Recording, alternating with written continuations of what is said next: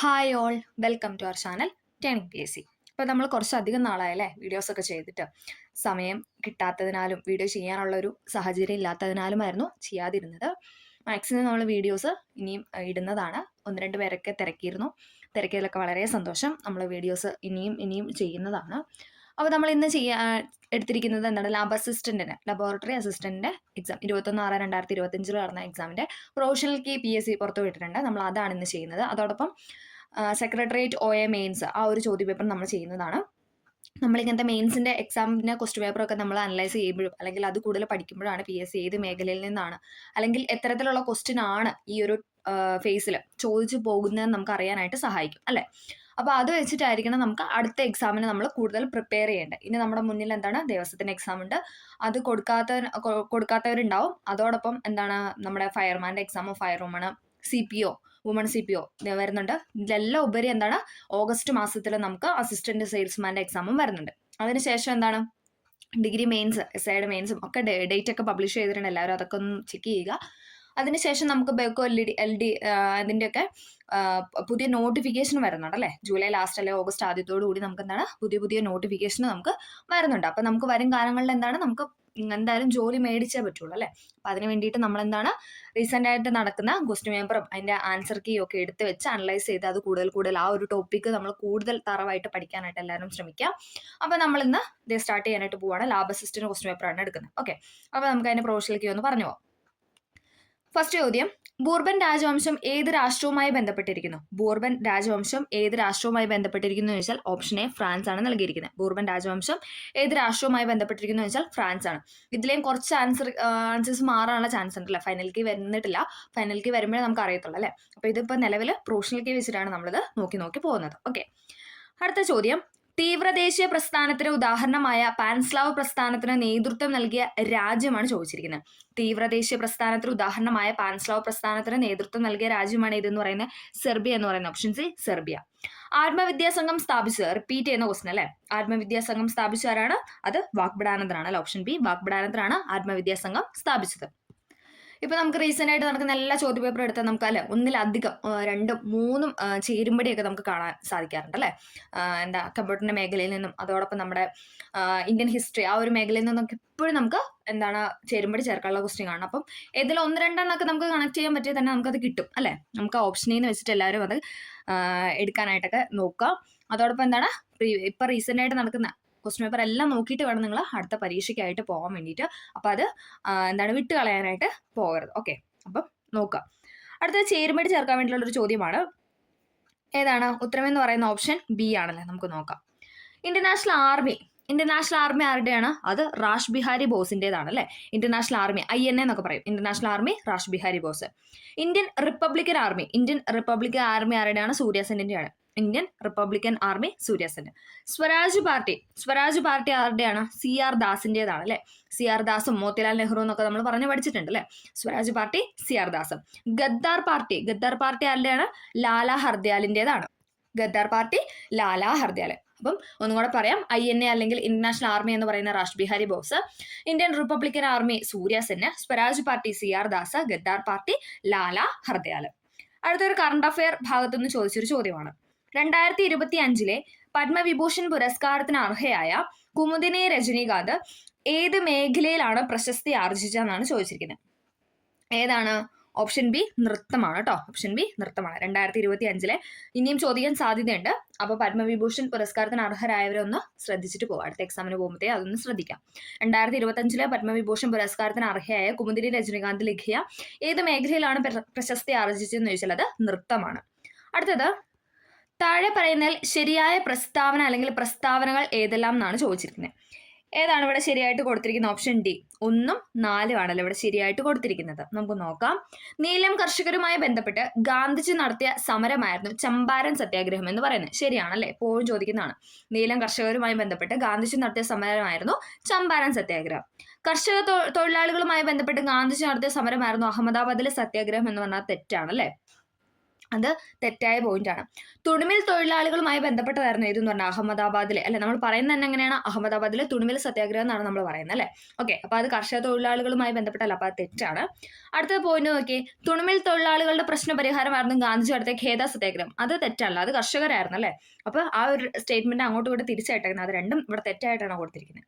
അടുത്തത്, സിവിൽ നിയമലംഘന പ്രസ്ഥാനവുമായി ബന്ധപ്പെട്ട് ഗാന്ധിജി സമ്പൂർണ്ണ മദ്യനിരോധനം നടപ്പിലാക്കാൻ ആവശ്യപ്പെട്ടു. അത് ശരിയായ പ്രസ്ഥാനമാണ് അല്ലെ. അപ്പം 1ഉം 4ഉമാണ് ഇവിടെ ശരിയായിട്ട് കൊടുത്തിരിക്കുന്നത്. ഒന്ന് ജസ്റ്റ് നമ്മൾ ഇരുത്തി വായിച്ച് നമുക്ക് അപ്പം തന്നെ ആദ്യമേ അല്ല ഒറ്റ വായനയിൽ തന്നെ കിട്ടുന്ന ഒരു രീതിയിലുള്ളൊരു ചോദ്യമായിരുന്നു. അടുത്തത്, പശ്ചിമഘട്ടവും പൂർവ്വഘട്ടവും സംഗമിക്കുന്ന പ്രദേശം ഏതാണ്? പശ്ചിമഘട്ടവും പൂർവ്വഘട്ടവും സംഗമിക്കുന്ന പ്രദേശമാണ് എല്ലാവർക്കും അറിയാം നീലഗിരി അല്ലെ. ഓപ്ഷൻ സി നീലഗിരിയാണ് പശ്ചിമഘട്ടവും പൂർവ്വഘട്ടവും തമ്മിൽ സംഗമിക്കുന്ന പ്രദേശം എന്ന് പറയുന്നത്. അടുത്തത്, ആപേക്ഷിക ആർദ്രത കൂടുതലുള്ള തണുത്ത നീണ്ട രാത്രികൾ ഇത് രൂപം കൊള്ളാൻ കാരണമാകുന്നു. നമുക്ക് ഓപ്ഷൻ തുഷാരം, മൂടൽമഞ്ഞ്, ഉറഞ്ഞ മഞ്ഞ്, നേർത്ത മഞ്ഞ് എന്ന് പറഞ്ഞ 4 ഓപ്ഷനാണ് തന്നിരിക്കുന്നത്. ഇതിൽ ഏതാണ് ശരിയായിട്ടുള്ള ഓപ്ഷൻ? എ തുഷാരമാണ് അല്ലെ. ആപേക്ഷിക ആർദ്രത കൂടുതലുള്ള തണുത്ത നീണ്ട രാത്രികൾ തുഷാരം രൂപം കൊള്ളാനായിട്ട് കാരണമാകുന്നു. ദേശീയ ജലപാത 3 അല്ലെങ്കിൽ NW3 ഏത് മുതൽ ഏത് വരെയാണ് ബന്ധിപ്പിക്കുന്നത്? എല്ലാവർക്കും അറിയാലേ, നമുക്ക് ചിലപ്പോൾ ഒക്കെ കൊല്ലം മുതൽ കോട്ടപ്പുറം എന്നും കൊല്ലം മുതൽ കോഴിക്കോട് നിന്നും തരാറുണ്ട്, നേരെ തിരിച്ചിട്ടും കോട്ടപ്പുറം മുതൽ കൊല്ലം നിന്നും തരാറുണ്ട് അല്ലെ. അപ്പൊ അതും ശരിയായ പോയിന്റ് ആണ്. ഇനി കോഴിക്കോട് തന്നാലും ശരിയായിട്ടുള്ള പോയിന്റ് ആണ്. അതും PSC എന്താണ് ആൻസർ കീയിൽ കൊടുത്തിട്ടുണ്ട് മറ്റൊരു പരീക്ഷയിൽ. കൊല്ലം മുതൽ കോഴിക്കോട് വരെ തന്നിട്ട് ശരിയാണെന്ന് ചോദിച്ചിട്ടുണ്ട്, അതും ശരിയാണ്. ഇവിടെ മുകളിൽ കൊടുത്തവയല്ല എന്ന് പറയുമ്പോൾ ചിലപ്പോൾ നമുക്ക് കറണ്ട് അഫയർ റിലേറ്റഡ് നമ്മൾ പഠിക്കുമ്പോൾ ഇപ്പൊ നിലവിൽ അത് കോഴിക്കോട് വരെ ആയതുകൊണ്ട് നമുക്ക് ചിലപ്പോൾ ഒരു ഡൗട്ട് വരാനുള്ള ചാൻസ് ഉണ്ട്. എങ്കിലും നമുക്ക് നോക്കാം, ഫൈനൽ കീ വരുമ്പോൾ നമുക്ക് നോക്കാം. ഓക്കെ, അടുത്തത്, താഴെ കൊടുത്തിട്ടുള്ളവയിൽ അവസാദ ശിലകൾക്ക് ഉദാഹരണങ്ങൾ ഏവ? അവസാദ ശിലകൾക്ക് ഉദാഹരണങ്ങളാണ് ഏതെന്ന് പറയുന്നത് 1ഉം 3ഉം, അതായത് ചുണ്ണാമ്പുകല്ലും കൽക്കരിയും. ചുണ്ണാമ്പുകല്ലും കൽക്കരിയുമാണ് അവസാദ ശിലകൾക്ക് ഉദാഹരണം എന്ന് പറയുന്നത്. അടുത്തത്, ആകാശത്തിൽ പാളികൾ പോലെ കാണപ്പെടുന്ന മേഘമാണ് ഏത്? ഓപ്ഷൻ ഡി സ്ട്രാറ്റസ് എന്ന് പറയുന്നത്. ആകാശത്തില് പാളികൾ പോലെ കാണപ്പെടുന്ന മേഘമാണ് സ്ട്രാറ്റസ് മേഘം എന്ന് പറയുന്നത്. അനസാഗർ തടാകം ഏത് സംസ്ഥാനത്തിലാണെന്ന് ചോദിച്ചാൽ ഏതാണ്? ഓപ്ഷൻ ബി ആണ്, രാജസ്ഥാനിലാണ്. അന്നസാഗർ തടാകം ഏത് സംസ്ഥാനത്തിലാണെന്ന് ചോദിച്ചാൽ അത് രാജസ്ഥാനിലാണ്. ദക്ഷിണേന്ത്യയിലെ ആദ്യത്തെ ഇരുമ്പുരുക്ക് വ്യവസായശാല ഏതാണ്? ദക്ഷിണേന്ത്യയിലെ ആദ്യത്തെ ഇരുമ്പുരുക്ക് വ്യവസായശാലയാണ് Visvesvaraya iron and steel works limited എന്ന് പറയുന്നത്. ദക്ഷിണേന്ത്യയിലെ എപ്പോഴും ചോദിക്കുന്നതാണ് അല്ലെ. ദക്ഷിണേന്ത്യയിലെ ആദ്യത്തെ ഇരുമ്പുരുക്ക് വ്യവസായശാലയാണ് Visvesvaraya iron and steel works limited എന്ന് പറയുന്നത്. ആഗോളവൽക്കരണം എന്നതുകൊണ്ട് അർത്ഥമാക്കുന്നത് എന്താണ്? ആഗോളവൽക്കരണം എന്നതുകൊണ്ട് അർത്ഥമാക്കുന്നത് ഓപ്ഷൻ ഡി മുകളിൽ പറഞ്ഞ എല്ലാം ഉണ്ട്. രാജ്യങ്ങൾ തമ്മിലുള്ള ദ്രുത സംയോജന പ്രക്രിയയാണ്. രാജ്യങ്ങൾക്കിടയിൽ കൂടുതൽ സാധനങ്ങളുടെയും സേവനങ്ങളുടെയും നിക്ഷേപവും സാങ്കേതിക വിദ്യയും നീങ്ങുന്നു. ലോകത്തിലെ മിക്ക പ്രദേശങ്ങളും പരസ്പരം അടുത്ത ബന്ധം പുലർത്തുന്നു. ഇതൊക്കെ എന്താണ്? ഇതെല്ലാം ആഗോളവൽക്കരണവുമായി ബന്ധപ്പെട്ട പോയിന്റ്സ് ആണ് അല്ലെ. രാജ്യങ്ങൾ തമ്മിലുള്ള ദ്രുത സംയോജന പ്രക്രിയയാണ് ആഗോളവൽക്കരണം എന്ന് പറയുന്നത്. രാജ്യങ്ങൾക്കിടയിൽ കൂടുതൽ സാധനങ്ങളുടെയും സേവനങ്ങളുടെയും നിക്ഷേപവും സാങ്കേതിക വിദ്യയും നീങ്ങുന്നു. ലോകത്തിലെ മിക്ക പ്രദേശങ്ങളും പരസ്പരം അടുത്ത ബന്ധം പുലർത്തുന്നുണ്ട്. അപ്പൊ ഇതെല്ലാം ശരിയായിട്ടുള്ള പോയിന്റ് ആണ്. വികേന്ദ്രീകൃത ആസൂത്രണത്തിന് തുടക്കം കുറിച്ച പഞ്ചവത്സര പദ്ധതിയാണ് ഏത്? ഓപ്ഷനെ 9ാം പഞ്ചവത്സര പദ്ധതി എന്ന് പറയുന്നത്. വികേന്ദ്രീകൃത ആസൂത്രണത്തിന് തുടക്കം കുറിച്ച പഞ്ചവത്സര പദ്ധതിയാണ് 9ാം പഞ്ചവത്സര പദ്ധതി എന്ന് പറയുന്നത്. ഹരിത വിപ്ലവത്തിനെ കുറിച്ചുള്ള താഴെ പറയുന്ന പ്രസ്താവനയിൽ ശരിയായത് കണ്ടെത്തുക. അപ്പം ഹരിത വിപ്ലവം അതോടൊപ്പം പഞ്ചവത്സര പദ്ധതി, ഇത് ആഗോളവൽക്കരണം അല്ലെങ്കിൽ സ്വകാര്യവൽക്കരണം, ഇതൊക്കെ എപ്പോഴും നമുക്ക് ഇപ്പം റീസെന്റ് ആയിട്ട് നടത്തുന്ന ചോദ്യപേപ്പറിൽ കാണാം അല്ലെ. ഇപ്പൊ നാളെ നമ്മൾ എന്താണ്, നാളെ ഡിഗ്രി പ്രിലിംസ് phase 2 എഴുതാൻ പോകുന്നവരുണ്ടാവും. അപ്പൊ അവരൊക്കെ എന്തായാലും ഈ ഒരു ചോദ്യപേപ്പർ വർക്കൗട്ട് ചെയ്തിട്ട് പോകാവുള്ളൂ അല്ലെ. ഇതിനകത്ത് ഇംഗ്ലീഷ് മലയാളം മാത്സ് ഒക്കെ മെയിൻ ആയിട്ട് നിങ്ങൾ നോക്കിയിട്ട് പോകണം. കാരണം എന്താണ്, ആ ഒരു ടൈമിൽ നടക്കുന്ന ക്വസ്റ്റ്യൻ പേപ്പർ അല്ലെ, 1-2 മാസങ്ങൾക്കിടയിൽ നടക്കുന്ന ക്വസ്റ്റ്യൻ പേപ്പർ മസ്റ്റ് ആയിട്ടും പഠിച്ചിട്ട് വേണം. ഓക്കെ, അടുത്ത ചോദ്യം, ഹരിത വിപ്ലവത്തിനെ കുറിച്ചുള്ള താഴെ പറയുന്ന പ്രസ്താവനയിൽ ശരിയായതാണ് ചോദിച്ചിരിക്കുന്നത്. ഇവിടെ ഏതാണ് ശരിയായിട്ട് കൊടുത്തിരിക്കുന്നത്? ഓപ്ഷൻ സി 1ഉം 3ഉമാണ് ശരിയെന്ന് പറയുന്നത്. അത്യുൽപാദന ശേഷിയുള്ള വിത്തനങ്ങൾ ഉപയോഗിക്കാം. ശരിയായ പോയിന്റ് ആണല്ലേ. അത്യുൽപാദന ശേഷിയുള്ള വിത്തനങ്ങൾ ഉപയോഗിക്കുക ഹരിത വിപ്ലവവുമായി ബന്ധപ്പെട്ട പോയിന്റ് ആണ്. പക്ഷിധാന ഉൽപാദനത്തിൽ വിദേശ ആശ്രയത്വം നേടിയെടുക്കുക. തെറ്റാണല്ലേ. വിദേശ ആശ്രയത്വം കുറയ്ക്കാൻ വേണ്ടിയിട്ടാണ് നമ്മൾ എന്താണ് ഹരിത വിപ്ലവം കൊണ്ടുവന്നത്. ഓക്കെ, അപ്പൊ അത് തെറ്റാണ്. ആധുനിക ജലസേചന സൗകര്യങ്ങൾ ഉപയോഗപ്പെടുത്താം. അത് ശരിയായിട്ടുള്ള പോയിന്റ് ആണ്. അത്യുൽപാദന ശേഷിയുള്ള വിത്തനങ്ങൾ ഉപയോഗിക്കുക, ആധുനിക ജലസേചന സൗകര്യങ്ങൾ ഉപയോഗപ്പെടുത്തുക. ഈ 2 സ്റ്റേറ്റ്മെന്റുമാണ് ശരിയായിട്ട് കൊടുത്തത്. അടുത്തത്, വാണിജ്യ ബാങ്കുകളുടെ ധർമ്മങ്ങളിൽ ഉൾപ്പെടാത്തത് ഏതാണ്? വാണിജ്യ ബാങ്കുകളുടെ ധർമ്മങ്ങളിൽ ഉൾപ്പെടാത്തത് ഏതെന്ന് പറഞ്ഞാൽ പണം അച്ചടിച്ചിറക്കുന്നു എന്ന് പറയുന്നത്. അത് തെറ്റാണല്ലോ. അത് RBIയുമായി ബന്ധപ്പെട്ട പോയിന്റ് ആണല്ലേ. അപ്പൊ നമുക്ക് അത് ഒറ്റ നോട്ടത്തിൽ അല്ലെ വായിക്കുമ്പോൾ തന്നെ നമുക്ക് മനസ്സിലാവാൻ തെറ്റാണ്. നിക്ഷേപങ്ങൾ സ്വീകരിക്കുന്നു, വായ്പകൾ നൽകുന്നു, ലോക്കർ സൗകര്യം നൽകുന്നു. ഇതൊക്കെ എന്താണ്? ഇതൊക്കെ വാണിജ്യ ബാങ്കുമായി ബന്ധപ്പെട്ട സ്റ്റേറ്റ്മെന്റ് ആണ്. അത് 3ഉം ശരിയാണ്. അടുത്തത്, 2025 ഏപ്രിൽ 30 ചുമതലയേറ്റ കേരളത്തിന്റെ 50ാമത്തെ ചീഫ് സെക്രട്ടറി ആരാണ്? ഡേറ്റ് ശ്രദ്ധിച്ചോണേ. 2025 ഏപ്രിൽ 30 ചുമതലയേറ്റ കേരളത്തിലെ 50ാമത്തെ ചീഫ് സെക്രട്ടറി ആണ് ആര്? ഓപ്ഷൻ ബി എ ജയതിലക് എന്ന് പറയുന്നത്. ശാരദാ മുരളീധരൻ അല്ല, അദ്ദേഹം മാറി. ഇപ്പൊ നിലവിലെ എ ജയതിലകാണ് എന്താണ് നമ്മുടെ 50ാമത്തെ ചീഫ് സെക്രട്ടറി, കേരളത്തിന്റെ 50ാമത്തെ ചീഫ് സെക്രട്ടറി എന്ന് പറയുന്നത്. കറണ്ട് അഫയർ റിലേറ്റഡ് ചോദ്യമാണ്, നോക്കിയിരിക്കണം. അടുത്തത്, പഹൽഗാമിലെ ഭീകരാക്രമണത്തിന് തിരിച്ചടിയായി ഇന്ത്യ നടത്തിയ സൈനിക നടപടിയുടെ പേരാണ് ഏത്? ഓപ്പറേഷൻ സിന്ദൂർ എന്ന് പറയുന്നത്. എല്ലാവരും അത് ശരിയാക്കും അല്ലെ? ആ ഒരു ചോദ്യം എല്ലാവരും ശരിയാക്കിയിട്ടുണ്ടെന്ന് നമുക്കറിയാം. കാരണം അത്രയും അല്ലെ, നമ്മൾ അത്രയും വാർത്തയിലൊക്കെ നമ്മൾ കണ്ട കാര്യങ്ങളാണ് അല്ലെ, നമ്മൾ ഒരുപാട് നോക്കിയിട്ട് നമ്മൾ കണ്ട കാര്യങ്ങളാണത്. അതുകൊണ്ട് തന്നെ എല്ലാവരും അത് ശരിയാക്കിയിട്ടുണ്ടെന്ന് വിശ്വസിക്കുന്നു. പഹൽഗാമിലെ ഭീകരാക്രമണത്തിന് തിരിച്ചടിയായി ഇന്ത്യ നടത്തിയ സൈനിക നടപടിയുടെ പേരാണ് ഓപ്പറേഷൻ സിന്ദൂർ. അതോടൊപ്പം നമ്മൾ നോക്കിയിരിക്കുന്ന മറ്റൊരു കാര്യമുണ്ട്. എന്താണ്? മെയ് മാസത്തിൽ നടന്ന കാര്യമാണല്ലേ ഇത്. ഇത് മെയ്യിലെ കറണ്ട് അഫയർ ആണ്. നമ്മൾ ജൂണിൽ എക്സാം എഴുതിയപ്പോൾ എന്താണ് ആ മെയ്യിലെ കറണ്ട് അഫയറിൽ അതിൽ ഇൻക്ലൂഡ് ആയെങ്കിൽ ഓഫ് കോഴ്സ് എന്താണ് നമ്മുടെ ആ ഒരു ടൈമിന് ശേഷമാണ് നമ്മുടെ ഈ ക്വസ്റ്റ്യൻ പേപ്പറൊക്കെ അടിച്ചിട്ടുണ്ട്. അപ്പൊ എന്തായാലും നമ്മൾ ഇനി അടുത്ത എക്സാമിനായാലും പോകുന്നവരൊക്കെ എന്താണ് മെയ് വരെയുള്ള കറണ്ട് അഫയർ പഠിച്ചിട്ട് വേണം. ഇനി ജൂലൈയിൽ എക്സാം എഴുതാൻ പോകുന്നവർ ഉറപ്പായിട്ടും ജൂൺ വരെ അല്ലെ, മാക്സിമം ജൂൺ ഹാഫ് അല്ലെങ്കിൽ ജൂൺ പകുതി അല്ലെങ്കിൽ മുഴുവനായും പഠിക്കാൻ പറ്റുമെങ്കിൽ എല്ലാം അതേത് പോലെ പഠിച്ചു പോകേണ്ടതാണ് അല്ലെ. നമ്മൾ അങ്ങനെ ഒരു കാര്യം കൂടെ നമ്മൾ നോക്കിക്കാണണം അല്ലെ. കാരണം ജൂണിലെ എക്സാം എഴുതാൻ പോയപ്പോൾ മെയിലെ കാര്യങ്ങൾ ചോദിച്ചെങ്കിൽ ഉറപ്പായിട്ട് നമ്മൾ അടുത്തടുത്ത എക്സാമിനും നമ്മൾ അത്രയും അടുത്തുള്ള കറണ്ട് അഫയർ പഠിച്ചിട്ട് വേണം പോകാനായിട്ട്. ഓക്കെ, അടുത്ത ചോദ്യം, താഴെ പറയുന്ന പ്രസ്താവനയിൽ ഇന്ത്യയുടെ ഭരണഘടനാ നിർമ്മാണ സഭയുമായി ബന്ധപ്പെട്ട് ശരിയായ പ്രസ്താവനയാണ് ചോദിച്ചിരിക്കുന്നത്. ശരിയായതാണ് ചോദിച്ചിരിക്കുന്നത്. ഇവിടെ ഏതാണ് ശരിയായിട്ട് കൊടുത്തിരിക്കുന്ന? ഓപ്ഷൻ എ ആണ്. 1, 2 ശരിയെന്ന് പറയുന്നത്.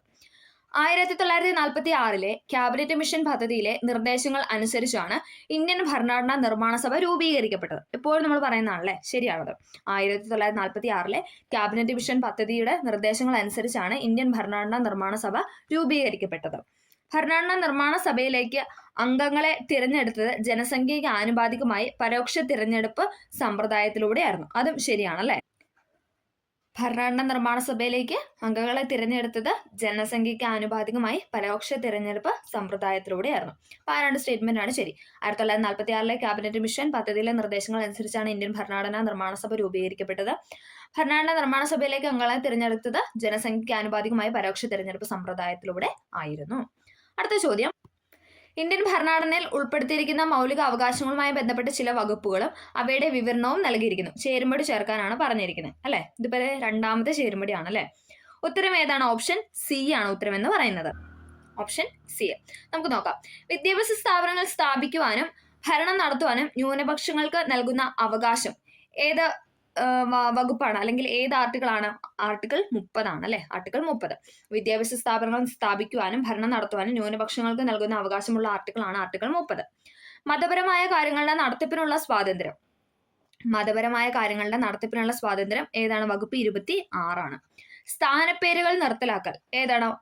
ആർട്ടിക്കിൾ 18 ആണ് അല്ലെ. സ്ഥാനപ്പേരുകൾ നിർത്തലാക്കൽ ആർട്ടിക്കിൾ 18. അറസ്റ്റിനും തടങ്കലിനും എതിരായ സംരക്ഷണം ആർട്ടിക്കിൾ 22. ആർട്ടിക്കിൾ 22 ആണ് അറസ്റ്റിനും തടങ്കലിനും എതിരായ സംരക്ഷണം എന്ന് പറയുന്നത്. ഒന്നുകൂടെ പറയാം. വിദ്യാഭ്യാസ സ്ഥാപനങ്ങൾ സ്ഥാപിക്കുവാനും ഭരണം നടത്തുവാനും ന്യൂനപക്ഷങ്ങൾക്ക് നൽകുന്ന അവകാശമാണ് ആർട്ടിക്കിൾ 30. മതപരമായ കാര്യങ്ങളുടെ നടത്തിപ്പിനുള്ള സ്വാതന്ത്ര്യമാണ് 26. സ്ഥാനപ്പേരുകൾ നിർത്തലാക്കലാണ് 18. അറസ്റ്റലിനും തടങ്കലിനും എതിരായ സംരക്ഷണമാണ് വകുപ്പ് 22 എന്ന് പറയുന്നത്. അതൊന്ന് പഠിച്ചു വെക്കുക. അടുത്തത്, ഇന്ത്യൻ സുപ്രീം കോടതിയുടെ 52ാമത് ചീഫ് ജസ്റ്റിസിന്റെ പേരെന്താണ്? ഇന്ത്യൻ സുപ്രീം കോടതിയുടെ 52ാമത് ചീഫ് ജസ്റ്റിസിന്റെ പേരാണ് ചോദിച്ചിരിക്കുന്നത്. ഇതിലൊരു ക്ലൂ നമുക്ക് തന്നിട്ടുണ്ട് അല്ലെ. RS ഗവായും BR ഗവായും. ഇനി അതിന്റെ ഇനീഷ്യൽ അറിയാവുന്നവർക്കാണ് അത് കറക്റ്റ് ആയിട്ട് എഴുതാൻ പറ്റുക. ഏതാണ്? BR ഗവായി ആണ് അല്ലെ. ഓപ്ഷൻ സി BR ഗവായി ആണ് ഇന്ത്യൻ സുപ്രീം കോടതിയുടെ 52ാമത് ചീഫ് ജസ്റ്റിസിന്റെ പേര് എന്ന് പറയുന്നത്. BR ഗവായി ആണ്. സഞ്ജീവ് ഖന്ന മാറി, അദ്ദേഹം മാറി. DY ചന്ദ്രചൂഡ് എത്രയായിരുന്നു? 50ാമത്തെ ആയിരുന്നു. സഞ്ജീവ് ഖന്ന 51ാമത്തെ ചീഫ് ജസ്റ്റിസ് ആയിരുന്നു. നിലവിലെ 52ാമത്തെ സുപ്രീം കോടതിയുടെ ചീഫ് ജസ്റ്റിസ് ആണ് BR ഗവായി എന്ന് പറയുന്നത്. ഓക്കെ, അടുത്തത്, താഴെ പറയുന്ന പ്രസ്താവനകളിൽ ഇന്ത്യൻ ഭരണഘടനയിൽ ഉൾപ്പെടുത്തിയിരിക്കുന്ന സ്വത്തിനുള്ള അവകാശവുമായി ബന്ധപ്പെട്ട ശരിയായ പ്രസ്താവനയാണ് ചോദിച്ചിരിക്കുന്നത്. സ്വത്തുമായി ബന്ധപ്പെട്ടുള്ള അവകാശം. ഓക്കെ, അപ്പൊ നമുക്ക് നോക്കാം. ഇവിടെ ഏതാണ് ഉത്തരം എന്ന് പറയുന്നത്? ഓപ്ഷൻ എ ആണ്. 1 മാത്രമേ ശരിയായിട്ട് കൊടുത്തിട്ടുള്ളൂ. 1978 വരെ സ്വത്തിനുള്ള അവകാശം ഒരു മൗലിക അവകാശമായിരുന്നു എന്ന് പറയുന്നു. ഓക്കെ, അതാണ് ഇവിടെ ശരിയായിട്ട് കൊടുത്തിരിക്കുന്ന പോയിന്റ് എന്ന് പറയുന്നത്. അടുത്തത്, താഴെ പറയുന്ന ഇനങ്ങളിൽ നിന്നും ഇന്ത്യൻ ഭരണഘടനയിലെ യൂണിയൻ ലിസ്റ്റിൽ ഉൾപ്പെട്ട വിഷയം കണ്ടെത്തുക. നമുക്ക് റിപ്പീറ്റ് ചെയ്യുന്ന മറ്റൊരു ടോപ്പിക്കാണ് ഏത്, ലിസ്റ്റുകൾ എന്ന് പറയുന്നത്. യൂണിയൻ ലിസ്റ്റ്, കൺകറന്റ് ലിസ്റ്റ്, അതോടൊപ്പം സ്റ്റേറ്റ് ലിസ്റ്റ്. അതും എന്താണ്, ഇപ്പം എല്ലാ ക്വസ്റ്റ്യൻ പേപ്പറിലും ചോദ്യങ്ങളായിട്ട് വരാറുണ്ട്. അപ്പം നിങ്ങൾ ലിസ്റ്റുമായി ബന്ധപ്പെട്ട ചോദ്യങ്ങളും ഇനി നോക്കിയിരിക്കുക. താഴെ പറയുന്ന ഇനങ്ങളിൽ നിന്നും ഇന്ത്യൻ ഭരണഘടനയിലെ യൂണിയൻ ലിസ്റ്റിൽ ഉൾപ്പെട്ട വിഷയമാണ് കണ്ടെത്താൻ പറഞ്ഞിരിക്കുന്നത്. യൂണിയൻ ലിസ്റ്റ് ഏതാണ് യൂണിയൻ ലിസ്റ്റിൽ ഉൾപ്പെട്ടതെന്ന് പറയുന്നത്? ഓപ്ഷൻ സി, ഇൻഷുറൻസ് ആണ് അല്ലെ. വിദ്യാഭ്യാസം, വനം എന്നൊക്കെ പറയുന്ന കൺകറന്റ് ലിസ്റ്റിലാണ്. പോലീസ് എന്ന് പറയുന്നത് സ്റ്റേറ്റ് ലിസ്റ്റ് ആണ്. നമ്മളോട് ചോദിച്ചിരിക്കുന്ന യൂണിയൻ ലിസ്റ്റ് ആണ്. ഇൻഷുറൻസ് എന്ന് പറയുന്നതാണ് യൂണിയൻ ലിസ്റ്റിൽ ഉൾപ്പെട്ട ഒരു വിഷയം എന്ന് പറയുന്നത്. ഇത് ചോദ്യം എന്ത് തന്നെയാണ്, നമുക്കൊരു ചേരുംപടിയാണല്ലേ ചോദിച്ചിരിക്കുന്നത്. ഒരു ചേരുംപടി, ഭരണഘടനയുമായി ബന്ധപ്പെട്ടുള്ള ചോദ്യങ്ങളാണ് തന്നിരിക്കുന്നത്. ഭേദഗതിയാണല്ലേ. അപ്പൊ നമ്മൾ എന്താണ്, ഭേദഗതികളൊക്കെ നന്നായിട്ട് നോക്കിപ്പോണം. ഓക്കെ, അപ്പം ആദ്യം തന്നെ 42ാമത് ഭേദഗതി, അതേതാണ്, മിനി കോൺസ്റ്റിറ്റ്യൂഷൻ ആണ് അല്ലെ. 42ാമത് ഭേദഗതിയാണ് മിനി കോൺസ്റ്റിറ്റ്യൂഷൻ എന്ന് പറയുന്നത്. ഇനി 61ാമത് ഭേദഗതി എന്താണ്, അത് തെരഞ്ഞെടുപ്പിൽ വോട്ട് ചെയ്യുന്നതിനുള്ള പ്രായം 21 നിന്നും 18 കുറിച്ച് ഭേദഗതിയാണ് 61ാം ഭേദഗതി എന്ന് പറയുന്നത്. 74ാമത് ഭേദഗതിയാണ് നഗരപ്രദേശങ്ങളിലെ പ്രാദേശിക ഗവൺമെന്റുകളെ സംബന്ധിച്ചത്. നഗരപ്രദേശങ്ങളിലെ പ്രാദേശിക ഗവൺമെന്റുകളെ സംബന്ധിച്ചതാണ് 74ാമത് ഭേദഗതി എന്ന് പറയുന്നത്. ഇനി 91 ആണെങ്കിലോ മന്ത്രിസഭയിലെ അംഗങ്ങളുടെ എണ്ണം പരിമിതപ്പെടുത്തുന്നത് സംബന്ധിച്ചാണ്. അപ്പം നമ്മുടെ ഉത്തരം എന്ന് പറയുന്ന ഓപ്ഷൻ ഡി ആണ്. ഒന്നും കൂടെ പറയാം, 42ാമത് ഭേദഗതിയാണ് നമ്മൾ മിനി കോൺസ്റ്റിറ്റ്യൂഷൻ എന്ന് പറയുന്നത്. മിനി ഭരണഘടന അല്ലെ ചെറു ഭരണഘടന എന്നൊക്കെ പറയുന്ന 42ാം ഭേദഗതിയാണ് 1976 അല്ലെ. 1976 ഭേദഗതിയാണ് ഇതെന്ന് പറയുന്നത് 42ാമത് ഭേദഗതി എന്ന് പറയുന്നത്. 61ാമത് ഭേദഗതിയാണ് തെരഞ്ഞെടുപ്പിൽ വോട്ട് ചെയ്യുന്നതിനുള്ള പ്രായം 21 നിന്നും 18 ആയിട്ട് കുറച്ചത്. 21 നിന്നും 18 ആയിട്ട് കുറച്ചത്.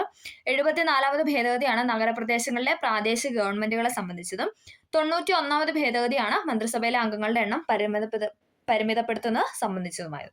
ഓക്കെ, അടുത്തത്, കേരള സംസ്ഥാനത്തിലെ പഞ്ചായത്തുകളിലെയും മുനിസിപ്പാലിറ്റികളിലെയും വാർഡുകൾ വിഭജിച്ച് അവയുടെ അതിർത്തികൾ നിശ്ചയിക്കുക എന്ന ഉദ്ദേശത്തോടുകൂടി 2024 രൂപീകരിച്ച കേരള സംസ്ഥാന ഡീലിമിറ്റേഷൻ കമ്മീഷന്റെ അധ്യക്ഷൻ ആരാണെന്നാണ് ചോദിച്ചിരിക്കുന്നത്. ഓപ്ഷൻ ബി, എ ഷാജഹാൻ ആണ്. ഓക്കെ, എന്താണ്, കേരള സംസ്ഥാനത്തിലെ പഞ്ചായത്തുകളിലെയും മുനിസിപ്പാലിറ്റികളിലെയും വാർഡുകൾ വിഭജിച്ച് അവരുടെ അതിർത്തികൾ നിശ്ചയിക്കുക എന്ന ഉദ്ദേശത്തോടു കൂടി 2024 രൂപീകരിച്ച കേരള സംസ്ഥാന ഡീലിമിറ്റേഷൻ കമ്മീഷൻ അധ്യക്ഷനാണ് എ ഷാജഹാൻ എന്ന് പറയുന്നത്. കറണ്ട് അഫയർ റിലേറ്റഡ് ചോദ്യമാണ്. അടുത്തത്, സ്റ്റേറ്റ് പബ്ലിക് സർവീസ് കമ്മീഷൻ ചെയർമാനെ നിയമിക്കുന്നത് ആരാണ്? സ്റ്റേറ്റ് PSC ചെയർമാനെ നിയമിക്കുന്നത് ആരാണെന്ന് വെച്ചാൽ അത് ആരാണ്? ഓപ്ഷൻ ഡി, ഗവർണർ ആണ് അല്ലെ. സ്റ്റേറ്റ് PSC കമ്മീഷന് ചെയർമാനെ നിയമിക്കുന്നത് ഗവർണറാണ്. ഓക്കെ, രാഷ്ട്രപതി എന്നുള്ള ഓപ്ഷൻ തന്നിട്ട് മാറിപ്പോകാതെ പഠിക്കുക. ഗവർണറാണ് നിയമിക്കുന്നത്. ഇനി അതേസമയം UPSC ആണെങ്കിൽ ആരാണ്? അത് നമ്മുടെ രാഷ്ട്രപതിയാണല്ലേ. UPSC ചെയർമാനെ നിയമിക്കുന്ന ആരാണെന്ന് വെച്ചാൽ അത് രാഷ്ട്രപതിയാണ്. ഇന്ത്യൻ സ്വാതന്ത്ര്യ സമരത്തിന്റെ അന്തിമ ലക്ഷ്യം പൂർണ്ണ സ്വരാജ് ആണെന്ന് പ്രഖ്യാപിച്ച കോൺഗ്രസ് സമ്മേളനം നടന്നത് എവിടെ വെച്ചായിരുന്നു? ഈ ഒരു ക്വസ്റ്റൻ ഇല്ലാത്ത PSC ചോദ്യമില്ല അല്ലെ. എല്ലാവർക്കും അറിയാവുന്നതാണ്. ഓപ്ഷൻ ഡി, ലാഹോർ ആണ് അല്ലെ. ഇന്ത്യൻ സ്വാതന്ത്ര്യ സമരത്തിന്റെ അന്തിമ ലക്ഷ്യം പൂർണ്ണ സ്വരാജ് ആണെന്ന് പ്രഖ്യാപിച്ച കോൺഗ്രസ് സമ്മേളനം നടന്നത് ലാഹോറിലാണ്. ഇന്ത്യൻ ആദായ നികുതി നിയമം 1961 പ്രകാരം കേന്ദ്ര സർക്കാർ പിരിക്കുന്ന പ്രത്യക്ഷ നികുതി ഏതാണെന്നാണ് ചോദിച്ചിരിക്കുന്നത്. ഏതൊക്കെയാണ് പ്രത്യക്ഷ നികുതിയിൽ ഉൾപ്പെടുന്നത്? 1ഉം 2ഉമാണ് അല്ലെ. വ്യക്തിഗത ആദായ നികുതിയും കോർപ്പറേറ്റ് നികുതിയുമാണ്. വ്യക്തിഗത ആദായ നികുതിയും കോർപ്പറേറ്റ് നികുതിയുമാണ് 1961 പ്രകാരം കേന്ദ്ര സർക്കാർ പിരിക്കുന്ന പ്രത്യക്ഷ നികുതി എന്ന് പറഞ്ഞത്. അടുത്തത്, താഴെ കൊടുത്ത പ്രസ്താവനയിൽ മഹാത്മാഗാന്ധി ദേശീയ ഗ്രാമീണ തൊഴിലുറപ്പ് പദ്ധതിയുടെ ലക്ഷ്യങ്ങളുമായി യോജിക്കുന്നവ ഏതെല്ലാം എന്നാണ് ചോദിച്ചിരിക്കുന്നത്.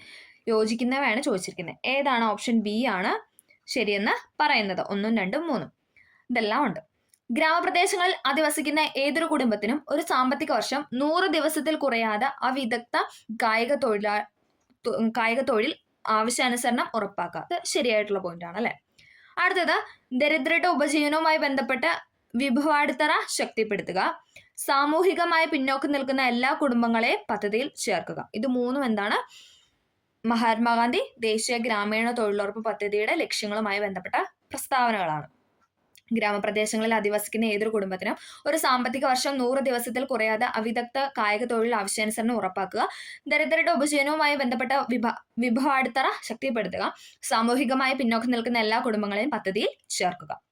അടുത്തത്, താഴെ കൊടുത്തിരിക്കുന്ന പ്രസ്താവന സർക്കാർ ധനനയത്തിന്റെ ലക്ഷ്യങ്ങളുമായി യോജിക്കുന്നവ ഏതെല്ലാം എന്നാണ് ചോദിച്ചിരിക്കുന്നത്. ഏതൊക്കെയാണ് യോജിച്ചിരിക്കുന്നത്? ഉത്തരം എന്ന് പറയുന്ന ഓപ്ഷൻ ബി ആണ്. 3ഉം ഉണ്ട്. 1, 2, 3ഉം ഉണ്ട്. സാമ്പത്തിക സ്ഥിരത കൈവരിക്കുക, തൊഴിലവസരങ്ങൾ സൃഷ്ടിക്കുക, അനാവശ്യ ചെലവുകൾ നിയന്ത്രിക്കുക. ഇത് 3ഉം എന്താണ്? സർക്കാർ ധനനയത്തിന്റെ ലക്ഷ്യങ്ങളുമായി യോജിക്കുന്നവയാണ്. അടുത്തത്, 2024 ജൂലൈ 15 മുതൽ ഇന്ത്യയുടെ വിദേശകാര്യ സെക്രട്ടറിയായി പ്രവർത്തിച്ചുകൊണ്ടിരിക്കുന്നത് ആരാണെന്നാണ് ചോദിച്ചിരിക്കുന്നത്. ആരാണ്? ഓപ്ഷൻ എ വിക്രം മിശ്രിയാണ് അല്ലെ. ഇമ്പോർട്ടന്റ് ആണ്. 2024 ജൂലൈ 15 മുതൽ ഇന്ത്യയുടെ വിദേശകാര്യ സെക്രട്ടറിയായി പ്രവർത്തിച്ചുകൊണ്ടിരിക്കുന്ന വ്യക്തിയാണ് വിക്രം മിശ്രി. അടുത്തത്, ഭൗതിക വെല്ലുവിളി നേരിടുന്നവരുടെ സമഗ്ര വികസനത്തിനായി കേരള സർക്കാർ അംഗീകരിച്ച കരിക്കുലത്തിന്റെ അടിസ്ഥാനത്തിൽ തൊഴിൽ പരിശീലനം, നൈപുണ്യ വികസനം എന്നിവ നൽകുന്നതുമായി ബന്ധപ്പെട്ട് സാമൂഹ്യ നീതി വകുപ്പ് നടപ്പിലാക്കാൻ തീരുമാനിച്ച പദ്ധതിയാണ് ഇത്. ഓപ്ഷൻ എ പ്രചോദനം പദ്ധതി എന്ന് പറയുന്നത്. ഓക്കെ, മന്ദഹാസവും പരിണയം നമുക്ക് അറിയാം, അത് നമുക്ക് ഓപ്ഷനിൽ നിന്ന് എടുത്തു കളയാനായിട്ട് പറ്റും. പിന്നെ എല്ലാവർക്കും ഡൗട്ട് വന്നിട്ടൊരു ചോദ്യമായിരിക്കാം, പ്രചോദനം പദ്ധതിയാണോ പ്രതിഭാ പദ്ധതിയാണോ? നമുക്ക് PSC കൊടുത്തിരിക്കുന്ന പ്രചോദനം പദ്ധതി എന്നാണ്. ഓക്കെ, ഭൗതിക വെല്ലുവിളി നേരിടുന്നവരുടെ സമഗ്ര വികസനത്തിനായി കേരള സർക്കാർ അംഗീകരിച്ച കരിക്കുലത്തിന്റെ അടിസ്ഥാനത്തിൽ തൊഴിൽ പരിശീലനം, നൈപുണ്യ വികസനം എന്നിവ നൽകുന്നതുമായി ബന്ധപ്പെട്ട് സാമൂഹ്യ നീതി വകുപ്പ് നടപ്പിലാക്കാൻ തീരുമാനിച്ച പദ്ധതിയാണ് പ്രചോദനം പദ്ധതി എന്ന് പറയുന്നത്. അടുത്തത്, 2023 ഗ്രീൻ ഹൈഡ്രജനെ കുറിച്ചുള്ള അന്താരാഷ്ട്ര സമ്മേളനത്തിന് വേദിയായ നഗരമാണ് ഇത്. ഓപ്ഷൻ ഡി ന്യൂഡൽഹി എന്ന് പറയുന്നത്. 2023 ഗ്രീൻ ഹൈഡ്രജനെ കുറിച്ചുള്ള അന്താരാഷ്ട്ര സമ്മേളനത്തിന് വേദിയായ നഗരമാണ് ന്യൂഡൽഹി. എന്താണ് ക്യൂണി കൾച്ചർ? എന്താണ് ക്യൂണി കൾച്ചർ എന്ന് പറഞ്ഞാൽ മുയൽ വളർത്തലാണ് അല്ലേ. നമ്മൾ പഠിച്ചായിരുന്നു, നമ്മുടെ SCRT-ലൊക്കെ നമ്മൾ ആ ഒരു ചാപ്റ്റർ ഒക്കെ കവർ ചെയ്തപ്പോൾ നമ്മൾ പറഞ്ഞായിരുന്നു ക്യൂട്ട് മുയൽ അല്ലേ, അങ്ങനെ കണക്ട് ചെയ്ത് വെച്ചാൽ മതി. ക്യൂണി കൾച്ചർ എന്ന് പറയുന്നത് മുയൽ വളർത്തലുമായി ബന്ധപ്പെട്ടതാണ്. അടുത്തത്, റോബർട്ട് ബ്രൗൺ എന്ന ശാസ്ത്രജ്ഞനുമായി ബന്ധപ്പെട്ട് താഴെ കൊടുത്തിരിക്കുന്ന ശരിയായ പ്രസ്താവന ഏതാണെന്നാണ് ചോദിച്ചിരിക്കുന്നത്. ഏതാണ്? ഓപ്ഷൻ സി ആണ്. കോശകേന്ദ്രം കണ്ടെത്തിയത് റോബർട്ട് ബ്രൗൺ ആണ്. കോശ കേന്ദ്രം, സെല്ലിന്റെ കേന്ദ്രം കണ്ടുപിടിച്ചത് ആരാണെന്ന് ചോദിച്ചാൽ അത് റോബർട്ട് ബ്രൗൺ ആണ്. അടുത്തത്, എന്താണ് പിനങ്ക സബ്ടെറേനിയ എന്ന് ചോദിച്ചിരിക്കുന്നത്. ഒരു അപൂർവ ഇനം ഈന്തപ്പന, ഒരിനം മുളവൃക്ഷം, മത്സ്യങ്ങളിലെ ഒരിനം സൂര്യകാന്തി. ഇതിലേതാണ് പിനങ്ക സബ്ടെറേനിയ എന്ന് പറയുന്നത്? ഏതാണെന്ന് ചോദിച്ചാൽ ഏതാണ്? ഓപ്ഷൻ എ ആണ്. ഒരു അപൂർവ ഇനം ഈന്തപ്പനയാണ്. ഓക്കെ, ഒരു അപൂർവ ഇനം ഈന്തപ്പനയാണ് പിനങ്ക സബ്ടെറേനിയ എന്ന് പറയുന്നത്. രക്തത്തിലെ പ്ലാസ്മയിൽ കാണപ്പെടുന്ന ഒരു പ്രോട്ടീൻ ആണ് ഏതെന്ന് പറയുന്നത്? ഓപ്ഷൻ ബി ഗ്ലോബുലിൻ എന്ന് പറയുന്നത്. രക്തത്തിലെ പ്ലാസ്മയിൽ കാണപ്പെടുന്ന പ്രോട്ടീൻ ആണ് ഗ്ലോബുലിൻ. ചുവടെ കൊടുത്തിരിക്കുന്നതിൽ ബാക്ടീരിയ രോഗം അല്ലാത്തത് ഏതാണ്? ബാക്ടീരിയ രോഗം അല്ലാത്തത് എന്ന് പറയുന്നത് ഓപ്ഷൻ ഡി മീസിൽസ് ആണ്. ഓക്കെ, മീസിൽസ് എന്ന് പറയുന്നത് ബാക്ടീരിയ രോഗമല്ല. ബാക്കി മൂന്നും എന്താണ്? ക്ഷയം അല്ലെ. TB എന്ന് പറയുന്നത് ബാക്ടീരിയ രോഗമാണ്. ഡിഫ്തീരിയ എന്ന് പറയുന്നത് ബാക്ടീരിയ രോഗമാണ്. ആന്ത്രാക്സ് എന്ന് പറയുന്നതും ബാക്ടീരിയ രോഗമാണ്. അടുത്തത്, ഗവൺമെന്റ് ആശുപത്രികളിൽ രോഗികൾക്ക് ഗുണമേന്മയും സൗഹാർദ്ദപരവുമായ സേവനവും ലഭ്യമാക്കുന്ന പദ്ധതിയാണ് ഇത്. ആർദ്രം മിഷൻ അല്ലെ. ആർദ്രം പദ്ധതി എന്ന് പറയുന്നത് ഓപ്ഷൻ എ ആണ്. ആർദ്രം പദ്ധതി റിപ്പീറ്റഡ് ക്വസ്റ്റ്യൻ ആണ്. വിറ്റാമിൻ ഡിയുടെ കുറവ് മൂലമുണ്ടാകുന്ന രോഗമാണ് ഇത്. കണ എന്ന് പറയുന്നത്. കണ അഥവാ റിക്കറ്റ്സ് എന്ന് പറയുന്നതാണ് വൈറ്റമിൻ ഡിയുടെ കുറവ് മൂലമുണ്ടാകുന്ന രോഗം എന്ന് പറയുന്നത്. ഭൂഗുരുത്വാകർഷണ ത്വരണം ജിയുടെ മൂല്യം ഏറ്റവും ഉയർന്നിരിക്കുന്നത് എവിടെയാണെന്നാണ് ചോദിച്ചിരിക്കുന്നത്. എവിടെയാണ്? ഓപ്ഷൻ ബി ധ്രുവ പ്രദേശങ്ങളിലാണ്, പോൾസിലാണ് അല്ലെ. ഭൂഗുരുത്വാകർഷണ ത്വരണം ജിയുടെ മൂല്യം ഏറ്റവും ഉയർന്നിരിക്കുന്നത് ധ്രുവ പ്രദേശങ്ങളിലാണ്. അടുത്തത്, ചലിച്ചുകൊണ്ടിരിക്കുന്ന ദ്രാവക പടലങ്ങൾക്കിടയിൽ അനുഭവപ്പെടുന്ന കർഷണ ബലമാണ് ഇത്. ശ്യാനബലം എന്ന് പറയുന്നത് അല്ലെ. മലയാളം കൊടുത്തുകൊണ്ട് ചിലപ്പം അല്ലെ ചിലർക്ക് അത് ആൻസർ ചെയ്യാൻ പറ്റിയിട്ടുണ്ടാവില്ല. പ്രതലബലം, അഡീഷൻ ബലം, കോഷ്യൻ ബലം, ശ്യാനബലം. ശ്യാനബലം എന്ന് പറയുന്നതാണ് വിസ്കസ് അല്ലെ. വിസ്കസ് ബലം അല്ലെങ്കിൽ വിസ്കസ് ഫോഴ്സ് ആണ് ശ്യാനബലം എന്ന് പറയുന്നത്. ഓക്കെ, അടുത്തത്, സമവർത്തുള ചലനത്തിൽ മാറ്റമില്ലാതെ തുടരുന്നത് താഴെ പറയുന്നതിൽ ഏതാണെന്നാണ് ചോദിച്ചിരിക്കുന്നത്. സമവർത്തുള ചലനത്തിൽ മാറ്റമില്ലാതെ തുടരുന്നത് ഏതാണെന്ന് ചോദിച്ചാൽ ഏതാണ്? ഓപ്ഷൻ എ ആണ്. വേഗത, സ്പീഡാണ്. ലോകബാങ്ക് പ്രസിഡന്റായി നിയമിതനായ ഇന്ത്യൻ വംശജനാണ് ഏത്? ഓപ്ഷൻ ഡി അജയ് ബംഗ എന്ന് പറയുന്നത്. ലോകബാങ്ക് പ്രസിഡന്റായി നിയമിതനായ ഇന്ത്യൻ വംശജനാണ് അജയ് ബംഗ. 2023 CV കുഞ്ഞിരാമൻ സാഹിത്യ പുരസ്കാരം ലഭിച്ചത് ആർക്കാണ്? 2023 CV കുഞ്ഞിരാമൻ സാഹിത്യ പുരസ്കാരം ലഭിച്ചത് ആർക്കാണെന്ന് ചോദിച്ചാൽ പെരുമ്പടവം ശ്രീധരനാണ്. 2023 CV കുഞ്ഞിരാമൻ സാഹിത്യ പുരസ്കാരം ലഭിച്ചത് പെരുമ്പടവം ശ്രീധരനാണ്. അടുത്തത്, താഴെ തന്നിരിക്കുന്ന പ്രസ്താവനകൾ ആരുടെ മൂലക വർഗീകരണവുമായി ബന്ധപ്പെട്ടിരിക്കുന്നു? ആരുടെയാണ്? നമുക്കൊന്ന് നോക്കാം അല്ലെ. ആ ഒരു സ്റ്റേറ്റ്മെന്റ് ഒക്കെ നമുക്ക് നോക്കിയിട്ട് പറയാം.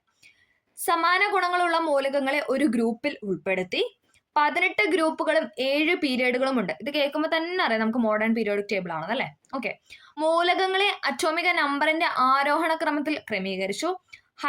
ഹൈഡ്രജൻ ആറ്റത്തിന് കൃത്യമായ സ്ഥാനം നൽകിയില്ല. അങ്ങനെ 4 സ്റ്റേറ്റ്മെന്റ് ആണ് തന്നിരിക്കുന്നത്.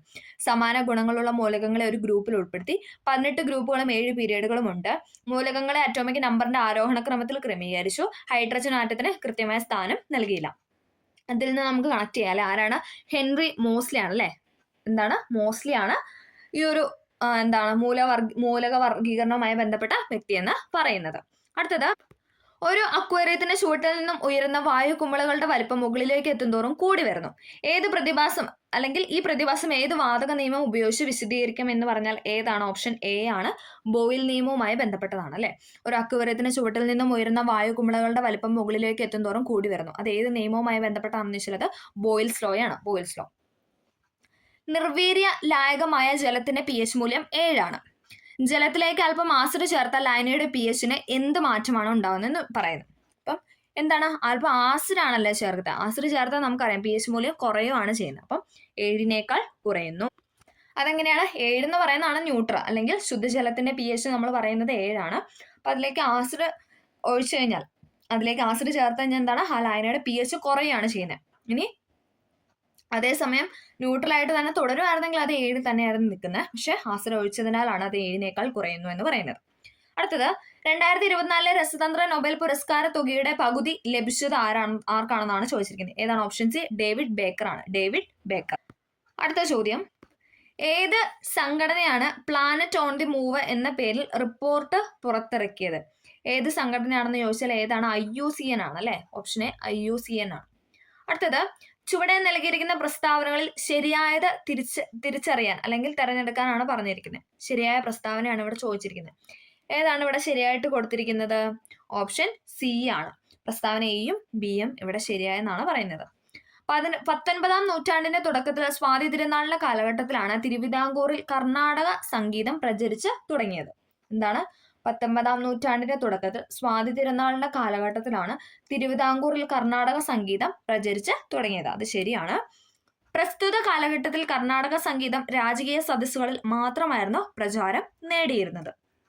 പ്രസ്തുത കാലഘട്ടത്തിൽ, അതായത് 19ാം നൂറ്റാണ്ട് അല്ലെങ്കിൽ സ്വാതി തിരുനാളിന്റെ കാലഘട്ടത്തില് സംഗീതം എന്താണ്? രാജകീയ സദസ്സുകളിൽ മാത്രമായിരുന്നു പ്രചാരം നേടിയത്. ഈ രണ്ട് സ്റ്റേറ്റ്മെന്റ് ശരിയാണ്. അടുത്തത്, 2025 നടന്ന IPL ക്രിക്കറ്റ് ലീഗിൽ തന്റെ ആദ്യ മത്സരത്തിൽ തന്നെ 5 വിക്കറ്റ് നേട്ടം സ്വന്തമാക്കി ശ്രദ്ധേയനായ മലയാളി ക്രിക്കറ്റ് താരം ആരായിരുന്നു എന്നാണ് ചോദിച്ചിരിക്കുന്നത്. ഓപ്ഷൻ ബി വിഘ്നേഷ് പുത്തൂർ എന്നാണ് നൽകിയിരിക്കുന്നത്. അദ്ദേഹം പക്ഷേ 5 വിക്കറ്റ് അല്ല 3 വിക്കറ്റ് ആണ് നേടിയിരിക്കുന്നത്. അപ്പൊ ആ ഒരു ചോദ്യത്തിന് നമുക്കറിയില്ല, മേ ബി ഫൈനൽ കീയിൽ അത് മാറാൻ ചാൻസ് ഉണ്ട്. അപ്പൊ അതൊന്ന് നോക്കി വെച്ചേക്കുക. അടുത്തത്, ചുവടെ നൽകിയിരിക്കുന്ന പ്രസ്താവനകൾ ശരിയായത് തിരഞ്ഞെടുക്കാനാണ് പറഞ്ഞിരിക്കുന്നത്. ശരിയായ പ്രസ്താവനയാണ് ചോദിച്ചിരിക്കുന്നത്.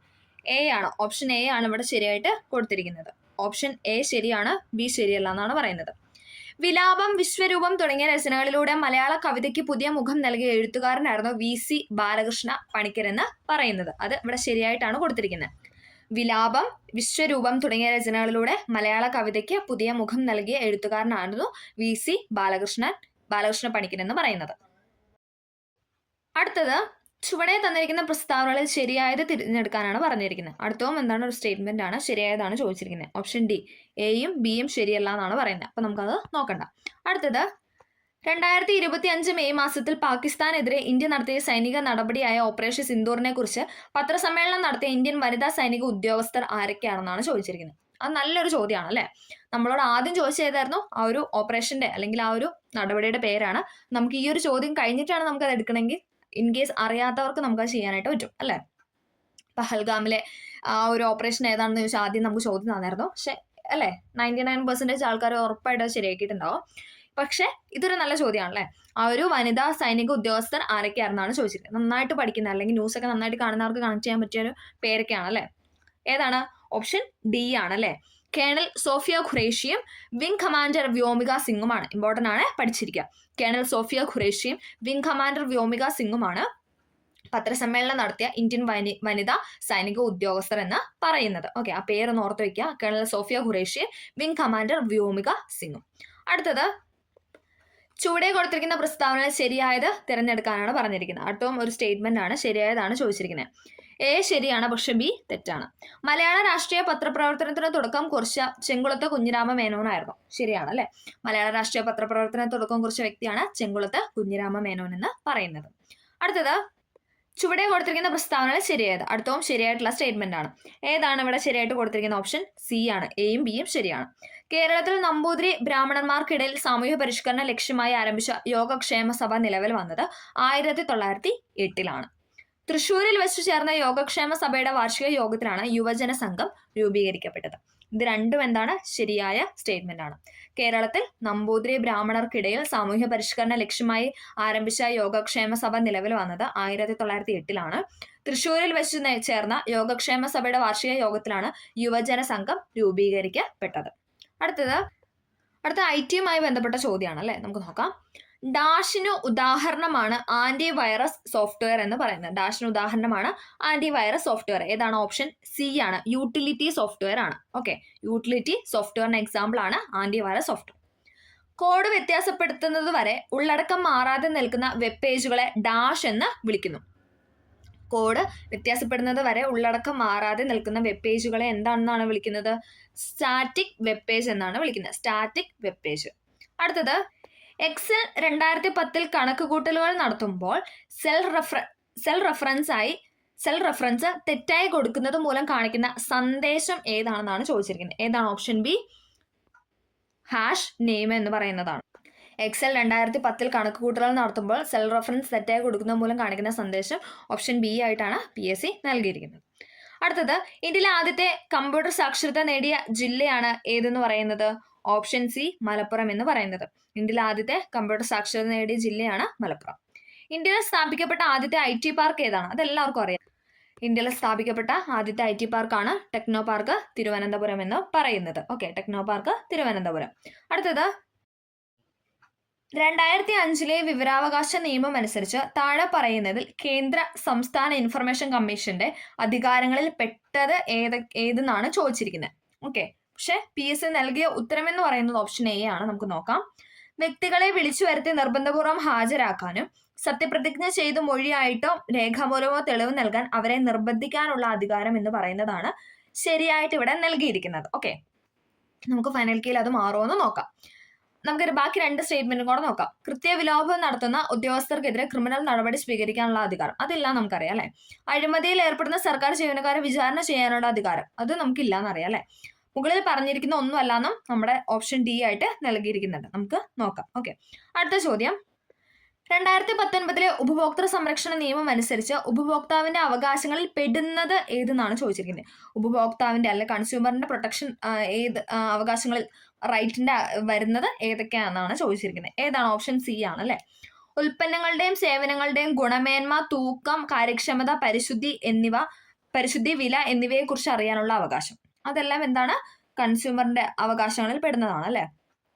ഉൽപ്പന്നങ്ങളുടെയും സേവനങ്ങളുടെയും ഗുണമേന്മ, തൂക്കം, കാര്യക്ഷമത, പരിശുദ്ധി, വില എന്നിവയെ കുറിച്ച് അറിയാനുള്ള അവകാശം 2019 ഉപഭോക്തൃ സംരക്ഷണ നിയമം അനുസരിച്ച് ഉപഭോക്താവിന്റെ അവകാശങ്ങളിൽ പെടുന്നതാണ്.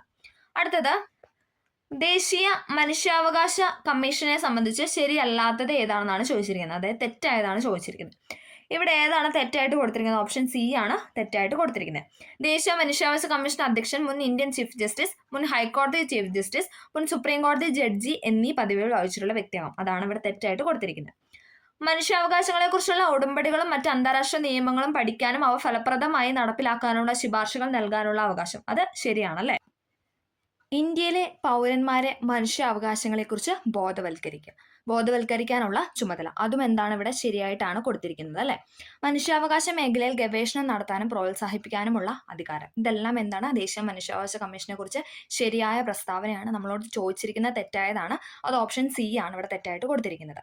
മനുഷ്യാവകാശങ്ങളെ കുറിച്ചുള്ള ഉടമ്പടികളും മറ്റ് അന്താരാഷ്ട്ര നിയമങ്ങളും പഠിക്കാനും അവ ഫലപ്രദമായി നടപ്പിലാക്കുന്നതിനുമുള്ള ശുപാർശകൾ നൽകാനുള്ള അധികാരം, ഇന്ത്യയിലെ പൗരന്മാരെ മനുഷ്യാവകാശങ്ങളെക്കുറിച്ച് ബോധവൽക്കരിക്കാനുള്ള ചുമതല, മനുഷ്യാവകാശ മേഖലയിൽ ഗവേഷണം നടത്താനും പ്രോത്സാഹിപ്പിക്കാനുമുള്ള അധികാരം, ഇത് മൂന്നുമാണ് ഇവിടെ ശരിയായിട്ട് കൊടുത്തിരിക്കുന്നത്. അടുത്തത്, 2012 പോക്സോ നിയമം അനുസരിച്ച് താഴെ പറയുന്ന ഏതാണ് ലൈംഗിക അതിക്രമത്തിന്റെ പരിധിയിൽ വരുന്നത് എന്നാണ് ചോദിച്ചിരിക്കുന്നത്. ലൈംഗിക അതിക്രമത്തിന്റെ പരിധിയിൽ വരുന്നതാണ് ഇവിടെ ചോദിച്ചിരിക്കുന്നത്. ഏതാണ്? ഓപ്ഷൻ ഡി ആണ്. ഇതൊന്നും അല്ല എന്നാണ് പറയുന്നത്. അതുകൊണ്ട് നമുക്ക് ഈ സ്റ്റേറ്റ്മെന്റ് വിടാം, അടുത്തതിലോട്ട് പോകാം. അടുത്തത്, 2005 ഗാർഹിക പീഡനത്തിൽ നിന്നും സ്ത്രീകളെ സംരക്ഷിക്കുന്ന നിയമം അനുസരിച്ച് പരാതിക്കാരിയും പ്രതിയും സംയുക്തമായോ പ്രതി ഒറ്റയ്ക്കോ ഇരു കക്ഷികളും ഉപയോഗിക്കുന്നതോ ആയ ആസ്തികൾ, ബാങ്ക് ലോക്കറുകൾ, ബാങ്ക് അക്കൗണ്ടുകൾ പ്രവർത്തിപ്പിക്കൽ, സ്ത്രീധനം ഉൾപ്പെടെ സംയുക്തമായോ വെവ്വേറെയോ കൈവശം വെച്ചിരിക്കുന്ന മറ്റേതെങ്കിലും സ്വത്ത് മജിസ്ട്രേറ്റിന്റെ അനുമതി ഇല്ലാതെ അന്യാധീനപ്പെടുത്തുന്നത് വിലക്കിക്കൊണ്ടുള്ള ഉത്തരവ് താഴെ പറയുന്ന ഏത് ഉത്തരവിനോട് ബന്ധപ്പെട്ടിരിക്കുന്നു എന്നാണ് ചോദിച്ചിരിക്കുന്നത്. വലിയൊരു സ്റ്റേറ്റ്മെന്റ് ആണല്ലേ. അപ്പൊ നമുക്ക് അതിനകത്ത് നിന്ന് ഓപ്ഷനെ തന്നെ മനസ്സിലാവും. സംരക്ഷണ ഉത്തരവ്, താമസ ഉത്തരവ്, ധനാശ്വാസ ഉത്തരവ്, മേൽ പറഞ്ഞത് എല്ലാം. ഇതെല്ലാം വരില്ല എന്നുള്ള കാര്യം നമുക്കറിയാം അല്ലെ. ഓപ്ഷൻ എ ആണ്, സംരക്ഷണ ഉത്തരവാണ്. 2005 ഗാർഹിക പീഡനത്തിൽ നിന്നും സ്ത്രീകളെ സംരക്ഷിക്കുന്ന നിയമം അനുസരിച്ച് പരാതിക്കാരിയും പ്രതിയും സംയുക്തമായോ പ്രതി ഒറ്റയ്ക്കോ ഇരു കക്ഷികളും ഉപയോഗിക്കുന്നതായ ആസ്തികൾ, ബാങ്ക് ലോക്കറുകൾ, ബാങ്ക് അക്കൗണ്ടുകൾ പ്രവർത്തിപ്പിക്കൽ, സ്ത്രീധനം ഉൾപ്പെടെ സംയുക്തമായോ വെവ്വേറെയോ കൈവശം വെച്ചിരിക്കുന്ന മറ്റേതെങ്കിലും സ്വത്ത് മജിസ്ട്രേറ്റിന്റെ അനുമതി ഇല്ലാതെ അന്യാധീനപ്പെടുത്തുന്നതിന് വിലക്കിക്കൊണ്ടുള്ള ഉത്തരവ് താഴെ പറയുന്ന ഏതൊരു ഉത്തരവിനോട് ബന്ധിപ്പിച്ചിരിക്കുന്നു എന്ന് ചോദിച്ചാൽ സംരക്ഷണ ഉത്തരവാണ്. അടുത്തത്, യുനെസ്കോയുടെ ലോക പൈതൃക പട്ടികയിൽ 2025 ഇന്ത്യയിൽ നിന്ന് നാമനിർദ്ദേശം ചെയ്യപ്പെട്ട താൽക്കാലിക പട്ടികയിൽ ഉൾപ്പെടുന്ന സ്ഥലങ്ങൾ ഏതെല്ലാം എന്നാണ് ചോദിച്ചിരിക്കുന്നത്. ഏതാണ്? ഇതെല്ലാം ഉണ്ട്, മേൽപ്പറഞ്ഞ എല്ലാം ഉണ്ട്. ഓപ്ഷൻ ഡി ആണ്. കാങ്കർവാലി ദേശീയോദ്യാനം, മുതുമൽ മെഗാലിത്തിക് മെൻഹിറുകൾ, ചൗസത്ത് യോഗിനി ക്ഷേത്രങ്ങൾ. ഇവ മൂന്നും എന്താണ്? യുനെസ്കോയുടെ ലോക പൈതൃക പട്ടികയിൽ 2025 ഇന്ത്യയിൽ നിന്നും നാമനിർദ്ദേശം ചെയ്യപ്പെട്ട താൽക്കാലിക പട്ടികയിൽ ഉൾപ്പെട്ട സ്ഥലങ്ങളാണ്. അടുത്തത്, ഏകീകൃത സിവിൽ കോഡ് നടപ്പിലാക്കിയ ഇന്ത്യയിലെ പ്രഥമ സംസ്ഥാനം ഏതാണെന്നാണ് ചോദിച്ചിരിക്കുന്നത്. ഇന്ത്യയിലെ ആദ്യത്തെ സംസ്ഥാനമാണ് ഇത്, ഉത്തരാഖണ്ഡ് എന്ന് പറയുന്ന ഓപ്ഷൻ ബി അല്ലേ. ഓക്കെ, ഏകീകൃത സിവിൽ കോഡ് നടപ്പിലാക്കിയ ഇന്ത്യയിലെ പ്രഥമ സംസ്ഥാനമാണ് ഉത്തരാഖണ്ഡ് എന്ന് പറയുന്നത്. -5 നിന്നും അടുത്ത കണക്ക് റിലേറ്റഡ് ചോദ്യമാണ്. ഓക്കെ, മാത്സ് ആണ് അടുത്ത് എന്ന് പറയുന്നത്. നമുക്ക് ജസ്റ്റ് അതിന്റെ ആൻസർ കീയും കൂടെ പറഞ്ഞു പോവാം. അത്യാവശ്യം എളുപ്പമുള്ള രീതിയിലുള്ള ക്വസ്റ്റ്യൻസ് ആയിരുന്നല്ലേ. മാത്സ് ആണെങ്കിലും ഇംഗ്ലീഷ് ആണെങ്കിലും മലയാളം ആണെങ്കിലും പ്രീവിയസ് ഇയർ ക്വസ്റ്റ്യനിൽ നിന്ന് വന്ന നമുക്ക് ചെയ്യാൻ പറ്റുന്ന തരത്തിലുള്ള ക്വസ്റ്റ്യൻ ആയിരുന്നു അല്ലേ, ആ ഒരു 30 മാർക്ക് എന്ന് പറയുന്നത്. അപ്പൊ നമുക്ക് മാത്സിലോട്ട് കടക്കാം. -5 നിന്നും ഏത് നമ്പർ കുറച്ചാലാണ് -14 കിട്ടുക എന്നാണ് ചോദിച്ചിരിക്കുന്നത്. ഏതാണ്? ഓപ്ഷൻ എ 9 ആണ്. താഴെ കൊടുത്തിരിക്കുന്നതിൽ വലുത് ഏതാണെന്ന് ചോദിച്ചാൽ ഏതാണ്? ഓപ്ഷൻ ഡി 60ന്റെ 5/4 എന്ന് പറയുന്നതാണ് വലുതെന്ന് പറയുന്നത്. അടുത്തത്, ഒരു പെൻസിലിന്റെ വില 4.54 ആയാൽ അതുപോലെ ഉള്ള 30 പെൻസിലുകളുടെ വിലയാണ് ചോദിച്ചിരിക്കുന്നത്. ഏതാണ്? Option C 136.20. അടുത്തതൊരു കോഡ് റിലേറ്റഡ് ചോദ്യമായിരുന്നു അല്ലേ. 74ാമത്തെ ചോദ്യം എന്ന് പറയുന്നത് ഒരു കോഡ് റിലേറ്റഡ് ആണ്. അതിന്റെ ഉത്തരം എന്ന് പറയുന്നത് ഓപ്ഷൻ ബി ആണ്, $5 $4 എന്ന് പറയുന്നത്. അതായത് പിന്നെ അടുത്തത് നമുക്ക് എന്താണ്, ഓറിയൽ റൂം എന്ന് പറയുന്നത് ഇപ്പൊ ടെൻഡേനുമായി ബന്ധപ്പെട്ടതാണ് ചോദിച്ചിരിക്കുന്നത്. ഏതാണ്? ഓപ്ഷൻ സി മസിൽസ് ആണ്. അരുൺ തന്റെ ക്ലോക്കിൽ 6 PM മണിക്കൂർ സൂചി വടക്ക് ദിശയിലേക്ക് സെറ്റ് ചെയ്തു. അങ്ങനെയെങ്കിൽ 9.15 അതായത് 9:15 PM എന്ന ആ ക്ലോക്കിലെ മിനിറ്റ് സൂചിയുടെ ദിശയാണ് ചോദിച്ചിരിക്കുന്നത്. ഏതാണ്? ഓപ്ഷൻ എ പടിഞ്ഞാറാണ്. അടുത്തത്, പ്ലസ് എന്നാൽ ഡിവൈഡഡും മൈനസ് എന്നാൽ മൾട്ടിപ്ലിക്കേഷനും മൾട്ടിപ്ലിക്കേഷൻ എന്നാൽ പ്ലസ് എന്നും ആയാൽ പിന്നെ ഒരു സംഖ്യാശ്രേണി തന്നിട്ടുണ്ട്, അത് പൂരിപ്പിക്കാനാണ് പറഞ്ഞിരിക്കുന്നത്. ഏതാണ്? ഓപ്ഷൻ ബി ആണ്. ഇതെല്ലാം കൂടെ ചെയ്ത് കഴിയുമ്പോൾ നമുക്ക് കിട്ടുന്ന ഉത്തരം എന്ന് പറയുന്നത് 202 ആണ്. അടുത്തത്, മാക്സ് നമ്മൾ ജസ്റ്റ് പറഞ്ഞു പോകുന്നേ ഉള്ളൂ. അടുത്തത്, ഇതിൽ നിന്ന് ഒറ്റയാനെ കണ്ടെത്താനാണ് പറഞ്ഞിരിക്കുന്നത്. ഓപ്ഷൻ എ ആണ്, 343 ആണ് ഉത്തരം. അടുത്തത്, 5, 10, 15, 20, 25 എന്നീ സംഖ്യകളുടെ ശരാശരിയാണ് ചോദിച്ചിരിക്കുന്നത്. എത്രയാണ്? ഓപ്ഷൻ സി 15 ആണ്. അടുത്തത്, 2n+5 = 1024 ആയാൽ എക്സിന്റെ വില അല്ലെങ്കിൽ അവർ ഉദ്ദേശിച്ച എന്നിന്റെ വില ആയിരിക്കും. ഓക്കെ, എന്നിന്റെ വില എന്ന് പറയുന്നത് എത്രയാണെന്ന് ചോദിച്ചിരിക്കുന്നത്. ഏതാണ്? ഓപ്ഷൻ എ 5 ആണ്. അടുത്തത് ഇംഗ്ലീഷ് ആണ്. Choose the correct answer. Christians go to church every day dash they എന്നാണ് പറഞ്ഞിരിക്കുന്നത്. ഏതാണ്? ഓപ്ഷൻ ബി ആണ്, ഡോണ്ട് ദേ എന്നാണ് ഉത്തരം എന്ന് പറയുന്നത്. അടുത്തത്, my brother is interested dash reading science fictions. ഏതാണ്? My brother is interested at reading science fiction ആണ്. ഇൻ റീഡിംഗ് സയൻസ് ഫിക്ഷൻ ആണ്. അതായത് ഓപ്ഷൻ ഡി ആണ് ഉത്തരമായിട്ട് കൊടുത്തിരിക്കുന്നത്. My brother is interested in reading science fictions. I have been living in this house dash the last 10 years എന്നാണ് പറഞ്ഞിരിക്കുന്നത്. ഏതാണ്? Option C ആണ്, for the last 10 years. If you study well you dash pass the exam. ഏതാണ്? Option A ആണ്, if you study well you will pass the examination. One of the boys dash absent today. ഏതാണ് ഉത്തരം എന്ന് പറയുന്നത്? Option D ആണ്, one of the boys is absent today. I dash Mumbai last year. I dash Mumbai last year. ഏതാണ് ഉത്തരം? Option B ആണ്, I visited Mumbai last year. അടുത്തത്, I dash my new dress on my birthday. I dash. ഏതാണ് ഉത്തരം എന്ന് പറയുന്നത്? Option D ആണ്, I put on my new dress on my birthday. The antonym of amateur is dash എന്നാണ് പറയുന്നത്. ഏതാണ് ഉത്തരം എന്ന് പറയുന്നത്? ഓപ്ഷൻ എ ആണ്, professional. He has been elected to the dash. അതായത് കൗൺസിൽ. അതിന്റെ ആ ഒരു സ്പെല്ലിംഗ് കറക്ഷൻ ആണ് ഇവിടെ ചോദിച്ചിരിക്കുന്നത്. ഏതാണ്? ഓപ്ഷൻ ബി ആണ്, കൗൺസിൽ. COUNCAL എന്ന് പറയുന്നതാണ് correct. The synonym of amiable is dash എന്നാണ് പറയുന്നത്. ഏതാണ്? ഓപ്ഷൻ ഡി ആണ്, ഫ്രണ്ട്ലി എന്ന് പറയുന്നതാണ് ഉത്തരം എന്ന് പറയുന്നത്. ഓക്കെ, അടുത്ത മലയാളമാണ്. ശരിയായ പദം തിരഞ്ഞെടുക്കാനാണ് പറഞ്ഞിരിക്കുന്നത്. ഏതാണ്? ഓപ്ഷൻ എ അപരാധി എന്ന് പറയുന്നതാണ് ഇവിടെ ശരിയായിട്ട് കൊടുത്തിരിക്കുന്നതാണ് പറയുന്നത്. അതിഥിയും ഇവിടെ ശരിയായിട്ട് തന്നെയാണ് കൊടുത്തിരിക്കുന്നത്. മേ ബി അത് മാറാൻ ചാൻസ് ഉണ്ട്. ഓക്കെ, ഭൂമിയുടെ പര്യായ പദം അല്ലാത്തത് ഏതാണ്? ഏതാണ്? ഓപ്ഷൻ സി ആണ്, ജനനി എന്ന് പറയുന്നത് ഭൂമിയുടെ പര്യായ പദമല്ല. മേദിനി, അവനി, ധരണി എന്നൊക്കെ പറയുന്നത് ഭൂമിയുടെ പര്യായ പദമാണ്. അങ്കുശം എന്നതിന്റെ വിപരീത പദമാണ് ഏത്? ഓപ്ഷൻ ബി നിരങ്കുശം എന്ന് പറയുന്നത്. അങ്കുശം, നിരങ്കുശം. കൺ പ്ലസ് നീർ ചേർത്ത് എഴുതിയാൽ എങ്ങനെയാണ് വായിക്കുന്നത്? ഓപ്ഷൻ ബി കണ്ണീർ എന്നാണ് വായിക്കുന്നത്. അടുത്തത്, ശരിയായ വാക്യമാണ് ചോദിച്ചിരിക്കുന്നത്. ഓപ്ഷൻ ഡി ആണ്, മുതിർന്നവരെ നാം ബഹുമാനിക്കണം എന്നാണ് ഇവിടെ ശരിയായിട്ട് കൊടുത്തിരിക്കുന്നത്. അടുത്തത്, പ്രത്യുപകാരം പിരിച്ചെഴുതാനാണ് പറഞ്ഞിരിക്കുന്നത്. പ്രത്യുപകാരം പിരിച്ചെഴുതുമ്പോൾ എങ്ങനെയാണ്? ഓപ്ഷൻ സി ആണ്, പ്രതി പ്ലസ് ഉപകാരം. പ്രതി പ്ലസ് ഉപകാരം എന്ന് പറയുന്നതാണ് പ്രത്യുപകാരം. As the Sid so the sprout, താഴെ കൊടുത്തതിന് സമാനമായ പരിഭാഷയാണ് ചോദിച്ചിരിക്കുന്നത്. ഏതാണ്? ഓപ്ഷൻ ഡി ആണ് അല്ലെ, 10 ഗുണം 10 ഗുണം എന്ന് പറയുന്നതാണ് ശരി. ഈ പദത്തിന്റെ സ്ത്രീലിംഗം എന്താണ്? കവി. ഏതാണ്? കവയിത്രി ആണല്ലേ, ഓപ്ഷൻ സി ആണ്. കവയിത്രി എന്ന് പറയുന്നതാണ് സ്ത്രീലിംഗം എന്ന് പറയുന്നത്. കവി, കവയിത്രി. അടുത്തത് താഴെ കൊടുത്തിരിക്കുന്നത് അലിംഗ ബഹുവചനത്തിന് ഉദാഹരണം അല്ലാത്ത പദം. അലിംഗ ബഹുവചനത്തിന് ഉദാഹരണം അല്ലാത്ത പദമാണ് ചോദിച്ചിരിക്കുന്നത്. ഏതാണ്? ഓപ്ഷൻ സി, ആൺകുട്ടികൾ എന്ന് പറയുന്നതാണ്. ഓക്കെ. അടുത്തത് അറിയാനുള്ള ആഗ്രഹം എന്നതിന്റെ ഒറ്റപ്പദം. അറിയാനുള്ള ആഗ്രഹം എന്ന് പറഞ്ഞാൽ എന്താണ്? ജിജ്ഞാസയാണ് അല്ലെ. ഇതൊക്കെ PYQ ആണ് അല്ലെ. അറിയാനുള്ള ആഗ്രഹം എന്നതിന്റെ ഒറ്റപ്പദമാണ് PYQ എന്ന്, ജിജ്ഞാസ എന്ന് പറയുന്നത്. ഇതെല്ലാം എന്താണ്? പ്രീവിയസ് ഇയറിൽ ചോദിച്ച ചോദ്യങ്ങൾ തന്നെയാണ്. അത് എന്താണ്? ഒരുപാട് കടുപ്പത്തിലുള്ള മലയാളം, ഇംഗ്ലീഷ്, മാത്സ് ഒന്നും ഇതിൽ ഈ ഒരു ചോദ്യ പേപ്പറിൽ ഉണ്ടായിരുന്നില്ല അല്ലെ. പിന്നെ നമുക്ക് ആ ഒരു സ്റ്റേറ്റ്മെന്റ് രൂപേണ തന്ന കുറച്ച് ക്വസ്റ്റ്യൻസ് ആയിരുന്നു കുറച്ച് കൺഫ്യൂഷൻ ആയിട്ടുള്ള അല്ലെ. അതായിരുന്നു ഈ ഒരു ചോദ്യ പേപ്പർ എന്ന് പറയുന്നത്. കുറച്ചും കൂടെ ഡിലീഷൻ വരാനുള്ള ചാൻസ് ഉണ്ട്. ഫൈനലിലേക്ക് ആകുമ്പോഴത്തേക്കും 1-2 ക്വസ്റ്റ്യൻ ഡിലീറ്റ് ആവാനുള്ള ചാൻസ് ഉണ്ട് അല്ലേ, നമ്മൾ പറഞ്ഞായിരുന്നു. അടുത്തത് നമ്മൾ നോക്കാനായിട്ട് പോകുന്നത് സെക്രട്ടേറിയറ്റ് OA മെയിൻസ്, മെയ് മാസത്തിൽ നടന്ന സെക്രട്ടേറിയറ്റ് OAയുടെ ക്വസ്റ്റ്യൻ പേപ്പർ കൂടിയാണ് അല്ലേ. നമ്മൾ അസിസ്റ്റന്റ് സെയിൽസ്മാൻ എഴുതാൻ പോകുമ്പോൾ നമ്മൾ എന്താണ് അതിന് മുന്നേ നടന്ന, അതായത് 2024-25 ക്വസ്റ്റ്യൻ പേപ്പർ മുഴുവനായിട്ടും അല്ലേ ചോദിച്ചിരിക്കുന്ന മേഖലകളൊക്കെ അറിയാൻ വേണ്ടിയിട്ട് നമുക്കത് മുഴുവൻ നമുക്ക് നോക്കി പഠിക്കേണ്ടതായിട്ടുണ്ട്. അപ്പോൾ നമുക്ക് ഈ ഒരു ചോദ്യ പേപ്പർ നോക്കാം. ആദ്യത്തെ ചോദ്യം, ഗാന്ധിജിയും അരാജകത്വവും എന്ന ഗ്രന്ഥം രചിച്ചത് ആരാണ്? ഗാന്ധിജിയും അരാജകത്വം എന്ന ഗ്രന്ഥം രചിച്ചത് ആരാണെന്ന് വെച്ചാൽ അത് ഓപ്ഷൻ ഡി, ചേറ്റൂർ ശങ്കരൻ നായർ ആണ്. റിപ്പീറ്റ് ചെയ്യുന്ന ക്വസ്റ്റ്യൻ ആണ് അല്ലെ. ഗാന്ധിജിയും അരാജകത്വം എന്ന ഗ്രന്ഥം രചിച്ചത് ചേറ്റൂർ ശങ്കരൻ നായരനാണ്. അടുത്തത്, കേരള ചരിത്രത്തിലെ പ്രധാന സംഭവങ്ങളെ കാലഗണനാ ക്രമത്തിലാക്കുക. അത് എപ്പോഴും അല്ലെ, ഇപ്പം റീസെന്റ് ആയിട്ട് നടക്കുന്ന എല്ലാ ചോദ്യപേപ്പറിലും അങ്ങനെ ഒരു ക്വസ്റ്റ്യൻ ഉണ്ട്. ഇതിന്റെ ഉത്തരം എന്ന് പറയുന്നത് ഓപ്ഷൻ സി ആണ്, ഓപ്ഷൻ സി. അപ്പൊ എങ്ങനെ വരും? ആറ്റിങ്ങൽ കലാപം, ദെൻ കുളച്ചൽ യുദ്ധം, ദെൻ ശ്രീരംഗപട്ടണം സന്ധി, കുണ്ടറ വിളംബരം. അപ്പൊ ഇതിന്റെ വർഷങ്ങളൊക്കെ ഒന്ന് ചടപടേന്നൊന്ന് പറഞ്ഞേ. ആറ്റിങ്ങൽ കലാപം ഏതായിരുന്നു? 1721 അല്ലെ. 1721 ആറ്റിങ്ങൽ കലാപം നടന്നത്. കുളച്ചൽ യുദ്ധത്തിന്റെ വർഷം ഏതാണ്? 1741 അല്ലെ. 1741 കുളച്ചൽ യുദ്ധം എന്ന് പറയുന്നത്. ശ്രീരംഗപട്ടണം സന്ധി എന്നായിരുന്നു? 1792 അല്ലെ. 1792 ശ്രീരംഗപട്ടണം സന്ധി എന്ന് പറയുന്നത്. കുണ്ടറ വിളംബരം 1809 അല്ലെ. 1809. അപ്പൊ ഒന്നും കൂടെ ഒന്ന് പറഞ്ഞേ. ആറ്റിങ്ങൽ കലാപം നടന്നത് 1721 കുളച്ചൽ യുദ്ധം നടന്നത് 1741 ദെൻ ശ്രീരംഗപട്ടണം സന്ധി എന്നായിരുന്നു? 1792. കുണ്ടറ വിളംബരം നടന്നത് 1809. ഈ വർഷം പഠിക്കാതെ നിങ്ങൾ എക്സാം എഴുതാൻ പോകരുത്. കാരണം ഇത് എപ്പോഴും ചോദിക്കും. നമുക്ക് ഇങ്ങനെ തന്നില്ലെങ്കിലും ചിലപ്പം ഓരോ ക്വസ്റ്റ്യൻ ആയിട്ട് ഇപ്പൊ കുളച്ചൽ യുദ്ധം നടന്ന വർഷം എന്ന് പറഞ്ഞിട്ട് നമുക്ക് ചോദ്യങ്ങൾ ചോദിക്കാറുണ്ട്. അപ്പൊ അതുകൊണ്ട് എല്ലാവരും നന്നായിട്ട് പഠിച്ചിരിക്കുക. ഓക്കെ, വർഷങ്ങൾ മറന്നു പോകാതിരിക്കുക. അടുത്തത്, ചേരുംപടി ചേർക്കാനാണ് ചോദിച്ചിട്ടുള്ളത്. ചേരുംപടി ചേർക്കാൻ വേണ്ടിയിട്ടുള്ള ഒരു ക്വസ്റ്റ്യൻ ആണ് മൂന്നാമത്തെ ചോദ്യം എന്ന് പറയുന്നത്. ഇതിൽ ഉത്തരം എന്ന് പറയുന്നത് ഏതാണ്? ഓപ്ഷൻ എ ആണ് അല്ലെ. ഓപ്ഷൻ എ ആണ് ഉത്തരം എന്ന് പറയുന്നത്. 1-ാം ലോക യുദ്ധവുമായി ബന്ധപ്പെട്ടതാണ് ആരൊക്കെ എന്ന് പറയുന്നത്?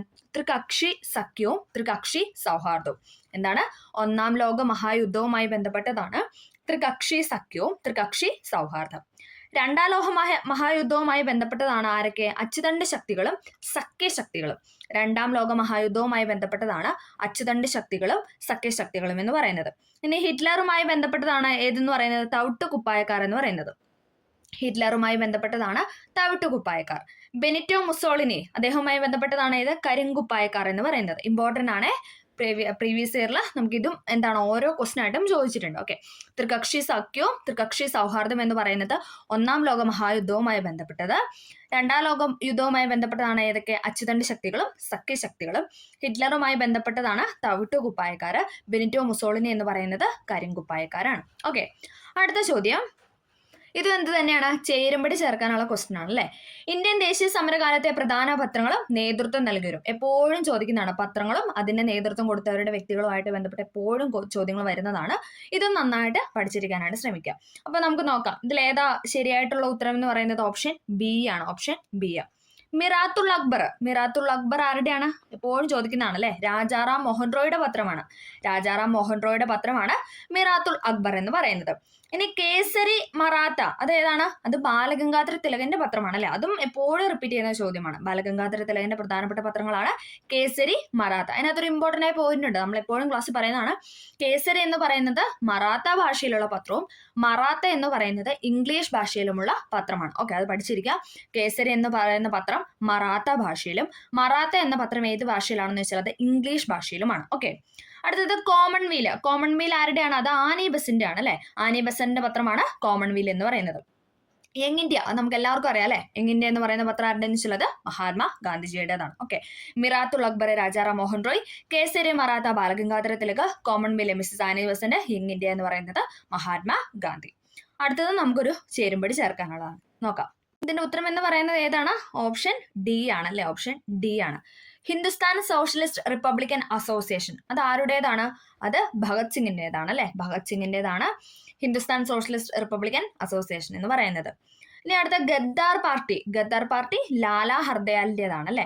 ഗദ്ദാർ പാർട്ടി ലാലാ ഹർദയാൽ. നമ്മുടെ എന്താണ് ലാബ് അസിസ്റ്റന്റ് ക്വസ്റ്റിനകത്തും ഉണ്ടായിരുന്നതാണ് ലാലാ ഹർദയാൽ ഗദ്ദാർ പാർട്ടി. നമുക്ക് എപ്പോഴും ഇപ്പൊ ഈ ചേരുംപടി ഒരുപാട് ക്വസ്റ്റ്യൻ ആയിട്ട് നമുക്കിപ്പോൾ 1, 2 അല്ല ചിലപ്പോൾ 4, 5 എണ്ണൊക്കെ ആയിട്ട് ചേരുംപടി തരാറുണ്ട്. അപ്പൊ അതുകൊണ്ട് നമ്മൾ മാക്സിമം എന്താണ് ഇങ്ങനെയുള്ള പോയിന്റ്സ് ഒക്കെ നമ്മൾ പഠിച്ചിരിക്കാനായിട്ട് ശ്രമിക്കും. ഓക്കെ, അപ്പൊ ഈ ഒരു ക്വസ്റ്റ്യൻ തന്നെ നമുക്ക് ആ ഒരു ക്വസ്റ്റ്യൻ കണക്ട് ചെയ്യാം അല്ലെ. അപ്പൊ തൊട്ടടുത്ത് നടന്ന ക്വസ്റ്റ്യൻ പേപ്പർ എപ്പോഴും നമ്മൾ റിവൈസ് ചെയ്തിട്ട് വേണം പോകാനായിട്ട്. ഓക്കെ, അപ്പൊ ഗദ്ദാർ പാർട്ടി എന്ന് പറയുന്നത് ലാലാ ഹർദയാലിനെയാണ്. ഇന്ത്യൻ നാഷണൽ ആർമി ഇതും ചോദിച്ചായിരുന്നു അല്ലെ. ഇന്ത്യൻ നാഷണൽ ആർമി എന്ന് പറയുന്നത് ആരുടേതാണ്?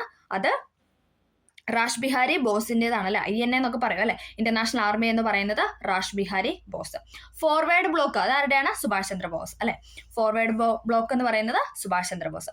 ഹിന്ദുസ്ഥാൻ സോഷ്യലിസ്റ്റ് റിപ്പബ്ലിക്കൻ അസോസിയേഷൻ എന്ന് പറയുന്നത് Bhagat Singh. Ghadar party Lala Hardayal. Indian national army എന്ന് പറയുന്ന Rash Behari boss. Forward block Subhash Chandrabose. Okay, എല്ലാവർക്കും ക്ലിയർ ആയെന്ന് പ്രതീക്ഷിക്കുന്നു.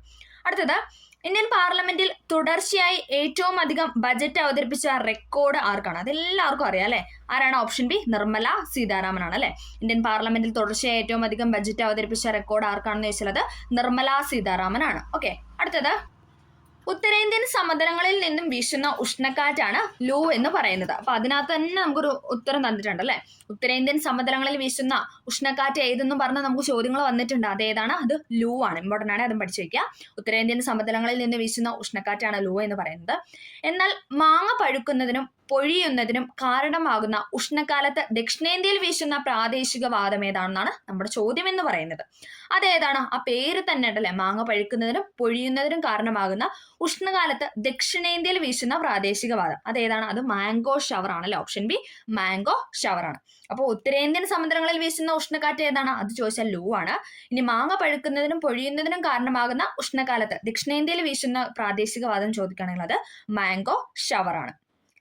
അടുത്ത ക്വസ്റ്റ്യൻ PSC ഡിലീറ്റ് ചെയ്തിട്ടുണ്ട്. ഫൈനൽ കീയിൽ അത് ഡിലീഷൻ ആയിട്ടാണ് വന്നിരിക്കുന്നത്. ഓക്കെ, അടുത്തത്, ഇന്ത്യയുടെ കാലാവസ്ഥ, ജനജീവിതം എന്നിവ രൂപപ്പെടുത്തുന്നതിൽ ഉത്തരപർവ്വത മേഖല വഹിക്കുന്ന പങ്കുമായി ബന്ധമില്ലാത്ത പ്രസ്താവന ഏതാണെന്നാണ് ചോദിച്ചിരിക്കുന്നത്. ബന്ധമില്ലാത്ത പ്രസ്താവന ഏതാണ്? ഇവിടെ C ആണ് ബന്ധം ഇല്ലാത്തത് എന്ന് പറയുന്നത്. അപ്പൊ നമുക്ക് ബാക്കി നോക്കാം. കാരണം C പറഞ്ഞു കഴിഞ്ഞാൽ എന്താണ്, അത് നിങ്ങളുടെ ഓർമ്മയിലോട്ട് വരും. ഓക്കെ, അപ്പൊ നമുക്ക് C പറയണ്ട. ബാക്കി Aയും Bയും Dയും ഒന്ന് നോക്കാം. നദികളുടെ ഉത്ഭവ പ്രദേശമാണ് ഇത് ഉത്തരപർവ്വത മേഖല എന്ന് പറയുന്നത്. നദികളുടെ ഉത്ഭവ പ്രദേശമാണ് ഉത്തരപർവ്വത മേഖല. മൺസൂൺ കാറ്റുകളെ തടഞ്ഞു നിർത്തി ഉത്തരേന്ത്യയിൽ ഉടനീളം മഴ പെയ്യിക്കുന്നു. എന്താണ്? മൺസൂൺ കാറ്റുകളെ തടഞ്ഞു നിർത്തി ഉത്തരേന്ത്യയിൽ ഉടനീളം മഴ പെയ്യിക്കുന്നത് ആരാണെന്ന് വെച്ചാൽ അത് ഉത്തരപർവ്വത മേഖലയാണ്. ഇമ്പോർട്ടൻ്റ് ആണ്, ഉത്തരപർവ്വത മേഖല. വൈവിധ്യമാർന്ന സസ്യ ജന്തുജാലങ്ങൾ ഉടലെടുക്കുന്നതിന് കാരണമാകുന്നതും ഏത് തന്നെയാണ്? ഉത്തരപർവ്വത മേഖലയാണ്. വൈവിധ്യമാർന്ന സസ്യ ജന്തുജാലങ്ങൾ ഉടലെടുക്കുന്നതിന് കാരണമാകുന്നതും ഉത്തരപർവ്വത മേഖലയാണ്. ഓക്കെ, അപ്പൊ ആ ഒരു ചോദ്യവുമായി ബന്ധപ്പെട്ട് അത്രയും പോയിന്റ്സ് ആണ് ഇതിനകത്ത് പറഞ്ഞിരിക്കുന്നത്. ഇതെല്ലാം പഠിക്കേണ്ടതാണ്. ഓക്കെ, അടുത്ത ക്വസ്റ്റ്യൻ, ഉപദ്വീപീയ പീഠഭൂമിയിലെ പരൽ രൂപ ശിലാപാളിയിലും ഉയരം കുറഞ്ഞ കുന്നുകളിലുമാണ് ധാതു വിഭവങ്ങൾ ഏറെയും കേന്ദ്രീകരിച്ചിരിക്കുന്നത്. SCERT ഫാക്ട് ആണ്, ഇമ്പോർട്ടൻ്റ് ആണ്. ഉപദ്വീപീയ പീഠഭൂമിയിലെ പരൽ രൂപ ശിലാപാളിയിലും ഉയരം കുറഞ്ഞ കുന്നുകളിലുമാണ് ധാതു വിഭവങ്ങൾ ഏറെയും കേന്ദ്രീകരിച്ചിരിക്കുന്നത്. ഈ മേഖലയുമായി ബന്ധപ്പെട്ട് തന്നിരിക്കുന്ന പ്രസ്താവനകൾ തെറ്റായത് കണ്ടുപിടിക്കാനാണ് പറഞ്ഞിരിക്കുന്നത്. തെറ്റായതാണ് ഇവിടെ ചോദിച്ചിരിക്കുന്നത്. ഏതാണ്? ഓപ്ഷൻ D ആണ് ഇവിടെ തെറ്റായിട്ട് കൊടുത്തിരിക്കുന്നത്. ഓക്കെ, അപ്പൊ നമുക്ക് ബാക്കി നോക്കാം. ഉപദ്വീപീയ പീഠഭൂമിയുമായി ബന്ധപ്പെട്ട കാര്യങ്ങളാണ് നമ്മൾ പറയുന്നത്. ഛോട്ടാ നാഗ്പൂർ പ്രദേശം ഇന്ത്യയിലെ ഏറ്റവും സമ്പന്നമായ ധാതു വിഭവ കലവറയാണ് അല്ലെ. അത് ശരിയായ പോയിന്റ് ആണ് അല്ലെ. ഛോട്ടാ നാഗ്പൂർ പ്രദേശം ഇന്ത്യയിലെ ഏറ്റവും സമ്പന്നമായ ധാതു വിഭവ കലവറയാണ്. ധാരാളം ലോഹ അലോഹ ധാതുക്കൾ സമൃദ്ധമാണ്. ഉപദ്വീപീയ പീഠഭൂമിയിൽ എന്താണ്? ധാരാളം ലോഹ അലോഹ ധാതുക്കൾ സമൃദ്ധമാണ്. ഉപദ്വീപീയ പീഠഭൂമിയെ വടക്കു കിഴക്കൻ പീഠഭൂമി, പ്രദേശം, മധ്യമേഖല തുടങ്ങി വിവിധ ഭാഗങ്ങളായിട്ട് തരംതിരിച്ചിട്ടുണ്ട്. ഉപദ്വീപീയ പീഠഭൂമി എന്താണ്? വടക്കുകിഴക്കൻ പീഠഭൂമി പ്രദേശം എന്നും മധ്യമേഖല തുടങ്ങിയ പല വിഭാഗങ്ങളായിട്ട് തരംതിരിച്ചിട്ടുണ്ടെന്നാണ് പറയുന്നത്. അതും ശരിയായിട്ടുള്ള പോയിന്റ്സ് ആണ്. അടുത്തത് 1986 ഉൾനാടൻ ജലഗതാഗത അതോറിറ്റി രൂപം കൊണ്ട ശേഷം ഇന്ത്യയിൽ 5 ജലപാതകളെ ദേശീയ ജലപാതകളായിട്ട് പ്രഖ്യാപിച്ചിട്ടുണ്ട്. ഇതിൽ കൊല്ലം മുതൽ കോട്ടപ്പുറം വരെയുള്ള പശ്ചിമ തീര കനാൽ അറിയപ്പെടുന്നത് ഏതാണെന്നാണ് ചോദിച്ചിരിക്കുന്നത്. എപ്പോഴും ചോദിക്കുന്നതാണ് അല്ലെ. ഇതും നമ്മുടെ ലാബ് അസിസ്റ്റന്റ് റിപ്പീറ്റ് ചെയ്ത് ചോദിച്ചിട്ടുണ്ട്. അപ്പൊ തൊട്ടടുത്തടുത്ത് നടന്ന ദിവസങ്ങളിൽ നടന്ന ക്വസ്റ്റ്യൻ പേപ്പർ എടുത്താൽ പോലും നമുക്ക് എന്താണ് ഈ ക്വസ്റ്റ്യൻ ഒക്കെ റിപ്പീറ്റ് ചെയ്തേക്കുന്നത് കാണാം. ഓക്കെ, അപ്പൊ ഏതാണ്? എല്ലാവർക്കും അറിയാം അല്ലെ. ഓപ്ഷൻ ബി ആണ് ദേശീയ ജലപാത 3, NW3, നാഷണൽ വാട്ടർവേ 3 എന്നൊക്കെ പറയും. അപ്പൊ കൊല്ലം മുതൽ കോട്ടപ്പുറം വരെ. ഇതിപ്പോ നീട്ടിയിട്ടുണ്ട്. അത് എവിടം വരെയാണ് നീട്ടിയിരിക്കുന്നത്? കോഴിക്കോട് വരെയാണ് നീട്ടിയിരിക്കുന്നത്. കൊല്ലം കോഴിക്കോട് എന്ന് വന്നാൽ നമുക്ക് ശരിയുത്തരമായിട്ട് എഴുതാം. ഓക്കെ, അടുത്തത് മരണാനന്തര ബഹുമതിയായി 2025 പത്മവിഭൂഷൺ നേടിയ മലയാള സാഹിത്യകാരൻ ആരാണെന്നാണ് ചോദിച്ചിരിക്കുന്നത്. ആരാണ്? Option B MT Vasudevan Nair ആണല്ലേ. അദ്ദേഹം റീസെന്റ് ആയിട്ട് മരണപ്പെട്ടു. അപ്പൊ അതേ തുടർന്ന് എന്താണ്? മരണാനന്തര ബഹുമതിയായി 2025 പത്മവിഭൂഷൺ നേടിയ മലയാള സാഹിത്യകാരനാണ് MT വാസുദേവൻ നായർ എന്ന് പറയുന്നത്. MT വാസുദേവൻ നായർ. അടുത്തത് കേരള മോഡൽ വികസന പദ്ധതി എന്നറിയപ്പെടുന്ന പഞ്ചവത്സര പദ്ധതി ഏതാണ്? കേരള മോഡൽ വികസന പദ്ധതി എന്നറിയപ്പെടുന്ന പഞ്ചവത്സര പദ്ധതിയാണ് ഏത്? ഓപ്ഷൻ സി 10ാം പഞ്ചവത്സര പദ്ധതി എന്ന് പറയുന്നത്. 10ാം പഞ്ചവത്സര പദ്ധതിയാണ് കേരള മോഡൽ വികസന പദ്ധതി എന്ന് പറയുന്നത്. ഇപ്പോൾ എന്താണ്? പഞ്ചവത്സര പദ്ധതിയുമായി ബന്ധപ്പെട്ട ചോദ്യങ്ങൾ വരാറുണ്ട്. അടുത്തത് വ്യവസായ, വ്യാപാര, വാണിജ്യ രംഗങ്ങളിലുള്ള സർക്കാരിന്റെ നേരിട്ടുള്ള പങ്കാളിത്തം കുറയ്ക്കാൻ ഉദ്ദേശിച്ചിട്ടുള്ള നയം ഏതു പേരിലാണ് അറിയപ്പെടുന്നത് വെച്ചാൽ അത് സ്വകാര്യവൽക്കരണമാണ്. ഓപ്ഷൻ എ ആണ് സ്വകാര്യവൽക്കരണം. വ്യവസായ, വ്യാപാര, വാണിജ്യ രംഗങ്ങളിലുള്ള സർക്കാരിന്റെ നേരിട്ടുള്ള പങ്കാളിത്തം കുറയ്ക്കാൻ ഉദ്ദേശിച്ചുള്ള നയമാണ് സ്വകാര്യവൽക്കരണം എന്ന് പറയുന്നത്. അടുത്തത് ചോർച്ചാ സിദ്ധാന്തം, സാമ്പത്തിക ചോർച്ചാ സിദ്ധാന്തം ആദ്യമായി അവതരിപ്പിച്ച ഇന്ത്യക്കാരൻ ആരാണെന്ന് വെച്ചാൽ അതാരാണ്? ദാദാഭായ് നവറോജി ആണ് അല്ലെ. ഓപ്ഷൻ ഡി ദാദാഭായ് നവറോജിയാണ് സാമ്പത്തിക ചോർച്ചാ സിദ്ധാന്തം ആവിഷ്കരിച്ചത്. അടുത്തത് ആസൂത്രണത്തിന് വേണ്ടി പ്ലാനിംഗ് കമ്മീഷന് പകരം ഇന്ത്യയിൽ നിലവിൽ വന്ന സംവിധാനമാണ് ഏതെന്ന് പറയുന്നത്? ഓപ്ഷൻ ബി നീതി ആയോഗ് എന്ന് പറയുന്നത്. എല്ലാവർക്കും അറിയാവുന്ന പോയിന്റാണ് അല്ലെ. ഓക്കെ, ആസൂത്രണ കമ്മീഷന് പകരം ഇന്ത്യയിൽ നിലവിൽ വന്ന സംവിധാനമാണ് ഏത്? നീതി ആയോഗ് എന്ന് പറയുന്നത്. ഹോട്ടൽ വ്യവസായം താഴെ പറയുന്നതിൽ ഏത് സാമ്പത്തിക മേഖലയിൽ പെടുന്നു എന്ന് ചോദിച്ചു. ഏതാണ്? ഓപ്ഷൻ സി ആണ് തൃതീയ മേഖലയിലാണ്. ടേർഷ്യൽ സെക്ടറിലാണ് ഹോട്ടൽ വ്യവസായം ഉൾപ്പെടുന്നത്.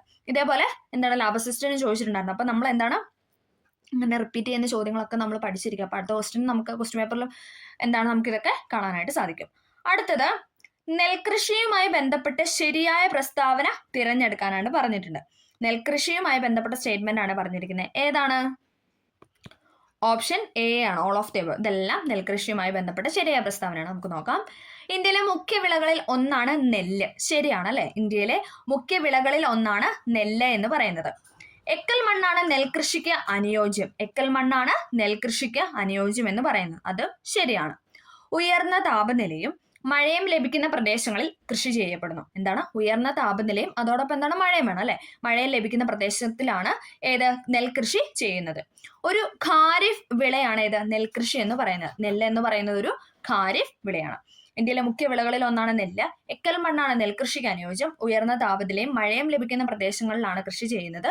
ഒരു ഖാരിഫ് വിളയാണ് നെല്ല് എന്ന് പറയുന്നത്. അടുത്തത് ഇന്ത്യയിലെ ഹരിത വിപ്ലവത്തിന്റെ ഭാഗം അല്ലാത്ത പ്രസ്താവന ഏതാണെന്നാണ് ചോദിച്ചിരിക്കുന്നത്. ഭാഗം അല്ലാത്ത പ്രസ്താവനയാണ് ഇവിടെ ചോദിച്ചിരിക്കുന്നത്. ഓക്കെ, അപ്പൊ നമുക്ക് നോക്കാം. ഏതാണ് ഉത്തരം എന്ന് പറയുന്ന ഓപ്ഷൻ സി ആണ്. 1, 2, 3 ശരിയാണ്, 4 തെറ്റാണ്. ആധുനിക സാങ്കേതിക വിദ്യ ഉപയോഗിച്ച് കാർഷികോൽപാദനത്തിൽ വൻ വർധനവ് സൃഷ്ടിച്ചു. ഹരിത വിപ്ലവവുമായി ബന്ധപ്പെട്ട പോയിന്റ്സ് ആണ് നമ്മൾ പറയുന്നത്. ആധുനിക സാങ്കേതിക വിദ്യ ഉപയോഗിച്ച് കാർഷിക ഉൽപാദനത്തിൽ വൻ വർധനവ് സൃഷ്ടിച്ചു. ഭക്ഷ്യോൽപാദന രംഗത്ത് ഇന്ത്യ സ്വയം പര്യാപ്തത കൈവരിച്ചു. ഭക്ഷ്യോൽപാദന രംഗത്ത് എന്താണ്? ഹരിത വിപ്ലവത്തോടുകൂടി ഇന്ത്യ സ്വയം പര്യാപ്തത കൈവരിച്ചു എന്നാണ് പറയുന്നത്. ജലസേചന സൗകര്യങ്ങൾ, അത്യുൽപാദന ശേഷിയുള്ള വിത്തിനങ്ങൾ, രാസവളങ്ങൾ, രാസകീടനാശിനികൾ എന്നിവ വ്യാപകമായി ഉപയോഗിച്ചു. അതും ശരിയായിട്ടുള്ള പോയിന്റ് ആണ് അല്ലെ. ആധുനിക സാങ്കേതികവിദ്യ ഉപയോഗിച്ച് കാർഷികോൽപാദനത്തിൽ വൻ വർധനവ് സൃഷ്ടിച്ചു. ഭക്ഷ്യോൽപാദന രംഗത്ത് ഇന്ത്യ സ്വയം പര്യാപ്തത കൈവരിച്ചു. ജലസേചന സൗകര്യങ്ങൾ, അത്യുൽപാദന ശേഷിയുള്ള വിത്തിനങ്ങൾ, രാസവളങ്ങൾ, രാസകീടനാശിനികൾ എന്നിവ വ്യാപകമായി ഉപയോഗിച്ചു എന്നാണ് പറയുന്നത്. ഓക്കെ, ഇതിൽ തെറ്റായിട്ട് കൊടുത്തിരിക്കുന്ന 1ാം പഞ്ചവത്സര പദ്ധതി മുതൽ ഹരിതവിപ്ലവം ആരംഭിച്ചു എന്ന് പറയുന്നത് തെറ്റാണ്. 3ാം പഞ്ചവത്സര പദ്ധതി മുതലാണ് അല്ലെ. ഓക്കെ, അത് ഇവിടെ തെറ്റായിട്ട് കൊടുത്തിരിക്കുന്നത്. അടുത്ത ചോദ്യം, 6 മുതൽ 14 വയസ്സ് വരെയുള്ള കുട്ടികൾക്ക് സൗജന്യവും നിർബന്ധിതവുമായ വിദ്യാഭ്യാസം നൽകണമെന്ന് മാതാപിതാക്കളുടെ കടമയാണെന്ന് നിർദ്ദേശിച്ച ഭരണഘടനാ ഭേദഗതിയാണ് ഏത്? ഓപ്ഷൻ ബി 86ാം ഭേദഗതി എന്ന് പറയുന്നത്. ഓക്കെ, 2002 86ാം ഭേദഗതി പ്രകാരമാണ് 6 മുതൽ 14 വയസ്സുള്ള കുട്ടികൾക്ക് സൗജന്യ നിർബന്ധിതമായ വിദ്യാഭ്യാസം നൽകണമെന്നത് മാതാപിതാക്കളുടെ കടമ. നമ്മൾ പെട്ടെന്ന് കടമ എന്ന് പറയുമ്പോൾ നമ്മൾ എന്താണ് മൗലിക കടമയിലോട്ട് പോകും. അങ്ങനെയല്ല പോകേണ്ടത്. ഓക്കെ, മാതാപിതാക്കളുടെ കടമയാണെന്ന് നിർദ്ദേശിച്ച ഭരണഘടനാ ഭേദഗതി ചോദിക്കണമെങ്കിൽ അത് 86ാം ഭേദഗതിയാണ്. 86ാം ഭേദഗതി. ഓക്കെ, 2002 അടുത്ത ചോദ്യം, 1928 ആരുടെ നേതൃത്വത്തിലാണ് ഇന്ത്യൻ ഭരണഘടനയുടെ കരട് രൂപരേഖ നിർമ്മിച്ചത്? ആരുടെ നേതൃത്വത്തിലാണെന്ന് വെച്ചാൽ അത് ഓപ്ഷൻ എ മോത്തിലാൽ നെഹ്റു ആണ്. മോത്തിലാൽ നെഹ്റു. 1928 ആരുടെ നേതൃത്വത്തിലാണ് ഇന്ത്യൻ ഭരണഘടനയുടെ കരട് രേഖ നിർമ്മിച്ചതെന്ന് ചോദിച്ചാൽ മോത്തിലാൽ നെഹ്റു ആണ്. നമ്മൾ പെട്ടെന്ന് അംബേദ്കറിലോട്ടൊക്കെ പോകാൻ സാധ്യതയുണ്ട്. കാരണം എന്താ വെച്ച് കഴിഞ്ഞാൽ കരട് രൂപം എന്ന് പറയുന്ന അല്ലെ. പക്ഷെ 28 നമ്മൾ വർഷം കൂടെ ഒന്ന് കണക്കിലെടുക്കണം. 1928 നിന്നാണ് ചോദ്യത്തിൽ പറഞ്ഞിരിക്കുന്നത്. ഓക്കെ, 1928 ആരുടെ നേതൃത്വത്തിലാണ് ഇന്ത്യൻ ഭരണഘടനയുടെ കരട് രേഖ നിർമ്മിച്ചതെന്ന് ചോദിച്ചാൽ അത് മോത്തിലാൽ നെഹ്റു ആണ്. മോത്തിലാൽ നെഹ്റു. അടുത്തത്, ജനാധിപത്യ ഭരണഘടനയിൽ ഇല്ലാത്തത് ഏതെന്ന് ചോദിച്ചാൽ ഏതാണ്? ഓപ്ഷൻ ബി ആണ്. രാഷ്ട്രതലവന്റെ പേര്. അദ്ദേഹത്തിന്റെ പേരൊന്നും അതിനകത്ത് പരാമർശിച്ചിട്ടില്ല അല്ലെ. നമുക്ക് ഓട്ടോമാറ്റിക്കലി നമുക്കത് എഴുതാവുന്ന ഒരു ആൻസർ ആണ് അല്ലെ. രാഷ്ട്രതലവന്റെ അധികാരം, രാഷ്ട്രത്തിന്റെ പേര്, നിയമനിർമ്മാണ സഭയുടെ പേര്, ഇതൊക്കെ എന്താണ്? ഇതൊക്കെ ജനാധിപത്യ ഭരണഘടനയിൽ ഉൾപ്പെടുത്തിയിട്ടുണ്ട്. പക്ഷെ രാഷ്ട്രതലവന്റെ പേര് എന്ന് അതിനകത്ത് ഉൾപ്പെടുത്തിയിട്ടില്ല. അടുത്തത്, വില്ലേജ് പഞ്ചായത്തുകൾ രൂപീകരിക്കാൻ സംസ്ഥാന ഗവൺമെന്റുകളെ ചുമതലപ്പെടുത്തുന്ന ഭരണഘടനാ അനുച്ഛേദമാണ് ഏത്? ഓപ്ഷൻ സി 40 എന്ന് പറയുന്നത്. വില്ലേജ് പഞ്ചായത്തുകൾ രൂപീകരിക്കാൻ സംസ്ഥാന ഗവൺമെന്റുകളെ ചുമതലപ്പെടുത്തുന്ന ഭരണഘടനയുടെ ആർട്ടിക്കിൾ ചോദിച്ചാൽ അത് ആർട്ടിക്കിൾ 40 ആണ്. പ്രാദേശിക സ്വയംഭരണ സ്ഥാപനങ്ങളുടെ പിതാവ് എന്ന് വിശേഷിപ്പിക്കുന്നത് ആരെയാണെന്ന് വെച്ചാൽ അത് ആരെയാണ്? ഓപ്ഷൻ സി ലോർഡ് റിപ്പണെയാണ്. റിപ്പൺ പ്രഭു അല്ലെ. റിപ്പൺ പ്രഭുവിനെയാണ് പ്രാദേശിക സ്വയംഭരണ സ്ഥാപനങ്ങളുടെ പിതാവ് എന്ന് വിശേഷിപ്പിക്കുന്നത്. യൂണിഫോം സിവിൽ കോഡ് നടപ്പിലാക്കിയ ഇന്ത്യയിലെ ആദ്യത്തെ സംസ്ഥാനം? റിപ്പീറ്റ് ചെയ്ത ക്വസ്റ്റൻ അല്ലെ. ഓപ്ഷൻ ബി ഉത്തരാഖണ്ഡ് ആണ് അല്ലെ. ലാബ് ചോദിച്ചിട്ടുണ്ടായിരുന്നു. യൂണിഫോം സിവിൽ കോഡ് നടപ്പിലാക്കിയ ഇന്ത്യയിലെ ആദ്യത്തെ സംസ്ഥാനമാണ് ഉത്തരാഖണ്ഡ് എന്ന് പറയുന്നത്. അടുത്തത്, 3ാം മോഡി ഗവൺമെന്റ് രൂപീകരിച്ച 8 ക്യാബിനറ്റ് കമ്മിറ്റികളിൽ പ്രധാനമന്ത്രി അംഗമല്ലാത്ത കമ്മിറ്റി ഏതാണെന്ന് ചോദിച്ചാൽ അത് ഓപ്ഷൻ ബി പാർലമെന്ററി കാര്യ സമിതിയാണ്. 3ാം മോഡി ഗവൺമെന്റ് രൂപീകരിച്ച 8 ക്യാബിനറ്റ് കമ്മിറ്റികളിൽ പ്രധാനമന്ത്രി അംഗം അല്ലാത്ത കമ്മിറ്റിയാണ് ഏതെന്ന് പറയുന്നത്? ഓപ്ഷൻ ബി പാർലമെന്ററി കാര്യ സമിതി എന്ന് പറയുന്നത്. ഓപ്ഷൻ ബി പാർലമെന്ററി കാര്യ സമിതി. ഇനി അതേസമയം സുരക്ഷാ സമിതി, സാമ്പത്തിക കാര്യ സമിതി, നിക്ഷേപ വളർച്ചാ സമിതി, ഇതിലൊക്കെ എന്താണ്? ഇതിലൊക്കെ അദ്ദേഹം അംഗമാണ്. സുരക്ഷാ സമിതി, സാമ്പത്തിക കാര്യ സമിതി, നിക്ഷേപ വളർച്ചാ സമിതിയിലൊക്കെ എന്താണ്? നമ്മുടെ പ്രധാനമന്ത്രി അംഗമാണ്. അടുത്തത്, തദ്ദേശ ഗവൺമെന്റുമായി ബന്ധപ്പെട്ട് ശരിയായ പ്രസ്താവനയാണ് ഇവിടെ ചോദിച്ചിരിക്കുന്നത്. തദ്ദേശ ഗവൺമെന്റുമായി ബന്ധപ്പെട്ട ശരിയായ പ്രസ്താവന എന്ന് പറയുന്ന ഓപ്ഷൻ സി ആണ്. 1ഉം 3ഉമാണ്. തദ്ദേശ ഗവൺമെന്റുകളിലെ പ്രതിനിധികളെ തിരഞ്ഞെടുക്കുന്ന സംസ്ഥാന തിരഞ്ഞെടുപ്പ് കമ്മീഷനാണ്. ശരിയാണ് അല്ലെ. തദ്ദേശ ഗവൺമെന്റുകളിലെ പ്രതിനിധികളെ തിരഞ്ഞെടുക്കുന്നത് സംസ്ഥാന തിരഞ്ഞെടുപ്പ് കമ്മീഷനാണ്. തദ്ദേശ സ്വയംഭരണ സ്ഥാപനങ്ങളിലെ പ്രതിനിധികളെ തിരഞ്ഞെടുക്കുന്നത് 5 വർഷത്തേക്കാണ്. 5 വർഷത്തേക്കാണ് അവരെ തിരഞ്ഞെടുക്കുന്നത്. അതും ശരിയായിട്ടുള്ള പോയിന്റ് ആണ്. അടുത്തത്, സംസ്ഥാന സാമ്പത്തിക കമ്മീഷനുമായി ബന്ധപ്പെട്ട് ശരിയായ പ്രസ്താവനയാണ് ഇവിടെ ചോദിച്ചിരിക്കുന്നത്. ഇവിടെ ശരിയായിട്ടുള്ള പ്രസ്താവന എന്ന് പറയുന്ന ഓപ്ഷൻ ബി ആണ്. നമുക്ക് നോക്കാം. 1ഉം 2ഉം.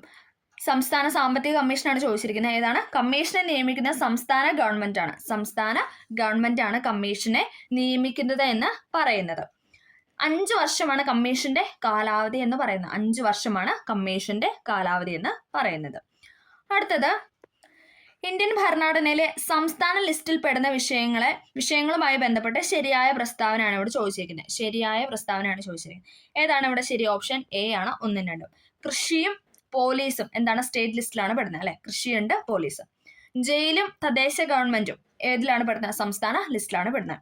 വിദ്യാഭ്യാസവും വനവും പെടുന്ന ഏതാണ്? കൺകറന്റ് ലിസ്റ്റാണ് അല്ലെ. കൺകറന്റ് ലിസ്റ്റിലാണ് വിദ്യാഭ്യാസവും വനവും പെടുന്നത്. അപ്പം മൂന്നാമത്തെ സ്റ്റേറ്റ്മെന്റ് ഇല്ല, 1, 2 ഉള്ളൂ. കൃഷിയുണ്ട്, പോലീസ്, ജയില്, തദ്ദേശ ഗവൺമെന്റ്, ഇത് 4 ഏതിലാണ്? സ്റ്റേറ്റ് ലിസ്റ്റിലാണ് പെടുന്നത്. ഈ ലിസ്റ്റുമായി ബന്ധപ്പെട്ട ചോദ്യം നമ്മുടെ ലാബ് അസിസ്റ്റന്റ് ഉണ്ടായിരുന്നു കേട്ടോ. അപ്പൊ നമ്മൾ അങ്ങനെ റിപ്പീറ്റ് ചെയ്യുന്ന മേഖലകളൊക്കെ കൂടുതൽ ഫോക്കസ് ചെയ്യുക.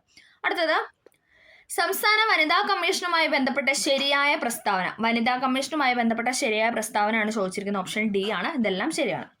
പി സതീദേവിയാണ് കമ്മീഷൻ ചെയർപേഴ്സൺ എന്ന് പറയുന്നത്. അതായത് കേരള വനിതാ കമ്മീഷന്റെ ചെയർപേഴ്സൺ സ്ഥാനം അലങ്കരിക്കുന്നത് ആരാണെന്ന് ചോദിച്ചാൽ അത് പി സതീദേവിയാണ്. ഇമ്പോർട്ടന്റ് ആണ്. വനിതാ കമ്മീഷന്റെ ആസ്ഥാനം പട്ടം തിരുവനന്തപുരമാണ്. തിരുവനന്തപുരത്തെ പട്ടത്താണ് സംസ്ഥാന വനിതാ കമ്മീഷന്റെ ആസ്ഥാനം എന്ന് പറയുന്നത്. വനിതാ കമ്മീഷൻ രൂപീകരിച്ചത് കേരള സംസ്ഥാന വനിതാ കമ്മീഷൻ ആക്ട് പ്രകാരമാണ്. അതും ശരിയാണ് അല്ലെ. വനിതാ കമ്മീഷൻ കേരളത്തിൽ രൂപീകരിച്ച ഏതാണ്? കേരള സംസ്ഥാന വനിതാ കമ്മീഷൻ ആക്ട് പ്രകാരമാണ്. അടുത്തത് കേരള ഇൻസ്റ്റിറ്റ്യൂട്ട് ഓഫ് പാർലമെന്ററി അഫയേഴ്സുമായി ബന്ധപ്പെട്ട ശരിയായ പ്രസ്താവനയാണ് ഇവിടെ ചോദിച്ചിരിക്കുന്നത്. ഏതാണ്? ഓപ്ഷൻ എ ആണ്. 1, 2 ആണ് ഇവിടെ ശരിയായിട്ട് കൊടുത്തിരിക്കുന്നത്. പാർലമെന്ററി വകുപ്പ് മന്ത്രിയാണ് ഈ സ്ഥാപനത്തിന്റെ പ്രസിഡന്റ് എന്ന് പറയുന്നത്.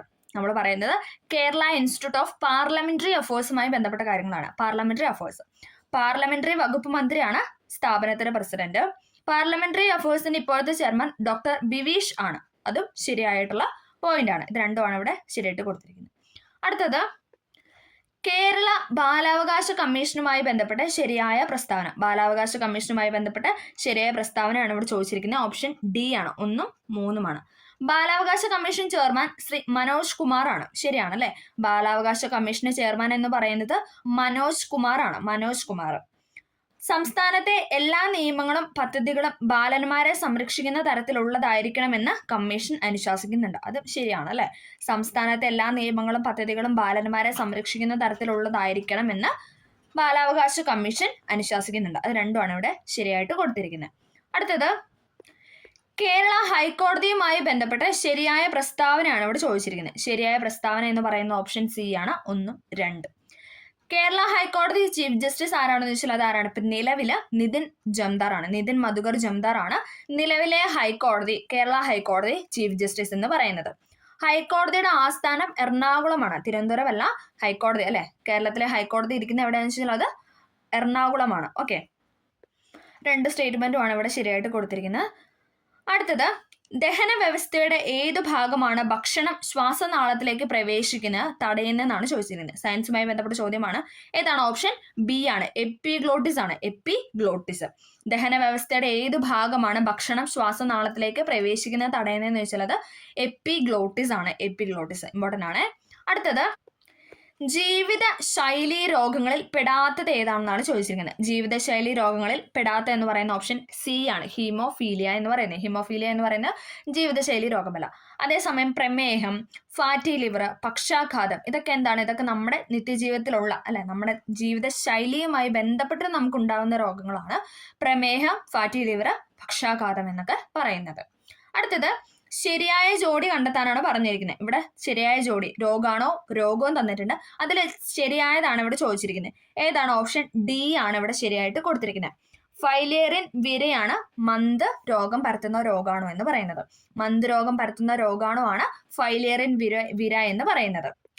ലെപ്റ്റോസ്പൈറ എന്ന് പറയുന്നത് ഏതാണ്? അത് എലിപ്പനിയുമായി ബന്ധപ്പെട്ടതാണ് അല്ലെ. ലെപ്റ്റോസ്പൈറ എന്ന് പറയുന്നത് എലിപ്പനിയുമായി ബന്ധപ്പെട്ടുണ്ടാവുന്ന രോഗം, എലിപ്പനി പരത്തുന്ന രോഗാണുവാണ് ലെപ്റ്റോസ്പൈറ എന്ന് പറയുന്നത്. HIV ഏതാണ്? അത് എയ്ഡ്സ് ആണ് അല്ലെ. HIV എന്ന് പറയുന്നത് എയ്ഡ്സ് ആണ്. Okay, HIV AIDS. ഇനി മൈക്കോബാക്ടീരിയം എന്താണ്?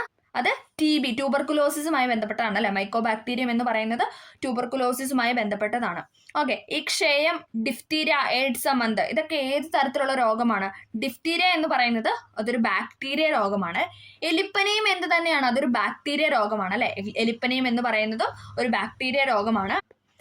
ക്ഷയം എന്ന് പറയുന്നത് എന്ത് തന്നെയാണ്? മൈക്കോബാക്ടീരിയം രോഗമാണ്. മൈക്കോബാക്ടീരിയം അല്ലെ, അതിൽ തന്നെ ഉണ്ട് ബാക്ടീരിയ രോഗമാണ് ക്ഷയം എന്ന് പറയുന്നത്. ഓക്കെ, എയ്ഡ്സ് എന്ന് പറയുന്നത് വൈറസ് രോഗമാണ്. HIV അല്ലെ. എയ്ഡ്സ് എന്ന് പറയുന്നത് വൈറസ് രോഗം. അടുത്തത് ലോകത്തെ ഏറ്റവും മോശമായ വായു നിലവാരം റിപ്പോർട്ട് ചെയ്ത ബർണിഹാട്ട് പട്ടണം ഏത് സംസ്ഥാനത്തിലാണെന്നാണ് ചോദിച്ചിരിക്കുന്നത്. ബർണിഹാട്ട് പട്ടണം ഏത് സംസ്ഥാനത്താണെന്ന് ചോദിച്ചാൽ അത് മേഘാലയയിലാണ്. Option A Meghalaya. ലോകത്തെ ഏറ്റവും മോശമായ വായു നിലവാരം റിപ്പോർട്ട് ചെയ്ത ബർണിഹാട്ട് എന്ന് പറയുന്ന പട്ടണം എവിടെയാണ് സ്ഥിതി ചെയ്യുന്നതെന്ന് ചോദിച്ചാൽ അത് മേഘാലയയിലാണ്. അടുത്തത് മനുഷ്യരിൽ ക്രോമോസോം നമ്പർ 11 ജീനിലെ തകരാറ് സിക്കിൾ സെൽ അനീമിയയ്ക്ക് കാരണമാകുന്നു.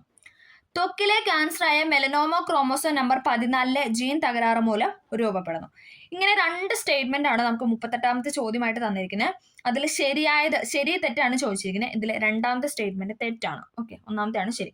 അതായത് മനുഷ്യരിൽ ക്രോമോസോം നമ്പർ 11 ജീനിലെ തകരാറ് സിക്കിൾ സെൽ അനീമിയയ്ക്ക് കാരണമാകുന്നു. എന്താണ് ഏത് ജീനാന്ന് വെച്ചാൽ ക്രോമോസോം നമ്പർ 11 ജീനിലെ തകരാറാണ് കേട്ടോ സിക്കിൾ സെൽ അനീമിയയ്ക്ക് കാരണമാകുന്നത്. മനുഷ്യരിൽ ക്രോമോസോം നമ്പർ 11 ജീനിലെ തകരാറ് മൂലമാണ്. അടുത്തത്, പറമ്പിക്കുളം വാർഷിക ജന്തുജാല കണക്കെടുപ്പിൽ പുതുതായി കണ്ടെത്തിയ ചിന്നത്തിവിടൻ, ചെമ്പൻ വെള്ളിവരയൻ, പളനിപ്പൊട്ടൻ എന്നിവ ഏത് ഇനത്തിൽപ്പെട്ട ജീവികളാണെന്ന് ചോദിച്ചാൽ അത് ഓപ്ഷൻ സി ചിത്രശലഭ വിഭാഗത്തിലാണ്. എന്താണ്? പറമ്പിക്കുളം വാർഷിക ജന്തുജാല കണക്കെടുപ്പിൽ പുതിയതായി കണ്ടെത്തിയ ചിന്നത്തവിടനും ചെമ്പൻ വെള്ളിവരയനും പളനിപ്പൊട്ടൻ എന്നിവയൊക്കെ ഏതിനത്തിൽ പെടുന്ന ജീവികളാണെന്ന് ചോദിച്ചാൽ അത് ചിത്രശലഭത്തിൽ പെടുന്നതാണ്. അടുത്തത്, ഇതും എന്താണ്? ശരിയും തെറ്റുമായിട്ട് ചോദിച്ചിരിക്കുന്ന 2 സ്റ്റേറ്റ്മെന്റ് തന്നിട്ടുണ്ട്. അതിൽ ശരിയും തെറ്റുമാണ് ചോദിച്ചിരിക്കുന്നത്. ഉത്തരം എന്ന് പറയുന്നത് ഓപ്ഷൻ എ ആണ്. 2 പ്രസ്താവനയോട് ശരിയായിട്ടാണ് നൽകിയിരിക്കുന്നത്. മനുഷ്യനിലെ ചലനവും സഞ്ചാരവും സാധ്യമാക്കുന്ന പേശി വ്യവസ്ഥയാണ്. മനുഷ്യനിലെ ചലനവും സഞ്ചാരവും സാധ്യമാക്കുന്നത് പേശി വ്യവസ്ഥയാണ്. പേശി വ്യവസ്ഥ. മനുഷ്യനിലെ ചലനവും സഞ്ചാരവും സാധ്യമാക്കുന്ന അസ്ഥി വ്യവസ്ഥയാണ്. ഇത് രണ്ടും എന്താണ്? ശരിയായിട്ടുള്ള സ്റ്റേറ്റ്മെന്റ് ആണ്. ഈ 2 പ്രസ്താവന ശരിയാണ്. അടുത്തത്, ശരിയായ ജോഡി കണ്ടെത്താനാണ് പറഞ്ഞിരിക്കുന്നത്. ശരിയായ ജോഡി കണ്ടെത്താൻ ഇവിടെ ഏതാണ് ശരിയായിട്ട് കൊടുത്തിരിക്കുന്നത്? ഓപ്ഷൻ എ ആണ് അല്ലെ. 1ഉം 3ഉം ആണ് ഇവിടെ ശരിയായിട്ട് കൊടുത്തിരിക്കുന്നത്. സൂക്രോസ് കരിമ്പ് ശരിയാണ് അല്ലെ. നമ്മുടെ സ്രോതസ് എന്ന് പറയുന്ന കരിമ്പ്, അതിന്റെ പോഷകഗുണമാണ് സൂക്രോസ് എന്ന് പറയുന്നത്. പിന്നെ ഏതാണ്? 3ാമത്തെ സ്റ്റേറ്റ്മെന്റ് ശരിയാണ്. പയറുവർഗ്ഗത്തിൽ നിന്നാണ് മാംസ്യം. അത് ശരിയായതാണ്. വിറ്റാമിൻ എണ്ണക്കുരുക്കൾ എന്ന് പറയുന്നത് തെറ്റാണ്. ധാന്യങ്ങൾ കൊഴുപ്പ് എന്ന് പറയുന്നത് ഇവിടെ തെറ്റായിട്ടാണ് കൊടുത്തിരിക്കുന്നത്. അടുത്തത്, താഴെ തന്നിരിക്കുന്നതിൽ ഏറ്റവും കുറഞ്ഞ തരംഗദൈർഘ്യമുള്ള പ്രകാശം ഏതാണെന്നാണ് ചോദിച്ചിരിക്കുന്നത്. ഏറ്റവും കുറഞ്ഞ തരംഗദൈർഘ്യമുള്ള പ്രകാശമാണ് ഏതെന്ന് പറയുന്നത് ഓപ്ഷൻ എ നീല, ബ്ലൂ എന്ന് പറയുന്നത്. ഇതിൽ തന്നിരിക്കുന്ന കേട്ടോ ചോദിച്ചിരിക്കുന്നത്. അതായത് നീല, പച്ച, ചുവപ്പ്, മഞ്ഞ ഈ നിറങ്ങളിൽ ഏറ്റവും തരംഗദൈർഘ്യം കുറവുള്ള പ്രകാശമാണ് നീല എന്ന് പറയുന്നത്. അടുത്ത ക്വസ്റ്റ്യൻ ഡിലീറ്റഡ് ആണ്. ദെൻ 44, ഒരു സ്ക്രീനിൽ ലഭിക്കാത്ത ഒരു പ്രതിബിംബത്തെ ഡാഷ് എന്ന് വിളിക്കുന്നു. എന്താണ്? സ്ക്രീനിൽ ലഭിക്കാത്ത ഒരു പ്രതിബിംബത്തെ ഡാഷ് എന്ന് വിളിക്കുന്നു. ഏതാണ്? ഓപ്ഷൻ ബി മിഥ്യാപ്രതിബിംബം എന്ന് പറയുന്നത്. മിഥ്യാപ്രതിബിംബം എന്താണ്? സ്ക്രീനിൽ ലഭിക്കത്തില്ല. അടുത്തത്, നാൻസി ഗ്രേസ് റോമൻ ബഹിരാകാശ ദൂരദർശിനി ഏത് ബഹിരാകാശ ഏജൻസിയുമായി ബന്ധപ്പെട്ടതാണെന്ന് ചോദിച്ചാൽ അത് ഓപ്ഷൻ സി ആണ്. നാസയുമായി ബന്ധപ്പെട്ടതാണ്. അമേരിക്കയുടേതാണ് അല്ലെ. നാൻസി ഗ്രേഡ് റോമൻ ബഹിരാകാശ ദൂരദർശിനി ഏത് ബഹിരാകാശ ഏജൻസിയുമായി ബന്ധപ്പെട്ടാണെന്ന് വെച്ചാൽ അത് നാസയുടേതാണ്. അടുത്തത്, ലോകത്തിലെ ആദ്യത്തെ 4ാം തലമുറ ആണവ റിയാക്ടർ ആരംഭിച്ച രാജ്യമാണ് ചോദിച്ചിരിക്കുന്നത്. 4ാം തലമുറ 4th ജനറേഷൻ ആണവ റിയാക്ടർ ആരംഭിച്ച രാജ്യമാണ് ഏതെന്ന് പറയുന്നത് ഓപ്ഷൻ സി ചൈന എന്ന് പറയുന്നത്. ചൈനയാണ്. ഇതൊക്കെ കറണ്ട് അഫെയർ റിലേറ്റഡ് ചോദ്യങ്ങളാണ്.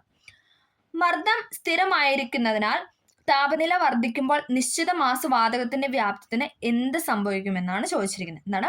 മർദ്ദം സ്ഥിരമായിരുന്നാൽ താപനില വർദ്ധിക്കുമ്പോൾ നിശ്ചിത മാസ വാതകത്തിന്റെ വ്യാപ്തത്തിന് എന്ത് സംഭവിക്കുമെന്ന് ചോദിച്ചാൽ എന്താണ്? ഓപ്ഷൻ ബി വ്യാപ്തം വർദ്ധിക്കുകയാണ് ചെയ്യുന്നത്. വ്യാപ്തം വർദ്ധിക്കുന്നു. താപനില വർദ്ധിക്കുമ്പോൾ എന്താണ്? വാതകത്തിന്റെ വ്യാപ്തവും വർദ്ധിക്കുന്നു. ചുവടെ കൊടുത്തിരിക്കുന്നതിൽ രാസമാറ്റത്തിന് ഉദാഹരണം ഏതാണെന്നാണ് ചോദിച്ചിരിക്കുന്നത്. രാസമാറ്റത്തിന് ഉദാഹരണം എന്ന് പറയുന്ന ഓപ്ഷൻ സി ഇരുമ്പ് തുരുമ്പിക്കുന്നു. ഇരുമ്പ് തുരുമ്പിച്ച് കഴിഞ്ഞിട്ട് നമുക്ക് അത് പിന്നെ ഇരുമ്പാക്കി എടുക്കാൻ പറ്റുമോ? ഇല്ല. ഐസ് ഉരുകുന്നു. അത് ഉരുകിയ ശേഷം നമുക്ക് വീണ്ടും അതിനെന്താണ്? ആ വെള്ളത്തിന് നമുക്ക് ഐസാക്കാൻ പറ്റും. പഞ്ചസാര ജലത്തിൽ ലയിക്കുന്നു. അത് എന്താണ്? പഞ്ചസാര ലായനി തന്നെയാണ്. ജലം തിളയ്ക്കുന്നു. ഇതൊക്കെ എന്താണ്? ഇതൊക്കെ ഭൗതിക മാറ്റങ്ങളാണ്. രാസമാറ്റത്തിന് ഉദാഹരണം ഇതിൽ തന്നിരിക്കുന്ന ഏതാണ്? ഇരുമ്പ് തുരുമ്പിക്കുന്നു. ഏത് റേഞ്ചിലുള്ള pH വാല്യൂ ആണ് ആസിഡ് സ്വഭാവം ഉള്ളതായി പരിഗണിക്കുന്നതെന്നാണ് ചോദിച്ചിരിക്കുന്നത്. ഇത് നമുക്ക് റിപ്പീറ്റ് ചെയ്ത ചോദ്യമാണ് അല്ലെ. ഏതാണ്? ഓപ്ഷൻ എ ആണ്. pH 0 മുതൽ 7 വരെ. 0 മുതൽ 7 വരെ എന്ന് പറയുന്നതാണ് ആസിഡ് സ്വഭാവം കാണിക്കുന്നത്. ഇനി 7 ആണെങ്കിലും അത് ന്യൂട്രൽ ആണ് അല്ലെ. നമ്മൾ പറയും എന്താണ്? ശുദ്ധജലത്തിന്റെ pH വാല്യൂ എന്നൊക്കെ പറയുന്ന 7 ആണ്. ന്യൂട്രൽ ആണ്. അതെന്ന് പറയുന്നതാണ് 7.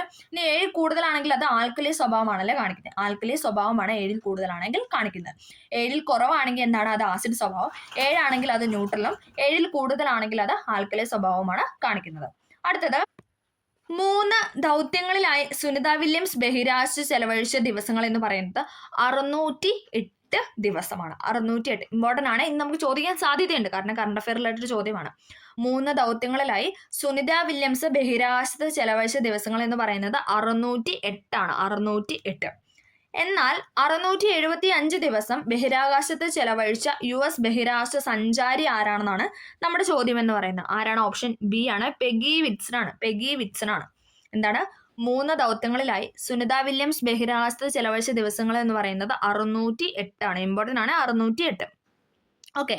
എന്നാൽ 675 ദിവസം ബഹിരാകാശത്ത് ചെലവഴിച്ച വ്യക്തിയാണ് ആരെന്ന് പറയുന്നത്? പെഗി വിറ്റ്സൺ എന്ന് പറയുന്നത്. അദ്ദേഹം US ബഹിരാകാശ സഞ്ചാരിയാണ്. 675 ദിവസം. അതും പഠിച്ചു വെക്കണേ, നമുക്ക് ഇനിയും ചോദിക്കാൻ സാധ്യതയുണ്ട്. 675.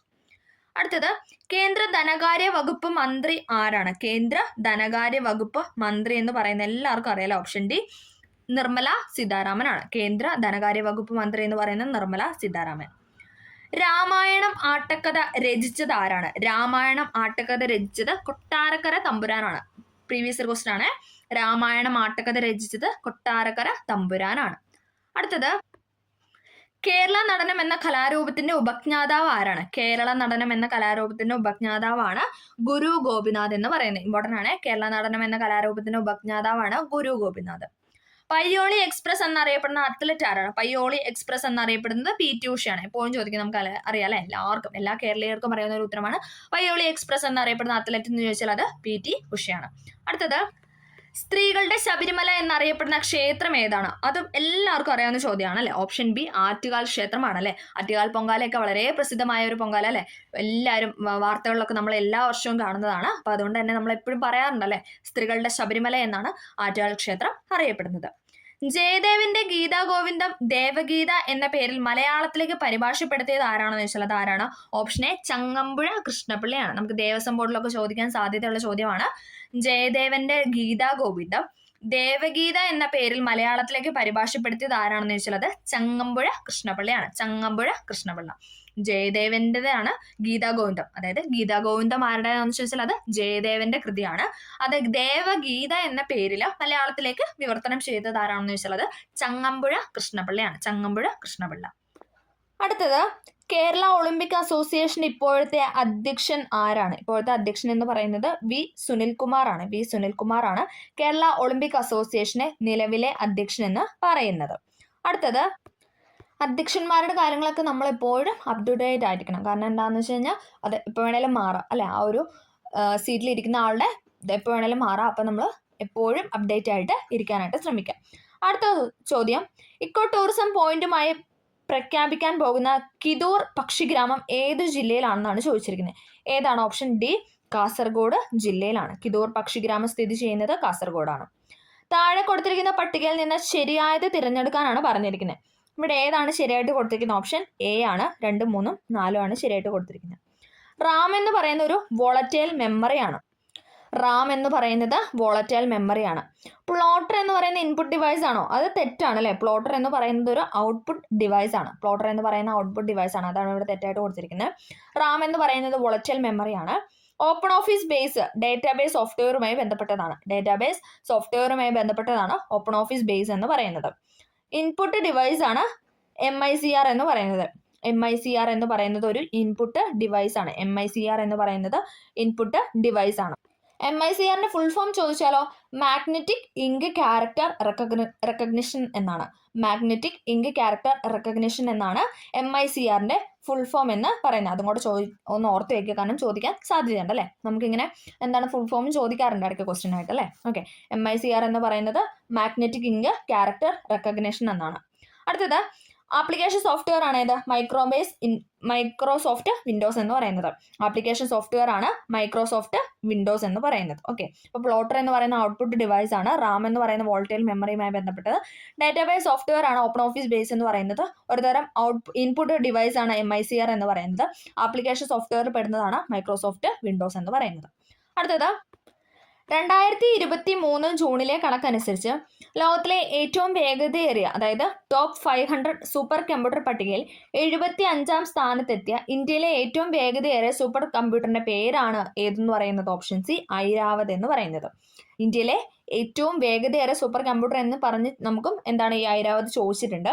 ഇപ്പം അതിൻ്റെ ആ ഒരു ഡീറ്റെയിൽ ആയിട്ടുള്ള കാര്യം പറഞ്ഞാൽ 2023 ജൂണിലെ കണക്കനുസരിച്ച് ലോകത്തിലെ ഏറ്റവും വേഗതയേറിയ ടോപ്പ് 500 സൂപ്പർ കമ്പ്യൂട്ടർ പട്ടികയിൽ 75ാം സ്ഥാനത്തെത്തിയ ഇന്ത്യയിലെ ഏറ്റവും വേഗതയേറിയ സൂപ്പർ കമ്പ്യൂട്ടറിന്റെ പേരാണ് ഐരാവത് എന്ന് പറയുന്നത്.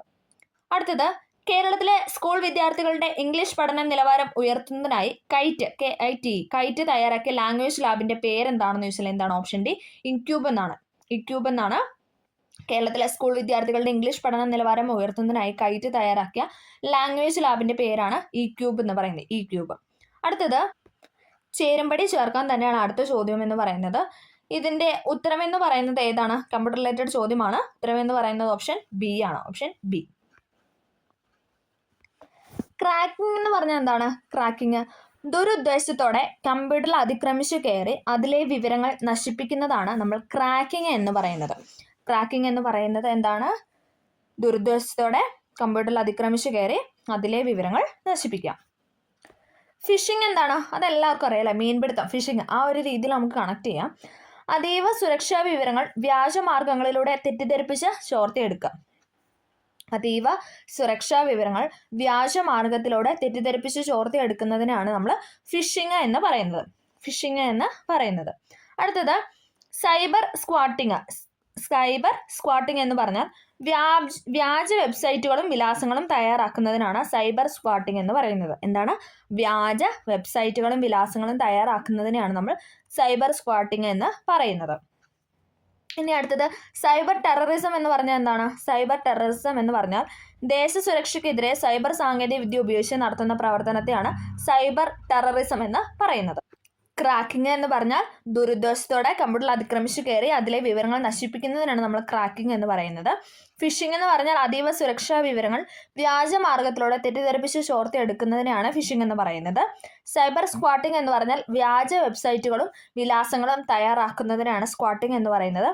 സൈബർ ടെററിസം എന്ന് പറഞ്ഞാൽ ദേശസുരക്ഷയ്ക്കെതിരെ സൈബർ സാങ്കേതികവിദ്യ ഉപയോഗിച്ച് നടത്തുന്ന പ്രവർത്തനമാണ്. ഓക്കെ, ക്ലിയർ ആയെന്ന് പ്രതീക്ഷിക്കുന്നു. ഇമ്പോർട്ടൻ്റ് ആണ്. എപ്പോഴും ഫിഷിങ്ങും ക്രാക്കിങ്ങും ഒക്കെ റിപ്പീറ്റ് ചെയ്ത് ചോദിക്കാറുണ്ട്. പിന്നെ സൈബർ ടെററിസം നമുക്ക് കണക്ട് ചെയ്യാം അല്ലേ? എന്താണ്? ദേശസുരക്ഷയ്ക്കെതിരെ ആ ഒരു രീതിയിൽ നമുക്കത് കണക്ട് ചെയ്യാം. പിന്നെ സൈബർ സ്ക്വാട്ടിങ്ങോട് ഓർത്ത് വയ്ക്കുക. വ്യാജ വെബ്സൈറ്റുകളും വിലാസങ്ങളും തയ്യാറാക്കുന്നതിനാണ് സ്ക്വാട്ടിംഗ് എന്ന് പറയുന്നത്.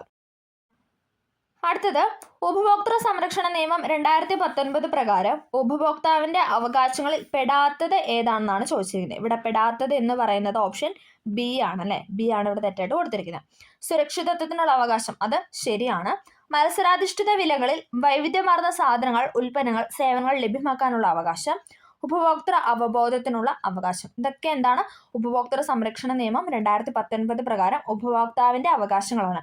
സുരക്ഷിതത്വത്തിനുള്ള അവകാശം, മത്സരാധിഷ്ഠിത വിലകളിൽ വൈവിധ്യമാർന്ന സാധനങ്ങൾ, ഉൽപ്പന്നങ്ങൾ, സേവനങ്ങൾ ലഭ്യമാക്കാനുള്ള അവകാശം, ഉപഭോക്തൃ അവബോധത്തിനുള്ള അവകാശം എന്ന് പറയുന്നത്. അടുത്തത്, ഗാർഹിക പീഡനം നടക്കുന്നെന്നോ വിശ്വസിക്കാൻ മതിയായ കാരണമുള്ള ഏതൊരു വ്യക്തിക്കും അതിനെക്കുറിച്ച് താഴെ പറയുന്ന ഏത് ഉദ്യോഗസ്ഥനാണ് വിവരം നൽകേണ്ടത് എന്ന് പറഞ്ഞാൽ ഏതാണ്? ഓപ്ഷൻ ഡി, പ്രൊട്ടക്ഷൻ ഓഫീസർക്കാണ്. ഇമ്പോർട്ടൻ്റ് ആണ്. ഗാർഹിക പീഡനം നടക്കുന്നു എന്നോ വിശ്വസിക്കാൻ മതിയായ കാരണമുള്ള ഏതൊരു വ്യക്തിക്കും അതിനെക്കുറിച്ച് താഴെ പറയുന്ന ഏത് ഉദ്യോഗസ്ഥനാണ് വിവരം നൽകേണ്ടതെന്ന് ചോദിച്ചാൽ അത് പ്രൊട്ടക്ഷൻ ഓഫീസർക്കാണ്. Protection officer. അടുത്തത്, കേരള ഇൻഫർമേഷൻ കമ്മീഷന്റെ ഘടന താഴെ പറയുന്ന ഏതാണെന്നാണ് ചോദിച്ചിരിക്കുന്നത്. കേരള ഇൻഫർമേഷൻ കമ്മീഷന്റെ ഘടനയാണ് ഇവിടെ ചോദിച്ചിരിക്കുന്നത്. ഏതാണ്? ഓപ്ഷൻ എ ആണ്. ചീഫ് ഇൻഫർമേഷൻ കമ്മീഷണറും 10ൽ കവിയാത്ത അത്രയും എണ്ണം കേന്ദ്ര ഇൻഫർമേഷൻ കമ്മീഷണർമാരും. ശരിയാണല്ലേ? കേന്ദ്ര ഇൻഫർമേഷൻ കമ്മീഷന്റെ ഘടനയാണ് ചോദിച്ചിരിക്കുന്നത്. ചീഫ് ഇൻഫർമേഷൻ കമ്മീഷണറും 10ൽ കവിയാത്ത, 10ൽ കുറയാത്ത എന്നൊക്കെ നമുക്ക് നേരത്തെ പണ്ട് ഓപ്ഷനിലൊക്കെ തന്നിട്ടുണ്ട്, അത് തെറ്റാണ്. 10ൽ കവിയാത്ത അത്രയും എണ്ണം കേന്ദ്ര ഇൻഫർമേഷൻ കമ്മീഷണർമാരുമാണ് കേന്ദ്ര ഇൻഫർമേഷൻ കമ്മീഷന്റെ സ്ട്രക്ചർ അല്ലെങ്കിൽ ഘടന എന്ന് പറയുന്നത്. അടുത്തത്, ലൈംഗിക കുറ്റകൃത്യങ്ങളിൽ നിന്നും കുട്ടികളെ സംരക്ഷിക്കുന്നതിനുള്ള നിയമം 2012, അതായത് പോക്സോ ആക്ട് പ്രകാരം കുട്ടിയുടെ മൊഴി രേഖപ്പെടുത്തുന്നതുമായി ബന്ധപ്പെട്ട് ശരിയല്ലാത്തതാണ് ഇവിടെ ചോദിച്ചിരിക്കുന്നത്. ശരിയല്ലാത്തതെന്ന് പറഞ്ഞ ഓപ്ഷൻ സി ആണ് ഇവിടെ തെറ്റായിട്ട് കൊടുത്തിരിക്കുന്നത്. ഓക്കെ, ബാക്കി നോക്കാം. കുട്ടിയുടെ മൊഴി കുട്ടിയുടെ വസതിയിലോ കുട്ടി സാധാരണയായി താമസിക്കുന്ന സ്ഥലത്തോ കുട്ടി ഇഷ്ടപ്പെടുന്ന സ്ഥലത്തോ പ്രായോഗികമാകുന്നിടത്തോളം സബ് ഇൻസ്പെക്ടർ റാങ്കിൽ കുറയാത്ത ഒരു വനിതാ പോലീസ് ഓഫീസർ രേഖപ്പെടുത്തേണ്ടതാണ്. ഇമ്പോർട്ടൻ്റ് ആയ പോയിന്റ് ആണ്. വനിതാ പോലീസ് ഓഫീസർ ആയിരിക്കണം, അതും SA സബ് ഇൻസ്പെക്ടർ റാങ്കിൽ കുറയാത്ത വനിതാ പോലീസ് ഓഫീസർ ആയിരിക്കണം. ഓക്കെ. കുട്ടിയുടെ മൊഴി കുട്ടിയുടെ വസതിയിലോ അതായത് വീട്ടിലോ കുട്ടി സാധാരണയായി താമസിക്കുന്ന സ്ഥലത്തോ കുട്ടി ഇഷ്ടപ്പെടുന്ന സ്ഥലത്തോ പ്രായോഗികമാകുന്നിടത്തോളം സബ് ഇൻസ്പെക്ടർ റാങ്കിൽ കുറയാത്ത ഒരു വനിതാ പോലീസ് ഓഫീസർ ആയിരിക്കും മൊഴി രേഖപ്പെടുത്തേണ്ടത്.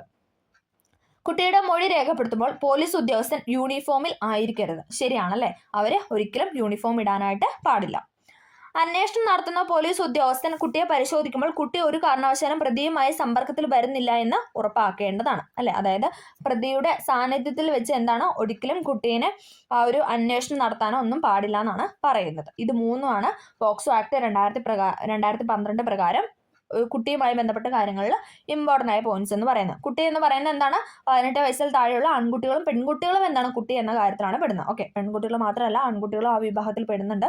18 വയസ്സിന് താഴെയുള്ള ഏതൊരു വ്യക്തിയും എന്താണ് കുട്ടി എന്നാണ് പറയുന്നത്. അടുത്തത്, ദേശീയ മനുഷ്യാവകാശ കമ്മീഷൻ ഏത് നിയമപ്രകാരമാണ് സ്ഥാപിതമായെന്ന് ചോദിച്ചാൽ ഏതാണ്? ഓപ്ഷൻ സി, മനുഷ്യാവകാശ സംരക്ഷണ നിയമം 1993. ഓക്കെ, ആ ഒരു വർഷം വെച്ച് നമുക്ക് കണക്ട് ചെയ്യാം. മനുഷ്യാവകാശ സംരക്ഷണ നിയമം 1993 പ്രകാരമാണ് ദേശീയ മനുഷ്യാവകാശ കമ്മീഷൻ സ്ഥാപിതമായത്. അടുത്തത്, ഇന്ത്യയുടെ 58ാമത് കടുവ സംരക്ഷണ കേന്ദ്രമായ മാധവ് നാഷണൽ പാർക്ക് ഏത് സംസ്ഥാനത്താണ് സ്ഥിതി ചെയ്യുന്നതെന്ന് വെച്ചാൽ ഓപ്ഷൻ എ, മധ്യപ്രദേശിലാണ് മാധവ് നാഷണൽ പാർക്ക് സ്ഥിതി ചെയ്യുന്നത്. ഇന്ത്യയുടെ 58ാമത് കടുവ സംരക്ഷണ കേന്ദ്രമാണ് മാധവ് നാഷണൽ പാർക്ക് എന്ന് പറയുന്നത്, സ്ഥിതി ചെയ്യുന്നത് മധ്യപ്രദേശിലാണ്. 2015 ഐക്യരാഷ്ട്രസഭ സൃഷ്ടിച്ച സുസ്ഥിര വികസന ലക്ഷ്യങ്ങളിൽ ഉൾപ്പെടുന്ന ഏതാണെന്ന് ചോദിച്ചാൽ ഏതാണ്? ഓപ്ഷൻ സി ആണ്, ഗുണനിലവാരമുള്ള വിദ്യാഭ്യാസമാണ്. അതായത് എന്താണ് 2015 ഐക്യരാഷ്ട്രസഭ സൃഷ്ടിച്ച സുസ്ഥിര വികസന ലക്ഷ്യങ്ങളിൽ പെടുന്നതാണ് ഗുണനിലവാരമുള്ള വിദ്യാഭ്യാസം എന്ന് പറയുന്നത്. അപ്പോൾ നമ്മൾ സെക്രട്ടേറിയറ്റ് OAMയുടെ മെയിൻസിൻ്റെ ആ ഒരു ചോദ്യപേപ്പറാണ് നമ്മൾ ഡിസ്കസ് ചെയ്ത്. അതിൽ 70 ചോദ്യങ്ങൾ അല്ല ഇമ്പോർട്ടൻ്റ് ആയ ചോദ്യങ്ങളാണ്. കാരണം നമുക്കറിയാം അത് കഴിഞ്ഞിട്ടുള്ള എക്സാമിൻ്റെ ക്വസ്റ്റ്യൻ പേപ്പർ എടുത്തു നോക്കിയാലും റിപ്പീറ്റ് ചെയ്യുന്ന ചോദ്യങ്ങൾ ഇതിൽ നിന്ന് തന്നെ നമുക്ക് കുറേ കണക്ട് ചെയ്ത് പഠിക്കാനായിട്ടുണ്ടല്ലേ. ഓക്കെ, അപ്പോൾ നമുക്കിനി അടുത്ത ചോദ്യപേപ്പർ നോക്കാം. അടുത്തത് നമ്മൾ നോക്കുന്നത് ജൂൺ 25 നടന്ന പ്യൂണ് അല്ലെങ്കിൽ വാച്ച്മാൻ, റൂം അറ്റൻഡന്റ് എന്നൊക്കെ പറഞ്ഞിട്ടുള്ള ഒരു എക്സാം ഉണ്ടായിരുന്നു അല്ലേ. അത് മെയിൻസ് എക്സാം ആണ്. നമ്മൾ അതിൻ്റെ ചോദ്യപേപ്പറും അതിൻ്റെ പ്രൊഫഷണൽ കീയുമാണ് നമ്മൾ നോക്കുന്നത്. ഓക്കെ, അപ്പോൾ നമുക്ക് സ്റ്റാർട്ട് ചെയ്യാം.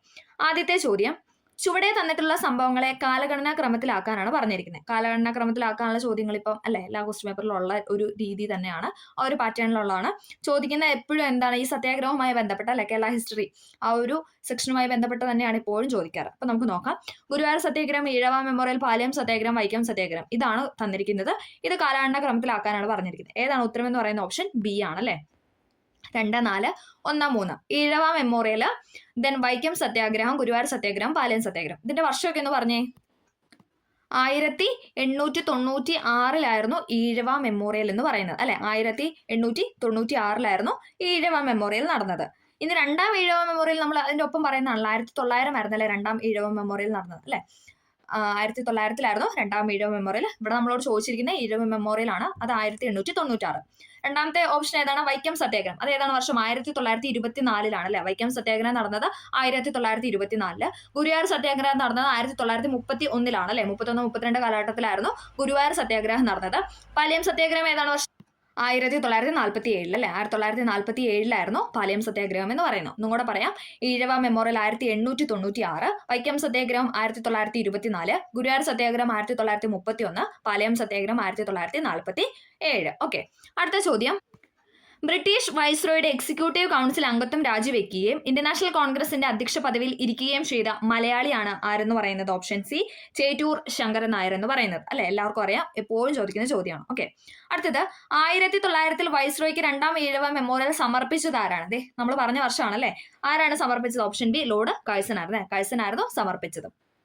അടുത്തത്, താഴെ തന്നിരിക്കുന്നത് ശരിയായ ജോഡി കണ്ടെത്താനാണ് പറഞ്ഞിരിക്കുന്നത്. ശരിയായ ജോഡി ഏതാണ് ഇവിടെ ശരിയായിട്ട് കൊടുത്തിരിക്കുന്നത്? ഓപ്ഷൻ ഡി, എല്ലാം ശരിയാണ് അല്ലെ. ആത്മവിദ്യാസംഘം വാഗ്ബടാനന്ദൻ, വക്കം അബ്ദുൽ ഖാദർ മൗലവിയുടെയാണ് സ്വദേശാഭിമാനി പത്രം എന്ന് പറയുന്നത്. കുര്യാക്കോസ് ഏലിയാസ് ചാവറയുടെയാണ് ആത്മാനുതാപം എന്ന കൃതി എന്ന് പറയുന്നത്. ഓക്കെ, അപ്പം ആത്മവിദ്യാസംഘം വാഗ്ബടാനന്ദൻ, വക്കം അബ്ദുൽ ഖാദർ മൗലവി സ്വദേശാഭിമാനി, കുര്യാക്കോസ് ഏലിയാസ് ചാവറ ആത്മാനുതാപം. അടുത്തത്, സമത്വ സമാജം എന്ന പരിഷ്കരണ പ്രസ്ഥാനം ആരംഭിച്ച സാമൂഹിക പരിഷ്കർത്താവാണ് ആര്? ഓപ്ഷൻ എ, വൈകുണ്ഠസ്വാമികൾ എന്ന് പറയുന്നത്. എപ്പോഴും ചോദിക്കുന്നതാണല്ലേ, അതുകൊണ്ടാണ് നമ്മൾ റിപ്പീറ്റ് ചെയ്യാത്തത്. ഇതൊക്കെ PYQ ആയിട്ട് വന്ന ചോദ്യങ്ങളാണ്. സമത്വ സമാജം എന്ന പരിഷ്കരണ പ്രസ്ഥാനം ആരംഭിച്ച സാമൂഹിക പരിഷ്കർത്താവാണ് വൈകുണ്ഠസ്വാമികൾ. അടുത്തത്, 1916 പൂനെയിൽ ഇന്ത്യയിൽ ആദ്യത്തെ വനിതാ സർവകലാശാല സ്ഥാപിച്ചത് ആരാണെന്നാണ് ചോദിക്കുന്നത്. ആരാണ്? Option B DK കാർവെയാണ്. അതും BYQ ആണ് അല്ലെ. 1916 പൂനെയിൽ ഇന്ത്യയിലെ ആദ്യത്തെ വനിതാ സർവകലാശാല സ്ഥാപിച്ചത് DK കാർവെ. അടുത്തത് ഗാന്ധിജിയുടെ നേതൃത്വത്തിൽ നടന്ന നിസ്സഹരണ സമരം നിർത്തിവെക്കാനുണ്ടായ കാരണമാണ് ഏത്? ഓപ്ഷൻ ബി ചൗരി ചൗര സംഭവം എന്ന് പറയുന്നത് 1922 അല്ലെ. ഗാന്ധിജിയുടെ നേതൃത്വത്തിൽ നടന്ന നിസ്സഹരണ സമരം നിർത്തിവെക്കാനുണ്ടായ കാരണമാണ് ചൗരി ചൗര സംഭവം എന്ന് പറയുന്നത്. അടുത്തത് സന്യാസി കലാപം നടന്നത് എവിടെയാണ്? സന്യാസി കലാപം നടന്നത് ബംഗാളിലാണ്. ഇതൊക്കെ BYQ ആണ് അല്ലെ. സന്യാസി കലാപം നടന്നത് ബംഗാളിലാണ്. ഇന്ത്യൻ നാഷണൽ കോൺഗ്രസിന്റെ എവിടെ വെച്ച് നടന്ന സമ്മേളനത്തിലാണ് ക്വിറ്റ് ഇന്ത്യ പ്രമേയം പാസ്സാക്കിയെന്നാണ് ചോദിച്ചിരിക്കുന്നത്. എവിടെയാണ്? ഓപ്ഷൻ ബി ആണല്ലേ. ബോംബെയിൽ വെച്ച സമ്മേളനത്തിലാണ് ക്വിറ്റ് ഇന്ത്യ പ്രമേയം പാസ്സാക്കിയത്. ഏഷ്യാറ്റിക് സൊസൈറ്റി ഓഫ് ബംഗാൾ സ്ഥാപിച്ചത് ആരാണ്? ഏഷ്യാറ്റിക് സൊസൈറ്റി ഓഫ് ബംഗാൾ സ്ഥാപിച്ചത് വില്യം ജോൺസ് ആണ്. Option C William Jones. ധനബില്ല് ആദ്യം അവതരിപ്പിക്കുന്ന പാർലമെന്റിലെ ഏത് സഭയിലാണെന്നാണ് ചോദിച്ചിരിക്കുന്നത്. ഏതാണ്? ഫാക്ട് ആണ്. ഓപ്ഷൻ ബി ലോക്സഭയിലാണ്. മണി ബില്ല് ആദ്യമായിട്ട് അവതരിപ്പിക്കുന്ന ലോക്സഭയിലായിരിക്കും. നമ്മൾ പെട്ടെന്ന് ഓപ്ഷൻ സിയിലേക്ക് പോകാൻ ചാൻസ് ഉണ്ട്. കാരണം നമുക്കറിയാം മൗലിക അവകാശങ്ങൾ ലംഘിക്കപ്പെട്ടാൽ സുപ്രീം കോടതിയും ഹൈക്കോടതിയെ സമീപിക്കാന്നാണ് നമ്മൾ പഠിച്ചു വെച്ചിരിക്കുന്നത്. പക്ഷെ ഇവിടെ എടുത്തു പറഞ്ഞിട്ടുണ്ട് 226 പ്രകാരം റിട്ട് അല്ലെ. 226 റിട്ട് ആ ഒരു അധികാരം ആരുടെയാണെന്ന് വെച്ചാൽ അത് ഹൈക്കോടതിയുടെയാണ്. പക്ഷെ 32 എന്ന് പറയുന്നത് ചോദിക്കുമായിരുന്നെങ്കിലും അത് സുപ്രീം കോടതിയുടെയാണ്. നമ്മളോട് എടുത്ത് ആർട്ടിക്കിൾ 226 എന്ന് ചോദിച്ചതിനാൽ നമുക്ക് ഉത്തരമെന്ന് പറയുന്നത് ഹൈക്കോടതിയാണ്. പക്ഷെ അതേസമയം ഏത് കോടതിയാണെന്ന് ചോദിച്ചാൽ നമുക്ക് ഓപ്ഷൻ സി എഴുതാമായിരുന്നു. പക്ഷെ എടുത്ത് ഇവിടെ 226 എന്ന ആർട്ടിക്കിൾ തന്നിരിക്കുന്നതിനാൽ ഉത്തരം എന്ന് പറയുന്നത് ഹൈക്കോടതിയാണ്. ഓക്കെ. അടുത്തത് വോട്ടിംഗ് പ്രായം 21 വയസ്സിൽ നിന്നും 18 കുറിച്ച് ഭരണഘടനാ ഭേദഗതിയാണ് ഏത്? ഓപ്ഷൻ എ 61 ഭേദഗതി എന്ന് പറയുന്നത്. ഇത് തൊട്ടു മുന്നേ സാറ്റർഡേ നടന്ന എക്സാമിന്റെ നമുക്ക് ചേരുംപടിയിൽ ഉണ്ടായിരുന്നു. നമ്മൾ അതും പറഞ്ഞായിരുന്നല്ലോ. ഈ ക്ലാസ്സിൽ തന്നെ നമ്മൾ ആദ്യത്തെ ചോദ്യപേപ്പർ ഡിസ്കഷനിൽ നമ്മൾ പറഞ്ഞായിരുന്നു 21 വയസ്സിൽ നിന്ന് 18 കുറിച്ച് ഭേദഗതി 61 ഭേദഗതി എന്നൊക്കെ നമ്മൾ പറഞ്ഞു പഠിച്ചായിരുന്നു അല്ലേ. ഇത് എപ്പോഴും ചോദിക്കുന്നതാണ്. അപ്പം നമ്മളങ്ങനെ ചേരുംപടിയൊക്കെ തരുമ്പോൾ എന്താ ചെയ്യേണ്ടതെന്ന് വെച്ചാൽ അത് അടുത്ത പ്രാവശ്യം ചോദ്യമായിട്ട് വരാൻ സാധ്യതയുണ്ട് അല്ലേ. അപ്പോൾ നമ്മൾ എന്താണ് അതും നന്നായിട്ട് പഠിച്ചിരിക്കണം. ഓക്കെ. വിദ്യാഭ്യാസം ഏത് ലിസ്റ്റുമായി ബന്ധപ്പെട്ടിരിക്കും? ഇതും സാറ്റർഡേ ചോദിച്ചായിരുന്നു അല്ലേ. വിദ്യാഭ്യാസം ഏത് ലിസ്റ്റുമായി ബന്ധപ്പെട്ടാണെന്ന് വെച്ചാൽ ഏതാണ്? ഓപ്ഷനെ കൺകറന്റ് ലിസ്റ്റുമായി ബന്ധപ്പെട്ടതാണ്. അടുത്തത് താഴെ പറയുന്നതിൽ രാജ്യസഭയെക്കുറിച്ച് ശരിയായ പ്രസ്താവന. രാജ്യസഭയെക്കുറിച്ചുള്ള ശരിയായ പ്രസ്താവനയാണ് ചോദിച്ചിരിക്കുന്നത്. ഏതാണ്? ഓപ്ഷൻ സി ആണ് ഇവിടെ ശരിയായിട്ട് കൊടുത്തിരിക്കുന്നത്. സംസ്ഥാനങ്ങളുടെ കൗൺസിൽ എന്നറിയപ്പെടുന്നു. സ്ഥിരം സഭയാണ്. ഇത് രണ്ടും ശരിയാണ് അല്ലെ. രാജ്യസഭയുമായി ബന്ധപ്പെട്ട ചോദ്യമാണ്. സംസ്ഥാനങ്ങളുടെ കൗൺസിൽ എന്നറിയപ്പെടുന്നത് രാജ്യസഭയാണ്. സ്ഥിരം സഭ പെർമനന്റ് സഭ എന്നൊക്കെ പറയുന്നത് എന്ത് തന്നെയാണ്? രാജ്യസഭയാണ്. 5 വർഷമാണ് സഭയുടെ കാലാവധി. തെറ്റാണല്ലേ. 6 ആണ് സഭയുടെ കാലാവധി. രാജ്യസഭയ്ക്ക് കാലാവധി ഇല്ല. രാജ്യസഭ അംഗങ്ങൾക്കാണ് കാലാവധി ഉള്ള. അതെന്ന് പറയുന്നത് 6 വർഷമാണ്. ഓക്കെ. സ്പീക്കർ അധ്യക്ഷ സ്ഥാനം വഹിക്കുന്നു. അത് തെറ്റാണല്ലേ. രാജ്യസഭയ്ക്ക് നമുക്കറിയാം രാജ്യസഭാ ചെയർമാൻ എന്ന് പറയുന്നത് നമ്മുടെ വൈസ് പ്രസിഡന്റ് ആണല്ലേ. അപ്പൊ സ്പീക്കർ എന്ന് പറയുന്നത് തെറ്റാണ്. ലോക്സഭയാണ് സ്പീക്കർ. ഓക്കെ. അപ്പൊ അതും കൂടെ ഒന്ന് ഓർത്ത് വയ്ക്കാം. അടുത്തത് വിഴിഞ്ഞം അന്താരാഷ്ട്ര വാണിജ്യ തുറമുഖം പ്രധാനമന്ത്രി രാജ്യത്തിന് സമർപ്പിച്ചത് എന്നാണെന്നാണ് ചോദിക്കുന്നത്. കറണ്ട് അഫെയർ ആണ്. ഏതാണ് ഉത്തരം എന്ന് പറയുന്നത്? ഓപ്ഷൻ എ ആണല്ലേ. 2025 മെയ് 2-നാണ്. 2025 മെയ് 2-നാണ് വിഴിഞ്ഞം അന്താരാഷ്ട്ര വാണിജ്യ തുറമുഖം പ്രധാനമന്ത്രി രാജ്യത്തിന് സമർപ്പിച്ചത്. 2025 ഏപ്രിൽ മാസം ഇന്ത്യ സന്ദർശിച്ച അമേരിക്കൻ വൈസ് പ്രസിഡന്റ് ആണ് ആരെന്ന് പറയുന്നത്? ഓപ്ഷൻ ഡി JD വാൻസ് എന്ന് പറയുന്നത്. JD Vance. അതും കറണ്ട് അഫെയർ ചോദ്യമാണ്.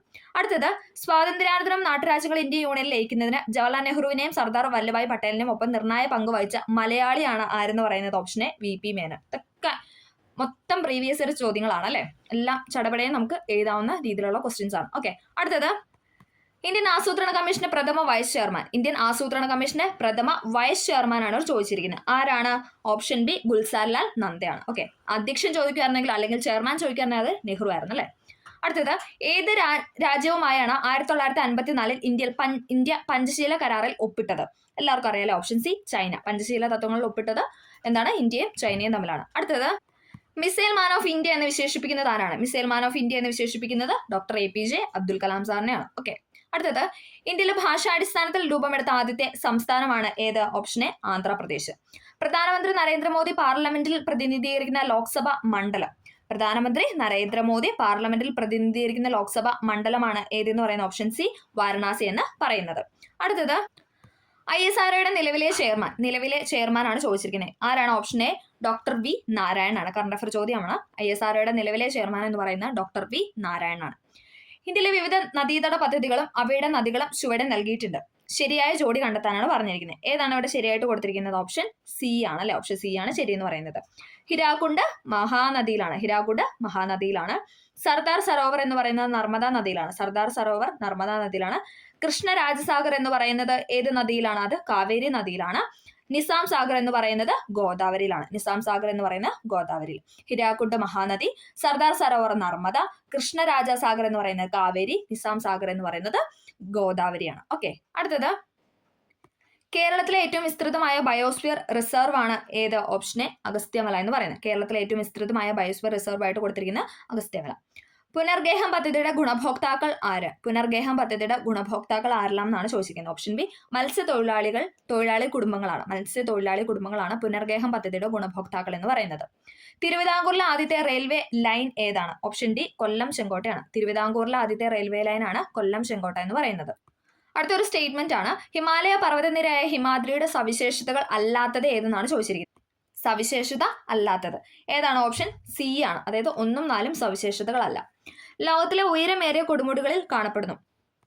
ലോകത്തിലെ ഉയരമേറിയ കൊടുമുടികൾ കാണപ്പെടുന്ന എവിടെയാണെന്ന് വെച്ചാൽ അത് ഹിമാദ്രി നിരയിലാണ്. ശരിയാണ്. പിന്നെ എന്താണ്? മഞ്ഞു മൂടപ്പെട്ട പർവ്വതങ്ങളാണ് ഹിമാദ്രി എന്ന് പറയുന്നത്. അതും ശരിയാണ് അല്ലെ. ബാക്കി രണ്ടും തെറ്റാണ്. അടുത്തത് മലബാറിലെ ആദ്യത്തെ ഡീസൽ വൈദ്യുതി നിലയം. മലബാറിലെ ആദ്യത്തെ ഡീസൽ വൈദ്യുതി നിലയമാണ് നല്ലളം എന്ന് പറയുന്നത്. മലബാറിലെ ആദ്യത്തെ ഡീസൽ വൈദ്യുതി നിലയമാണ് നല്ലളം. 2007 ഒളിമ്പിക്സ് ഇ സ്പോർട്സ് ഗെയിംസിന് ആതിഥേയത്വം വഹിക്കുന്ന രാജ്യം. 2027 ഇ സ്പോർട്സ് ഗെയിംസിന് ആതിഥേയത്വം വഹിക്കുന്ന രാജ്യമാണ് ഏത്? സൗദി അറേബ്യ എന്ന് പറയുന്നത്. കേരളത്തിലെ ദേശീയോദ്യാനങ്ങളുമായി ബന്ധപ്പെട്ട് ചുവടെ നൽകിയിരിക്കുന്ന വിവരങ്ങൾ ശരിയായ രീതിയിൽ ക്രമപ്പെടുത്താനാണ് പറഞ്ഞിരിക്കുന്നത്. ഏതാണ്? ഓപ്ഷൻ ഡി ആണ്. നമുക്ക് നോക്കാം. പാമ്പാടും ചോല എന്ന് പറയുന്നത് ഏറ്റവും ചെറിയ ദേശീയോദ്യാനമാണ്. അത് നമുക്ക് ചോദ്യമായിട്ട് വരാറുണ്ട് അല്ലെ. കേരളത്തിലെ ഏറ്റവും ചെറിയ ദേശീയോദ്യാനം ഏതാണെന്ന് ചോദിച്ചാൽ പാമ്പാടും ചോല നമുക്ക് കാണാറുണ്ട്. അടുത്തത് മതികെട്ടാൻ ചോല എന്താണ്? 2003 ദേശീയോദ്യാനമായിട്ട് പ്രഖ്യാപിച്ചു. 2003 ദേശീയോദ്യാനമായിട്ട് പ്രഖ്യാപിച്ചാണ് മതികെട്ടാൻ ചോല. ഇരവികുളം നാഷണൽ പാർക്കുമായിട്ട് ബന്ധപ്പെട്ടതാണ് ഏതെന്ന് പറയുന്നത്? നീലഗിരി താർ എന്ന് പറയുന്നത്.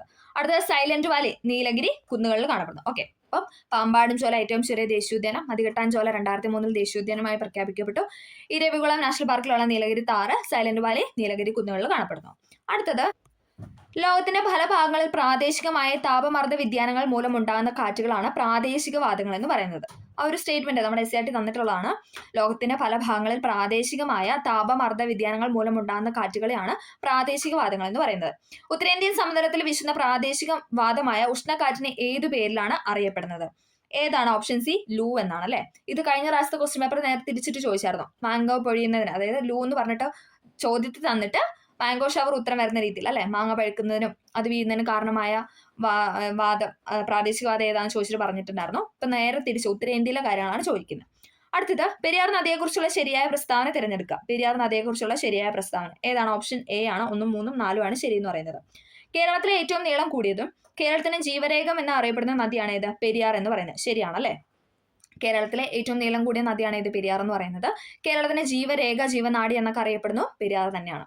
പശ്ചിമഘട്ട മലനിരകളുടെ ഭാഗമായ തമിഴ്നാട്ടിലെ സുന്ദരമലയിലെ ശിവഗിരി കുന്നുകളിൽ നിന്നാണ് പെരിയാർ ഉത്ഭവിക്കുന്നത്. അതും ശരിയാണ്.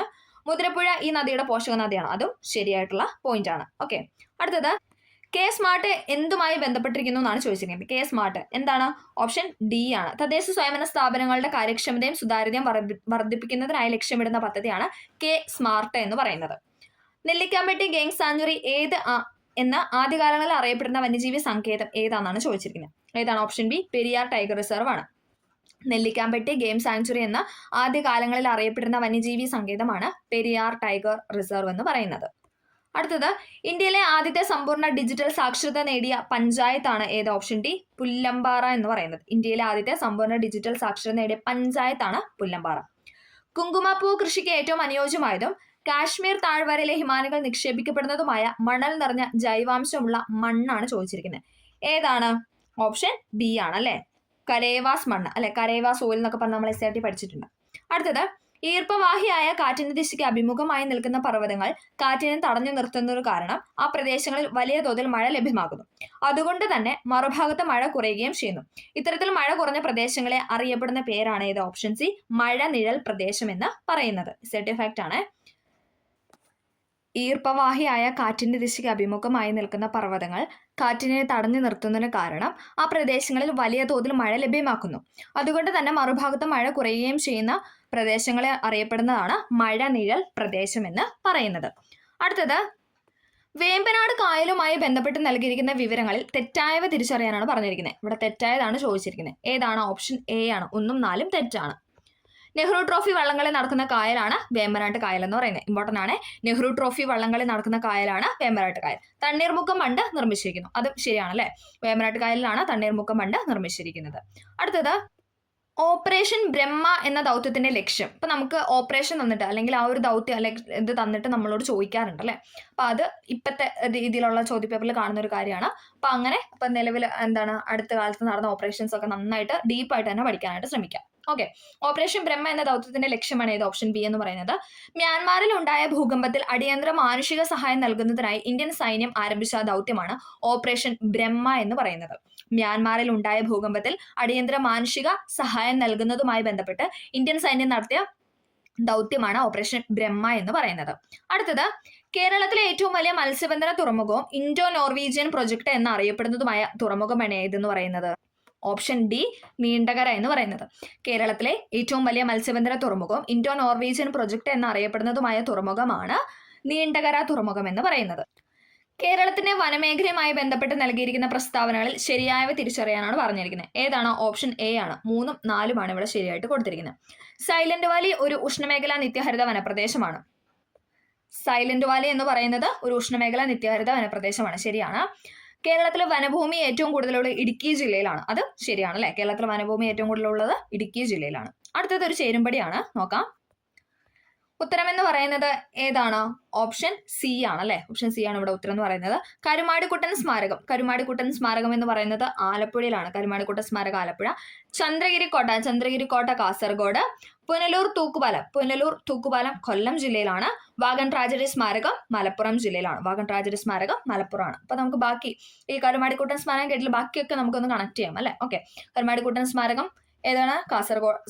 ആലപ്പുഴയിലാണ്. ചന്ദ്രഗിരിക്കോട്ട എവിടെയാണ്? കാസർഗോഡാണ്. പുനലൂർ തൂക്കുപാലം കൊല്ലം. വാഗൺ ട്രാജഡി സ്മാരകം മലപ്പുറം. ഓക്കെ, അടുത്ത ചോദ്യം താഴെ തന്നിരിക്കുന്നതിൽ നിന്നും ശരിയായവ കണ്ടെത്താനാണ് പറഞ്ഞിരിക്കുന്നത്. ഏതാണ്? 2ഉം 4ഉമാണ് ഇവിടെ ശരി. ഓപ്ഷൻ ഡി 2ഉം 4ഉമാണ് ശരി. ബൂവർ യുദ്ധം നടന്ന ദക്ഷിണാഫ്രിക്കയിലും പിന്നെന്താണ്? രക്തരഹിത വിപ്ലവം ഇംഗ്ലണ്ടിലുമാണ്.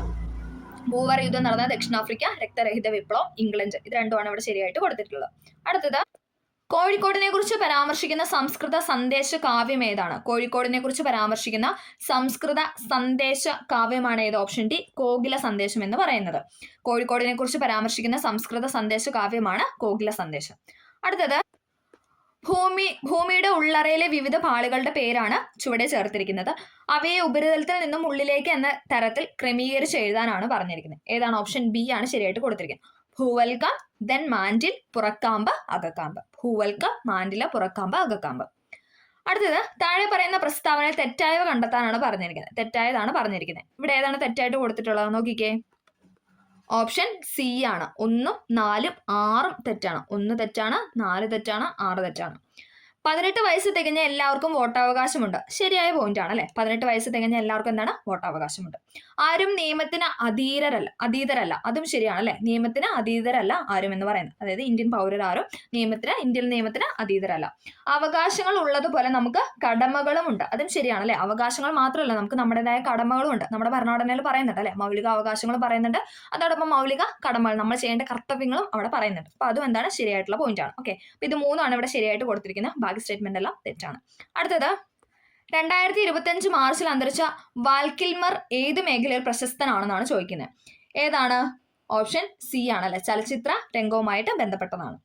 2024 മാതൃഭൂമി സാഹിത്യ പുരസ്കാരം ലഭിച്ചത് ആർക്കാണ്? സാറാ ജോസഫിനാണ്. 2024 മാതൃഭൂമി സാഹിത്യ പുരസ്കാരം ലഭിച്ചത് സാറാ ജോസഫാണ്. ഇതെല്ലാം കറണ്ട് അഫയർ ചോദ്യങ്ങളാണ്. അടുത്തത് വനിതകൾക്കായി സുഭദ്ര യോജന പദ്ധതി ആരംഭിച്ച സംസ്ഥാനം. വനിതകൾക്കായി സുഭദ്ര യോജന പദ്ധതി ആരംഭിച്ച സംസ്ഥാനമാണ് ഏതെന്ന് പറയുന്നത്? ഓപ്ഷൻ ബി ഒഡീഷ എന്ന് പറയുന്നത്. വനിതകൾക്കായി സുഭദ്ര യോജന പദ്ധതി ആവിഷ്കരിച്ചത് ഒഡീഷയാണ്. സംസ്ഥാനത്തെ ആദ്യത്തെ അഡ്വഞ്ചർ ടൂറിസം അക്കാദമിയും പാർക്കും നിലവിൽ വരുന്നത് എവിടെയാണെന്നാണ് ചോദിക്കുന്നത്. എവിടെയാണ്? ഓപ്ഷൻ ബി ശാസ്താംപാറയിലാണ്. സംസ്ഥാനത്തെ ആദ്യത്തെ അഡ്വഞ്ചർ ടൂറിസം അക്കാദമിയും പാർക്കും നിലവിൽ വരുന്നത് ശാസ്താംപാറ. കരിമ്പൻ എന്നത് ഏത് വിഭാഗത്തിൽ പെടുന്നു? കരിമ്പൻ എന്നത് ഏത് വിഭാഗത്തിലാണ് പെടുന്നതെന്ന് വെച്ചാൽ ഏതാണ്? ഓപ്ഷൻ സി ഫംഗസ് ഇനമാണ് കരിമ്പൻ എന്ന് പറയുന്നത്. അടുത്തത് നാഗപതിവയ്ക്കൽ അഥവാ സെർപ്പന്റൈൽ ലെയറിംഗ് നടത്തുന്നത് സസ്യത്തിന് ഉദാഹരണമാണ് ചോദിച്ചിരിക്കുന്നത്. ഏതാണ്? Option D കുരുമുളകാണ്. നാഗപതിവയ്ക്കലിന് ഉദാഹരണമാണ് കുരുമുളക് എന്ന് പറയുന്നത്. മനുഷ്യ ശരീരത്തിൽ ആന്തര സംസ്ഥിതി പാലനത്തിന് സഹായിക്കുന്ന മസ്തിഷ്കത്തിന്റെ ഭാഗമാണ് ഏത് ഓപ്ഷൻ എ ഹൈപ്പോതലാമസ് എന്ന് പറയുന്നത്. മനുഷ്യ ശരീരത്തിൽ ആന്തര സംസ്ഥിതി പാലനത്തിന് സഹായിക്കുന്ന മസ്തിഷ്കത്തിന്റെ ഭാഗമാണ് ഹൈപ്പോതലാമസ്. കേന്ദ്ര കിഴങ്ങുവിള ഗവേഷണ കേന്ദ്രം സ്ഥിതി ചെയ്യുന്ന ജില്ലയാണ് ഏത് ഓപ്ഷൻ സി തിരുവനന്തപുരം. കേന്ദ്ര കിഴങ്ങുവിള ഗവേഷണ കേന്ദ്രം സ്ഥിതി ചെയ്യുന്നത് തിരുവനന്തപുരമാണ്. അടുത്തത് അസ്കോർബിക് ആസിഡ് എന്ന പേരിൽ അറിയപ്പെടുന്ന വിറ്റാമിൻ. അസ്കോർബിക് ആസിഡ് എന്നറിയപ്പെടുന്ന വിറ്റാമിൻ ആണ് ഇത് വിറ്റാമിൻ സി എന്ന് പറയുന്നത്. ഓപ്ഷൻ സി വിറ്റാമിൻ സി ആണ് അസ്കോർബിക് ആസിഡ് എന്ന പേരിൽ അറിയപ്പെടുന്ന വിറ്റാമിൻ എന്ന് പറയുന്നത്. ഷിംല കരാർ ഏത് രാജ്യങ്ങൾ തമ്മിലുള്ള ഉടമ്പടിയാണ്? ഷിംല കരാർ ഏത് രാജ്യങ്ങൾ തമ്മിലുള്ള ഉടമ്പടിയാണെന്ന് വെച്ചാൽ ഏതാണ് ഓപ്ഷൻ എ ഇന്ത്യ പാക് ആണ് അല്ലെ. ഇന്ത്യ പാകിസ്ഥാൻ തമ്മിലുള്ള കരാറാണ് ഷിംല കരാർ. യുനെസ്കോ അംഗീകാരം ലഭിച്ച കേരളീയ കലാരൂപങ്ങൾ ഏതൊക്കെയാണ്? യുനെസ്കോ അംഗീകാരം ലഭിച്ച കേരളീയ കലാരൂപമാണ് ഏത്? ഓപ്ഷൻ എ 1 3 കൂടിയാട്ടവും പിന്നെ ഏതാണ് കഥകളി എന്നാണ് ഇവിടെ പറഞ്ഞിരിക്കുന്നത്. അത് മുടിയേറ്റാണ് അല്ലെ. ഇവിടെ തന്നിരിക്കുന്ന ഓപ്ഷൻ എ ആണ്, മാറാൻ ചാൻസ് ഉണ്ട്. നമുക്കൊന്ന് നോക്കാം. ഫൈനലിലേക്ക് വരുമ്പോൾ മേ ബി മാറാൻ ചാൻസ് ഉണ്ട്. അടുത്തത് കോൺവെക്സ് ദർപ്പണവുമായി ബന്ധപ്പെട്ട് താഴെ തന്നിരിക്കുന്ന പ്രസ്താവനകൾ ശരിയായത് തിരഞ്ഞെടുക്കാനാണ് പറഞ്ഞിരിക്കുന്നത്. ഏതാണ്? ഓപ്ഷൻ എ ആണ് അല്ലെ. പ്രസ്താവന 2, 4 ആണ് ഇവിടെ ശരിയായിട്ട് കൊടുത്തിരിക്കുന്നത്. വാഹനങ്ങൾ റിയർ വ്യൂ മിററായി ഉപയോഗിക്കുന്നതാണ് ഏത്? കോൺവെക്സ് ദർപ്പണം എന്ന് പറയുന്നത്. കോൺവെക്സ് ലെൻസ് ആണ് വാഹനങ്ങളിൽ നമ്മൾ റിയർ വ്യൂ മിററായിട്ട് ഉപയോഗിക്കുന്നത്. പ്രതിപതന തലം പുറത്തേക്ക് ഉന്തി നിൽക്കുന്ന ഗോളീയ ദർപ്പണങ്ങളാണ് ഏത്? കോൺവെക്സ് ലെൻസ് എന്ന് പറയുന്നത്. ഓക്കെ, അപ്പോൾ വാഹനങ്ങളിൽ റിവർ വ്യൂ മിററായിട്ട് ഉപയോഗിക്കുന്നു. പ്രതിപതന തലം എന്താണ്? പുറത്തേക്ക് ഉന്തി നിൽക്കുന്ന ഗോളീയ ദർപ്പണമാണ് കോൺവെക്സ് മിറർ എന്ന് പറയുന്നത്. അടുത്തത് താഴെ തന്നിരിക്കുന്നതിൽ ശാസ്ത്രജ്ഞരും കണ്ടുപിടുത്തങ്ങളും ശരിയായി യോജിച്ച ജോഡികൾ കണ്ടെത്താനാണ് പറഞ്ഞിരിക്കുന്നത്. ഏതാണ് ഇവിടെ ശരിയായിട്ട് കൊടുത്തിരിക്കുന്നത്? ഓപ്ഷൻ ബി ആണ്, 1 മാത്രമേ ഉള്ളൂ. ഇലക്ട്രോൺ എന്ന് പറയുന്നതാണ് ജെ തോംസൺ. അതാണ് ഇവിടെ ശരിയായിട്ട് കൊടുത്തിരിക്കുന്നത്. പ്രോട്ടോൺ കണ്ടുപിടിച്ച ആരാണ്? അത് റുദർഫോർഡ് ആണ്. ന്യൂട്രോൺ കണ്ടുപിടിച്ചത് ജെയിംസ് ചാഡ്വിക്. അത് അങ്ങോട്ട് കൊണ്ട് തിരിച്ചാണല്ലോ തന്നിരിക്കുന്നത്. അപ്പോൾ ഉത്തരം എന്ന് പറയുന്ന ഓപ്ഷൻ ബി ആണ്. അടുത്തത് താഴെ പറയുന്ന പദാർത്ഥങ്ങളിൽ ഏതിൽ നിന്നാണ് വളരെ എളുപ്പത്തിലും വേഗത്തിലും ചെലവ് കുറഞ്ഞ രീതിയിലും സിങ്ക് വേർതിരിച്ചെടുക്കാൻ കഴിയുന്നതെന്നാണ് ചോദിച്ചിരിക്കുന്നത്. ഏതാണ്? ഓപ്ഷൻ സി ക്ലാമിൻ ആണ്. താഴെ പറയുന്ന പദാർത്ഥങ്ങൾ ഏതിൽ നിന്നാണ് വളരെ എളുപ്പത്തിലും വേഗത്തിലും ചെലവ് കുറഞ്ഞ രീതിയിലും സിങ്ക് വേർതിരിച്ചെടുക്കാൻ കഴിയുന്നതാണ് ചോദിച്ചിരിക്കുന്നത്. ഏതാണ്? കലാമിൻ. സിങ്ക് കലാമിൻ നമ്മൾ എപ്പോഴും ചോദിക്കുന്ന ചോദ്യമാണല്ലേ. അടുത്തത് താഴെ തന്നിരിക്കുന്ന പ്രസ്താവനകൾ ഏത് മൂലകത്തെ സൂചിപ്പിക്കുന്നു?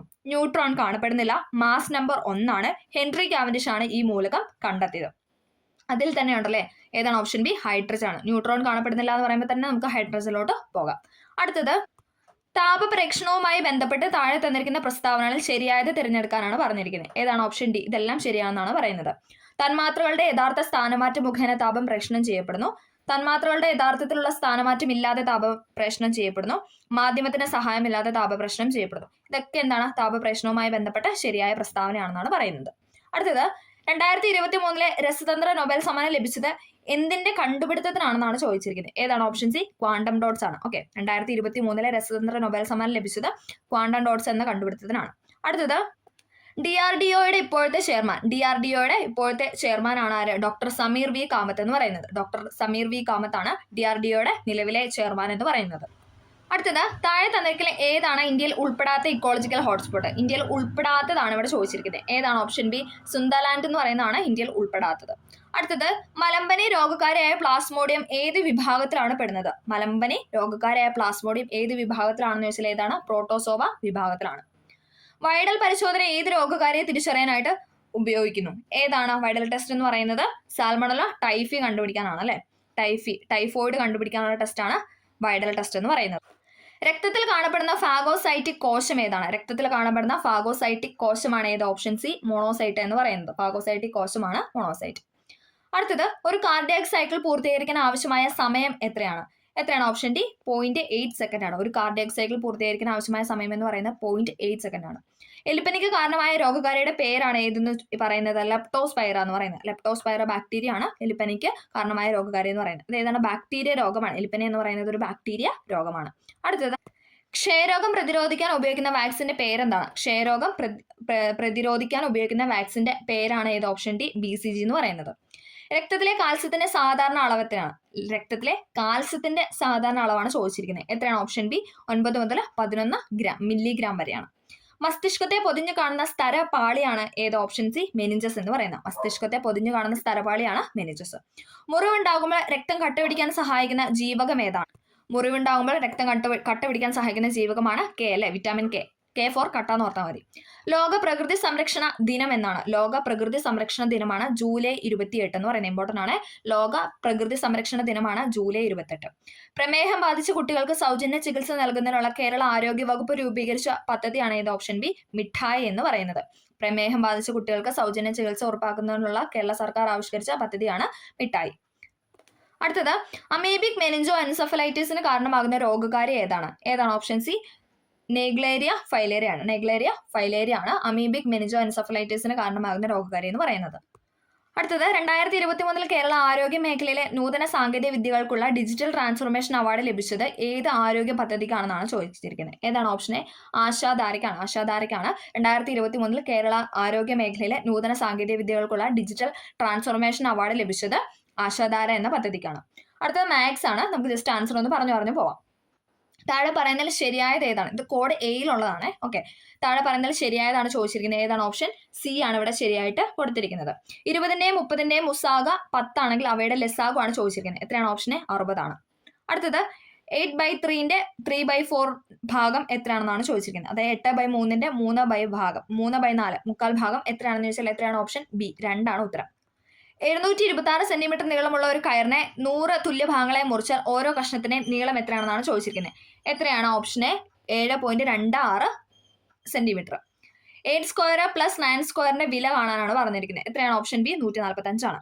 ഒരു ബാസ്കറ്റ്ബോൾ കളിക്കാരന്റെ 6 കളികളുടെ ശരാശരി സ്കോർ 18 പോയിന്റ് ആണ്. അടുത്ത കളിയിൽ അയാൾ 25 പോയിന്റ് എടുത്താൽ പുതിയ ശരാശരി സ്കോർ എത്രയാണ്? ശരാശരിയുമായി ബന്ധപ്പെട്ട ചോദ്യമാണ്. ഓപ്ഷൻ സി 19 ആണ്. അടുത്തത് റൂട്ടുമായിട്ട് ബന്ധപ്പെട്ട ഒരു ചോദ്യമാണ്. റൂട്ട് 64 + റൂട്ട് 100ന്റെ വില എത്രയാണെന്നാണ് ചോദിച്ചിരിക്കുന്നത്. എത്രയാണ്? ഓപ്ഷൻ ഡി 18 ആണ്. അടുത്ത ഒരു വ്യക്തി 1200 രൂപയ്ക്ക് വാങ്ങിയ ഒരു വീട്ടുപകരണം 1500 രൂപയ്ക്ക് വിറ്റു എങ്കിൽ ലാഭശതമാനമാണ് ചോദിച്ചിരിക്കുന്നത്. സിമ്പിൾ ചോദ്യമാണ് അല്ലേ? എത്രയാണ്? 25%. ചിത്രത്തിൽ അടയാളപ്പെടുത്തിയ കോൺ കാണാനാണ് പറഞ്ഞിരിക്കുന്നത്. എത്രയാണ്? ഉത്തരം എന്ന് പറയുന്നത് ഓപ്ഷൻ ബി 70 ഡിഗ്രിയാണ്. 70 ഡിഗ്രി എന്ന് പറയുന്നതാണ് ശരി. ഇത് റൈറ്റ് ആംഗിൾ ട്രയാങ്കിൾ ആണ്. അപ്പോൾ നമുക്കത് 180 ആക്കിയിട്ട് ചെയ്യാനായിട്ട് പറ്റും. അടുത്തത് ഒരു സൈക്കിൾ സവാരിക്കാരൻ 45 കിലോമീറ്റർ ദൂരം 3 മണിക്കൂർ കൊണ്ട് സഞ്ചരിക്കുന്നുവെങ്കിൽ അയാളുടെ ശരാശരി വേഗതയാണ് ചോദിച്ചിരിക്കുന്നത്. എത്രയാണ്? ഓപ്ഷൻ ഡി 15 km/h ആണ്. അടുത്ത വില കാണാമെന്ന് പറഞ്ഞിട്ടൊരു ചോദ്യമാണ്. ഏതാണ്? ഓപ്ഷൻ എ ആണ് ഉത്തരം 20 ആണ്. താഴെ തന്നിരിക്കുന്ന ശ്രേണിയിൽ അടുത്ത സംഖ്യയാണ് ചോദിച്ചിരിക്കുന്നത്. 2, 6, 12, 20. അടുത്ത സംഖ്യ എന്ന് പറയുന്നത് ഓപ്ഷൻ ബി 30 ആണ്. അടുത്തത് താഴെ തന്നിരിക്കുന്ന സംഖ്യകളുടെ അഭാജ്യ സംഖ്യകളുടെ സെറ്റ് തിരിച്ചറിയാനാണ് പറഞ്ഞിരിക്കുന്നത്. അഭാജ്യ സംഖ്യകളുടെ സെറ്റ് ഓപ്ഷൻ സി ആണ് ഇവിടെ ശരിയായിട്ട് കൊടുത്തിരിക്കുന്നത്. 2, 3, 5, 11. 0 ഏത് തരത്തിലുള്ള സംഖ്യയാണെന്നാണ് ചോദിച്ചിരിക്കുന്നത്. ഏതാണ്? ഓപ്ഷൻ ഡി ആണ്. അതായത് 1, 3 ആണ് ഇവിടെ ശരി. പൂർണ്ണ സംഖ്യയാണ് 0 എന്ന് പറയുന്നത്. അതേപോലെ തന്നെ രേഖീയ സംഖ്യ എന്നും പറയുന്നു. താഴെ പറയുന്നത് ഒറ്റാനെ കണ്ടെത്താനാണ് പറഞ്ഞിരിക്കുന്നത്. ഓപ്ഷൻ സി ആണ്. 28 എന്ന് പറയുന്നതാണ് ഒറ്റാൻ എന്ന് പറയുന്നത്. അടുത്തത് താഴെ പറയുന്ന അക്ഷരങ്ങളെ അർത്ഥവത്തായ രീതിയിൽ ക്രമീകരിച്ച ഒരു ഗണിതശാസ്ത്രപരമായ ഉപകരണത്തിന്റെ പേര് എഴുതാനാണ് പറഞ്ഞിരിക്കുന്നത്. ഏതാണ്? ഓപ്ഷൻ ബി ആണ്. പ്രൊട്രാക്ടർ എന്ന് പറയുന്നതാണ് ശരി. സീതയ്ക്ക് അവളുടെ മകന്റെ 3 മടങ്ങ് പ്രായമുണ്ട്. രണ്ടുപേരുടെയും വയസ്സുകളുടെ തുക 60 ആണ്. എങ്കിൽ മകന്റെ വയസ്സ് എത്രയെന്നാണ് ചോദിച്ചിരിക്കുന്നത്. എത്രയാണ്? ഓപ്ഷൻ സി 15 ആണ്. ബസ് സ്റ്റാൻഡിൽ നിന്ന് 10 AM യാത്ര തിരിക്കുന്ന ഒരു ബസ് 1 PM അതിന്റെ ലക്ഷ്യസ്ഥാനത്തിൽ എത്തിച്ചേരുന്നു എങ്കിൽ യാത്രയ്ക്കെടുത്ത സമയം എത്രയാണെന്നാണ് ചോദിച്ചിരിക്കുന്നത്. എത്രയാണ്? ഓപ്ഷൻ ബി 3 മണിക്കൂറാണ്. സിമ്പിൾ ചോദ്യമല്ല അതൊക്കെ. അടുത്തത് 3/2 കിലോഗ്രാമിന്റെ 10 മടങ്ങ് എത്ര കിലോഗ്രാം എന്നാണ് ചോദിച്ചിരിക്കുന്നത്. എത്രയാണ്? ഓപ്ഷൻ സി ആണ് അല്ലെ 15 കിലോഗ്രാം ആണ്. 65 പേരുള്ള ക്ലാസ്സിൽ സിദ്ധാർത്ഥ മുന്നിൽ നിന്ന് 37ാമതാണ് എങ്കിൽ പിന്നിൽ നിന്നും സിദ്ധാർത്ഥന്റെ റാങ്ക് എത്രയാണെന്നാണ് ചോദിച്ചിരിക്കുന്നത്. എത്രയാണ്? ഓപ്ഷൻ സി 29 ആണ് അല്ലെ. അപ്പൊ ലാസ്റ്റ് നടന്ന എക്സാമിന്റെ ചോദ്യപേപ്പറാണ് നമ്മൾ ഡിസ്കസ് ചെയ്തത്. പ്യൂൺ അല്ലെ, പ്യൂണിന്റെ ചോദ്യപേപ്പറും അതിന്റെ പ്രൊഫഷണൽ കീ ആണ് നമ്മൾ പറഞ്ഞത്. ഇതിൽ മാറ്റം അല്ലെ, കുറച്ച് ക്വസ്റ്റ്യൻസ് ഒക്കെ മാറാൻ ചാൻസ് ഉണ്ട്. ഫൈനൽ കീ വരുമ്പോൾ നമ്മുടെ ലാബ് അസിസ്റ്റന്റ് ഒക്കെ പോലെ തന്നെ കുറച്ച് ക്വസ്റ്റ്യൻസ് അല്ലെ പ്രൊഫഷണലിൽ കുറച്ച് തെറ്റായിട്ട് നമുക്ക് അങ്ങനെ എന്തല്ലാത്ത നമുക്ക് ആൻസർ ആയിട്ട് തോന്നാത്ത കുറച്ച് ചോദ്യങ്ങളുണ്ട്. മേ ബി മാറാൻ ചാൻസ് ഉണ്ട്. അപ്പോൾ എല്ലാവരും അടുത്ത എക്സാമിന് ഇനി ഡിഗ്രി പ്രിലിംസ് വരുന്നുണ്ട്. സെക്കൻഡ് ഫേസ് അല്ലേ, ഫേസ് എക്സാം വരുന്നുണ്ട്. അപ്പോൾ അതൊക്കെ മുന്നോടിയായിട്ട് നമ്മൾ ഈ ഒരു ചോദ്യപേപ്പർ എല്ലാം നമ്മൾ ഡിസ്കസ് ചെയ്യണം. മെയിൻസ് ചോദ്യപേപ്പർ എല്ലാം നമ്മൾ നോക്കിയിട്ട് വേണം പോകാനായിട്ട്. ആ ഒരു രീതി പാറ്റേണൊക്കെ അനുസരിച്ചിട്ടായിരിക്കും അടുത്ത ചോദ്യപേപ്പർ വരുന്നത്. എല്ലാവർക്കും നല്ല രീതിയിൽ പഠിക്കാൻ